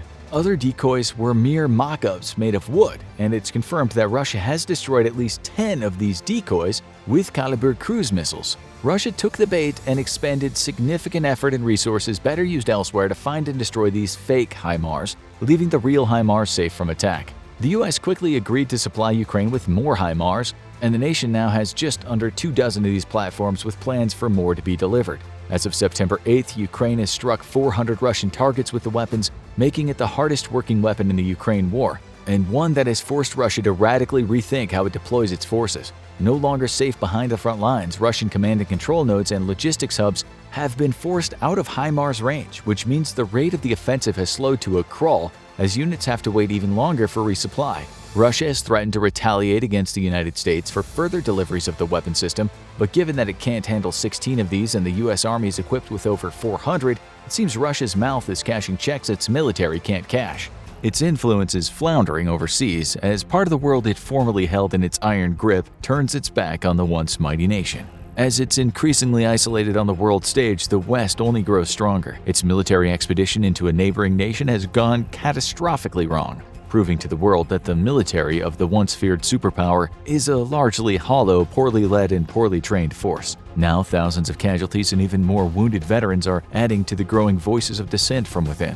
But this isn't Russia today, this is the Soviet Union in 1989, just 2 years before its official collapse. The question is, will modern Russia collapse as its predecessor did? And what would it take to collapse this once mighty nation? The question of collapse is a difficult and tricky one to discuss in relation to Russia. It is almost impossible that the Russian state will simply dissolve, as while there are regions who would make a bid for independence if given the chance, internal cohesion is strong amongst most of the republics that remained within Russia after the end of the Cold War. A collapse of Russia is thus more likely to mean significant economic crash, along with the end of the Putin regime and any possible successor that he might support. So, how do we get there? For Russians, a possible collapse is a lot more terrifyingly close than the state media would ever let it be known. Firstly, the war in Ukraine is going to be the chief catalyst in any possible collapse of the current Russian regime. In the 1980s, the Soviet Union's invasion of Afghanistan led to a decade-long quagmire that sucked up resources and men. Unlike the United States and its own follies in the Middle East, the Soviet Union didn't have the benefit of an incredibly deep pocket and partner nations to fund and support failed military adventurism for years on end. Today, Russia's invasion of Ukraine is increasingly looking like another Soviet Afghanistan, but only much worse. In the Soviet invasion, the United States helped provide training and light weapons to Mujahideen fighters fending off Soviet troops. This resulted in a stalemate, where the Soviets controlled the cities while the Mujahideen controlled the countryside. But there's several fundamental differences between the Afghani Mujahideen and modern Ukraine. The first is that Ukraine already had an organized Western-style national military when the war began in February 2022. By comparison, the Mujahideen were an asymmetric, decentralized force that was largely impossible to coordinate.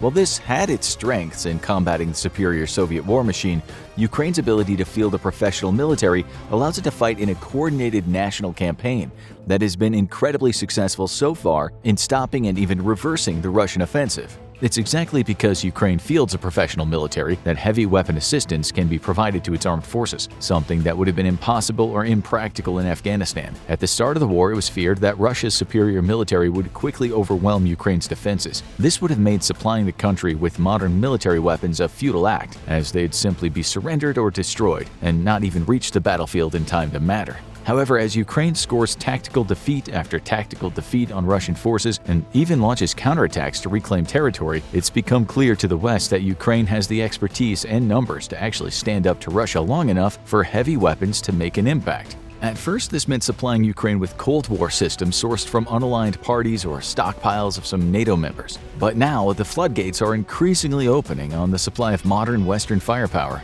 U.S. HIMARS, Harpoon anti-ship missiles, and counter-battery radars, for instance, have all inflicted disasters upon the Russian military. As other nations join in providing modern equipment to Ukraine, Russia is going to face an increasing number of modern weapon systems. This is something it is woefully unprepared for, both because its military training is woefully inadequate for modern war, and because as the war drags on, it's increasingly relying on Cold War-era weapon systems that simply cannot compete versus Western weapons. But new Western arms isn't Russia's only strategic problem, because it's also facing a morale crisis amongst its troops. As casualties mount and progress on the battlefield is measured in meters, Russian troops, many of which are conscripts, are becoming increasingly difficult to manage, at times even to the point of outright sedition. This has forced senior officers to the front lines as their troops are no longer trusted to operate without direct and immediate supervision. And in turn, this has led to staggering numbers of casualties amongst its senior officer corps, with as many as 14 generals and 56 colonels killed since the war began.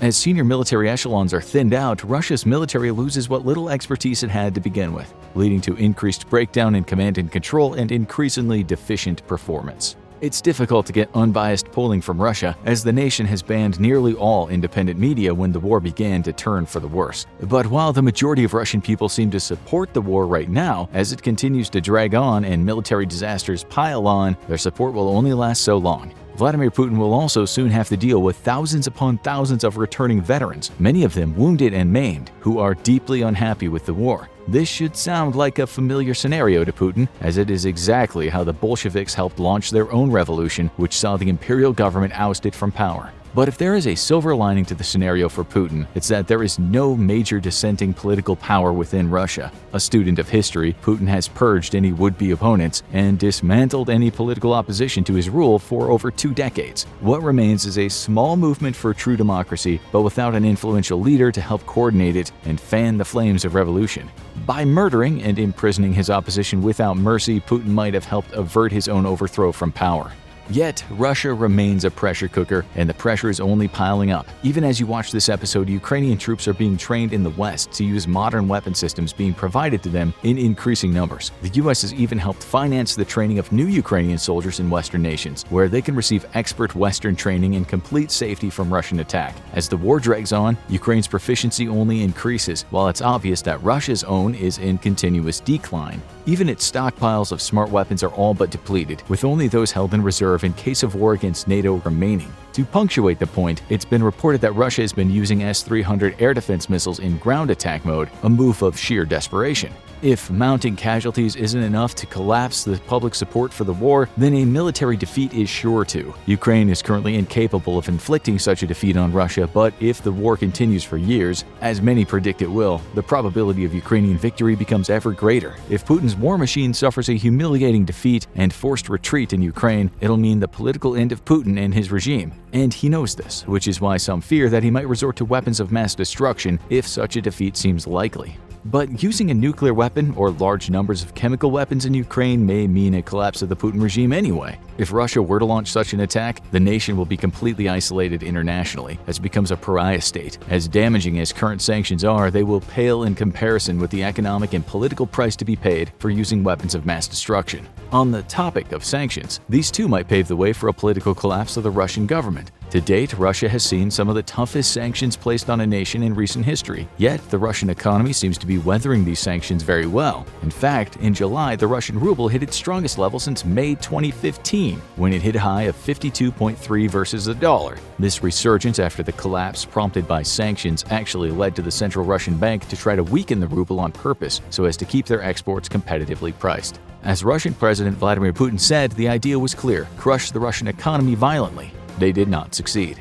But is that true? Are sanctions failing and Russia is actually flourishing? Russia's largest source of revenue is its exports of energy, including oil, gas, and coal. With oil prices at historic highs, Russia's exports to the very people trying to sanction it are leaving the country flush with cash. In just the first 100 days of the war in Ukraine, Russia raked in $98 billion in revenue from energy exports, with $60 billion coming from the European Union. Russia is raking in the money hand over fist, giving it the ability to artificially prop up its economy. For the time being, because the EU is dedicated to curbing its imports of Russian energy, in 2020 the EU relied on Russia for 41% of gas imports and 36% of oil imports. But these figures are set to plummet dramatically as the bloc passed a sanctions package in May aimed at massively cutting imports from Russia by the end of 2022. The United States is helping the European Union wean off Russian energy by finding alternative sources, and even began the process of lifting sanctions from oil superstate Venezuela to encourage diplomatic talks aimed at fully lifting sanctions. The U.S. has also worked with OPEC members to increase oil production and help relieve pressure on the EU. As the world moves away from Russian energy and into alternate sources, including renewables, its ability to bring in foreign money is going to drop year over year. If this war lasts for years, as it seems set to, Russia could see a major source of foreign revenue dry up over time, and this will be particularly harmful to the Russian economy because the unprecedented sanctions levied against Russia leave it largely unable to conduct international trade. Further damning Russia is the fact that its economy has never been well diversified, relying on the energy sector for the majority of its GDP.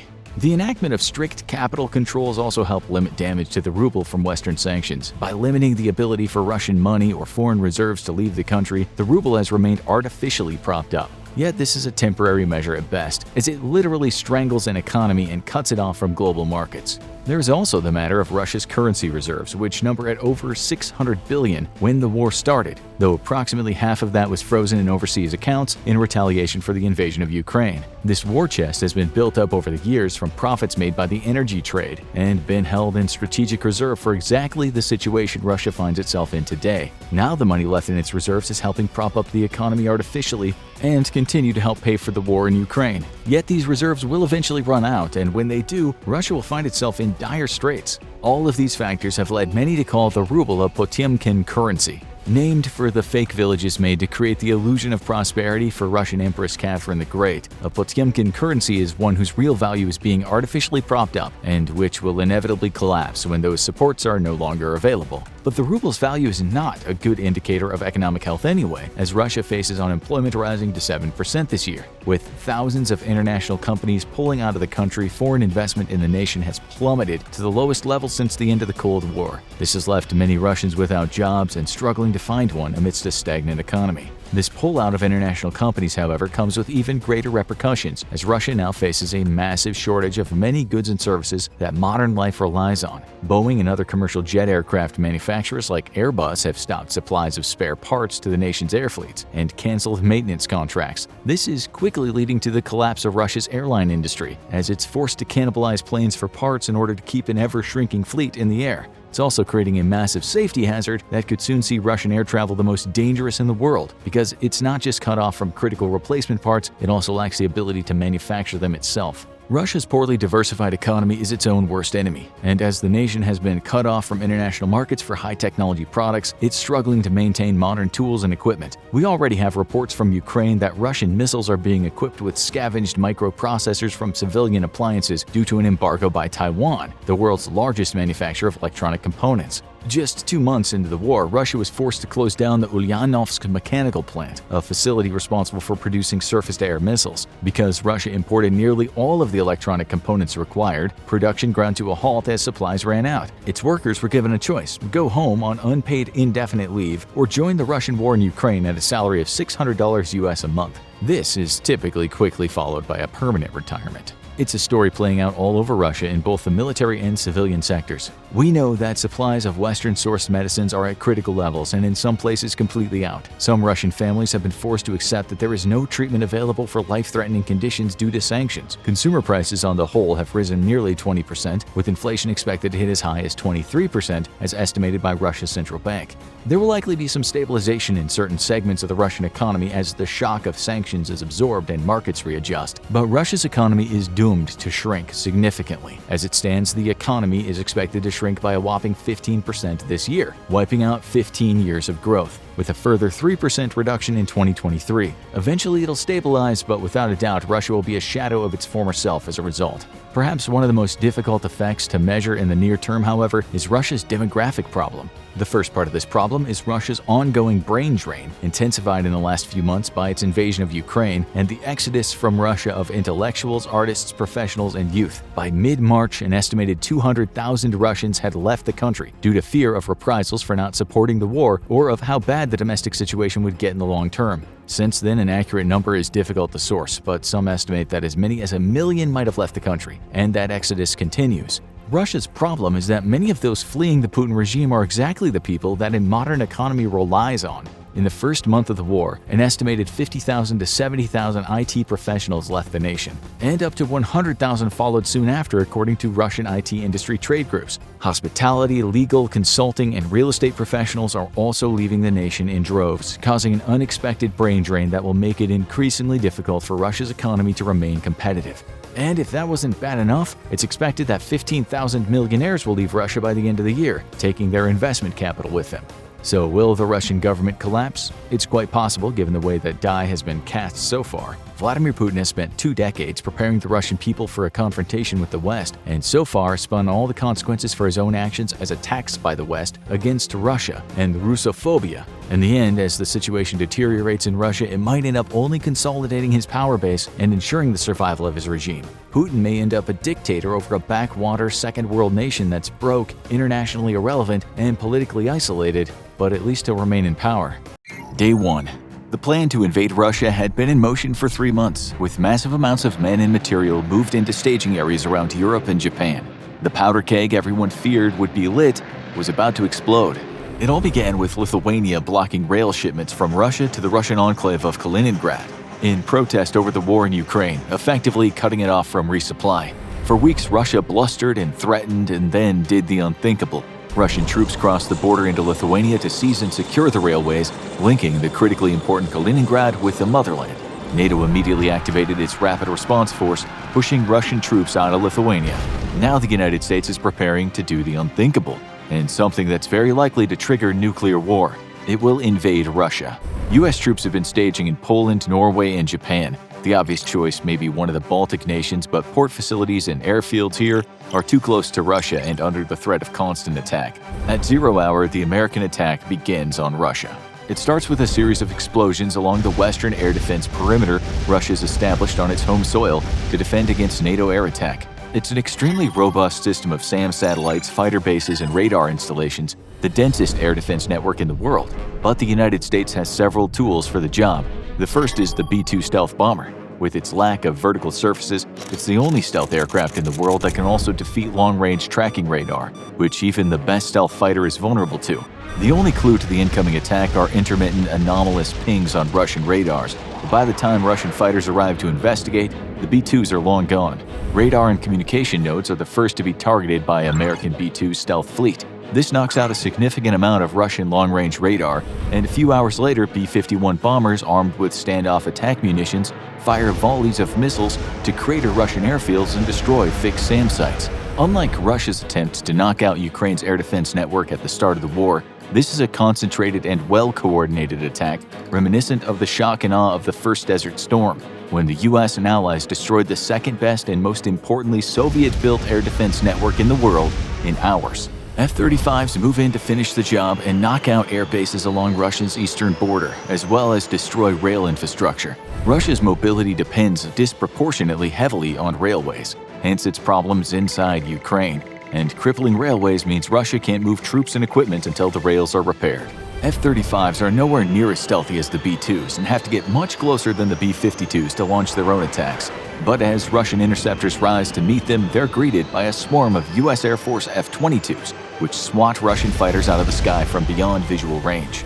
The U.S. loses several F-35s and fourth-generation aircraft in the attacks, but Russia's ability to defend its western border from air attack is crippled.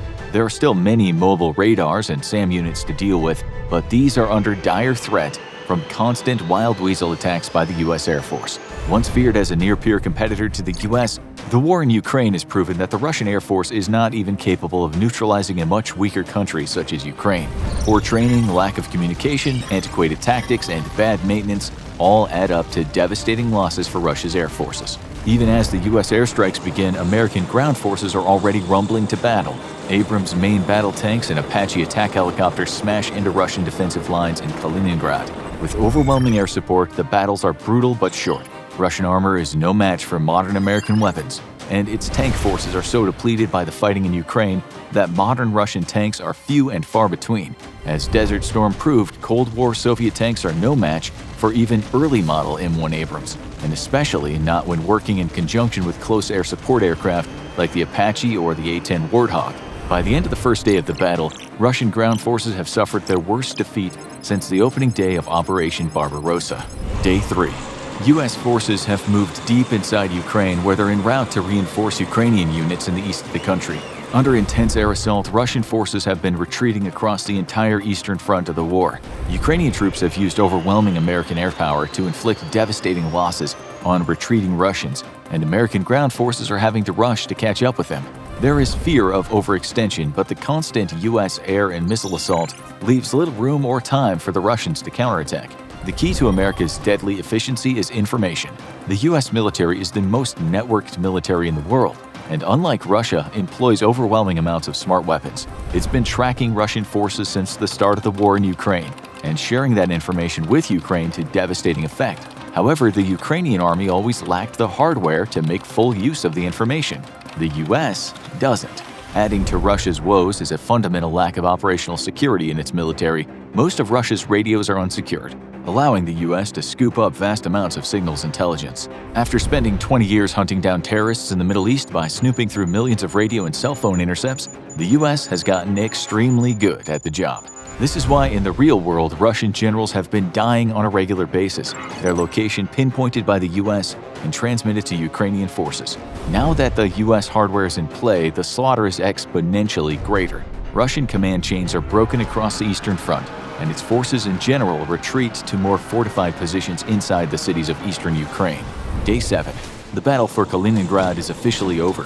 The fighting was brutal and intense, but under-equipped and demoralized Russian forces were ultimately overwhelmed by US firepower. Psychological operations against Russian troops have been particularly effective. First is an overwhelming display of US power in the form of precision air and long-range artillery strikes.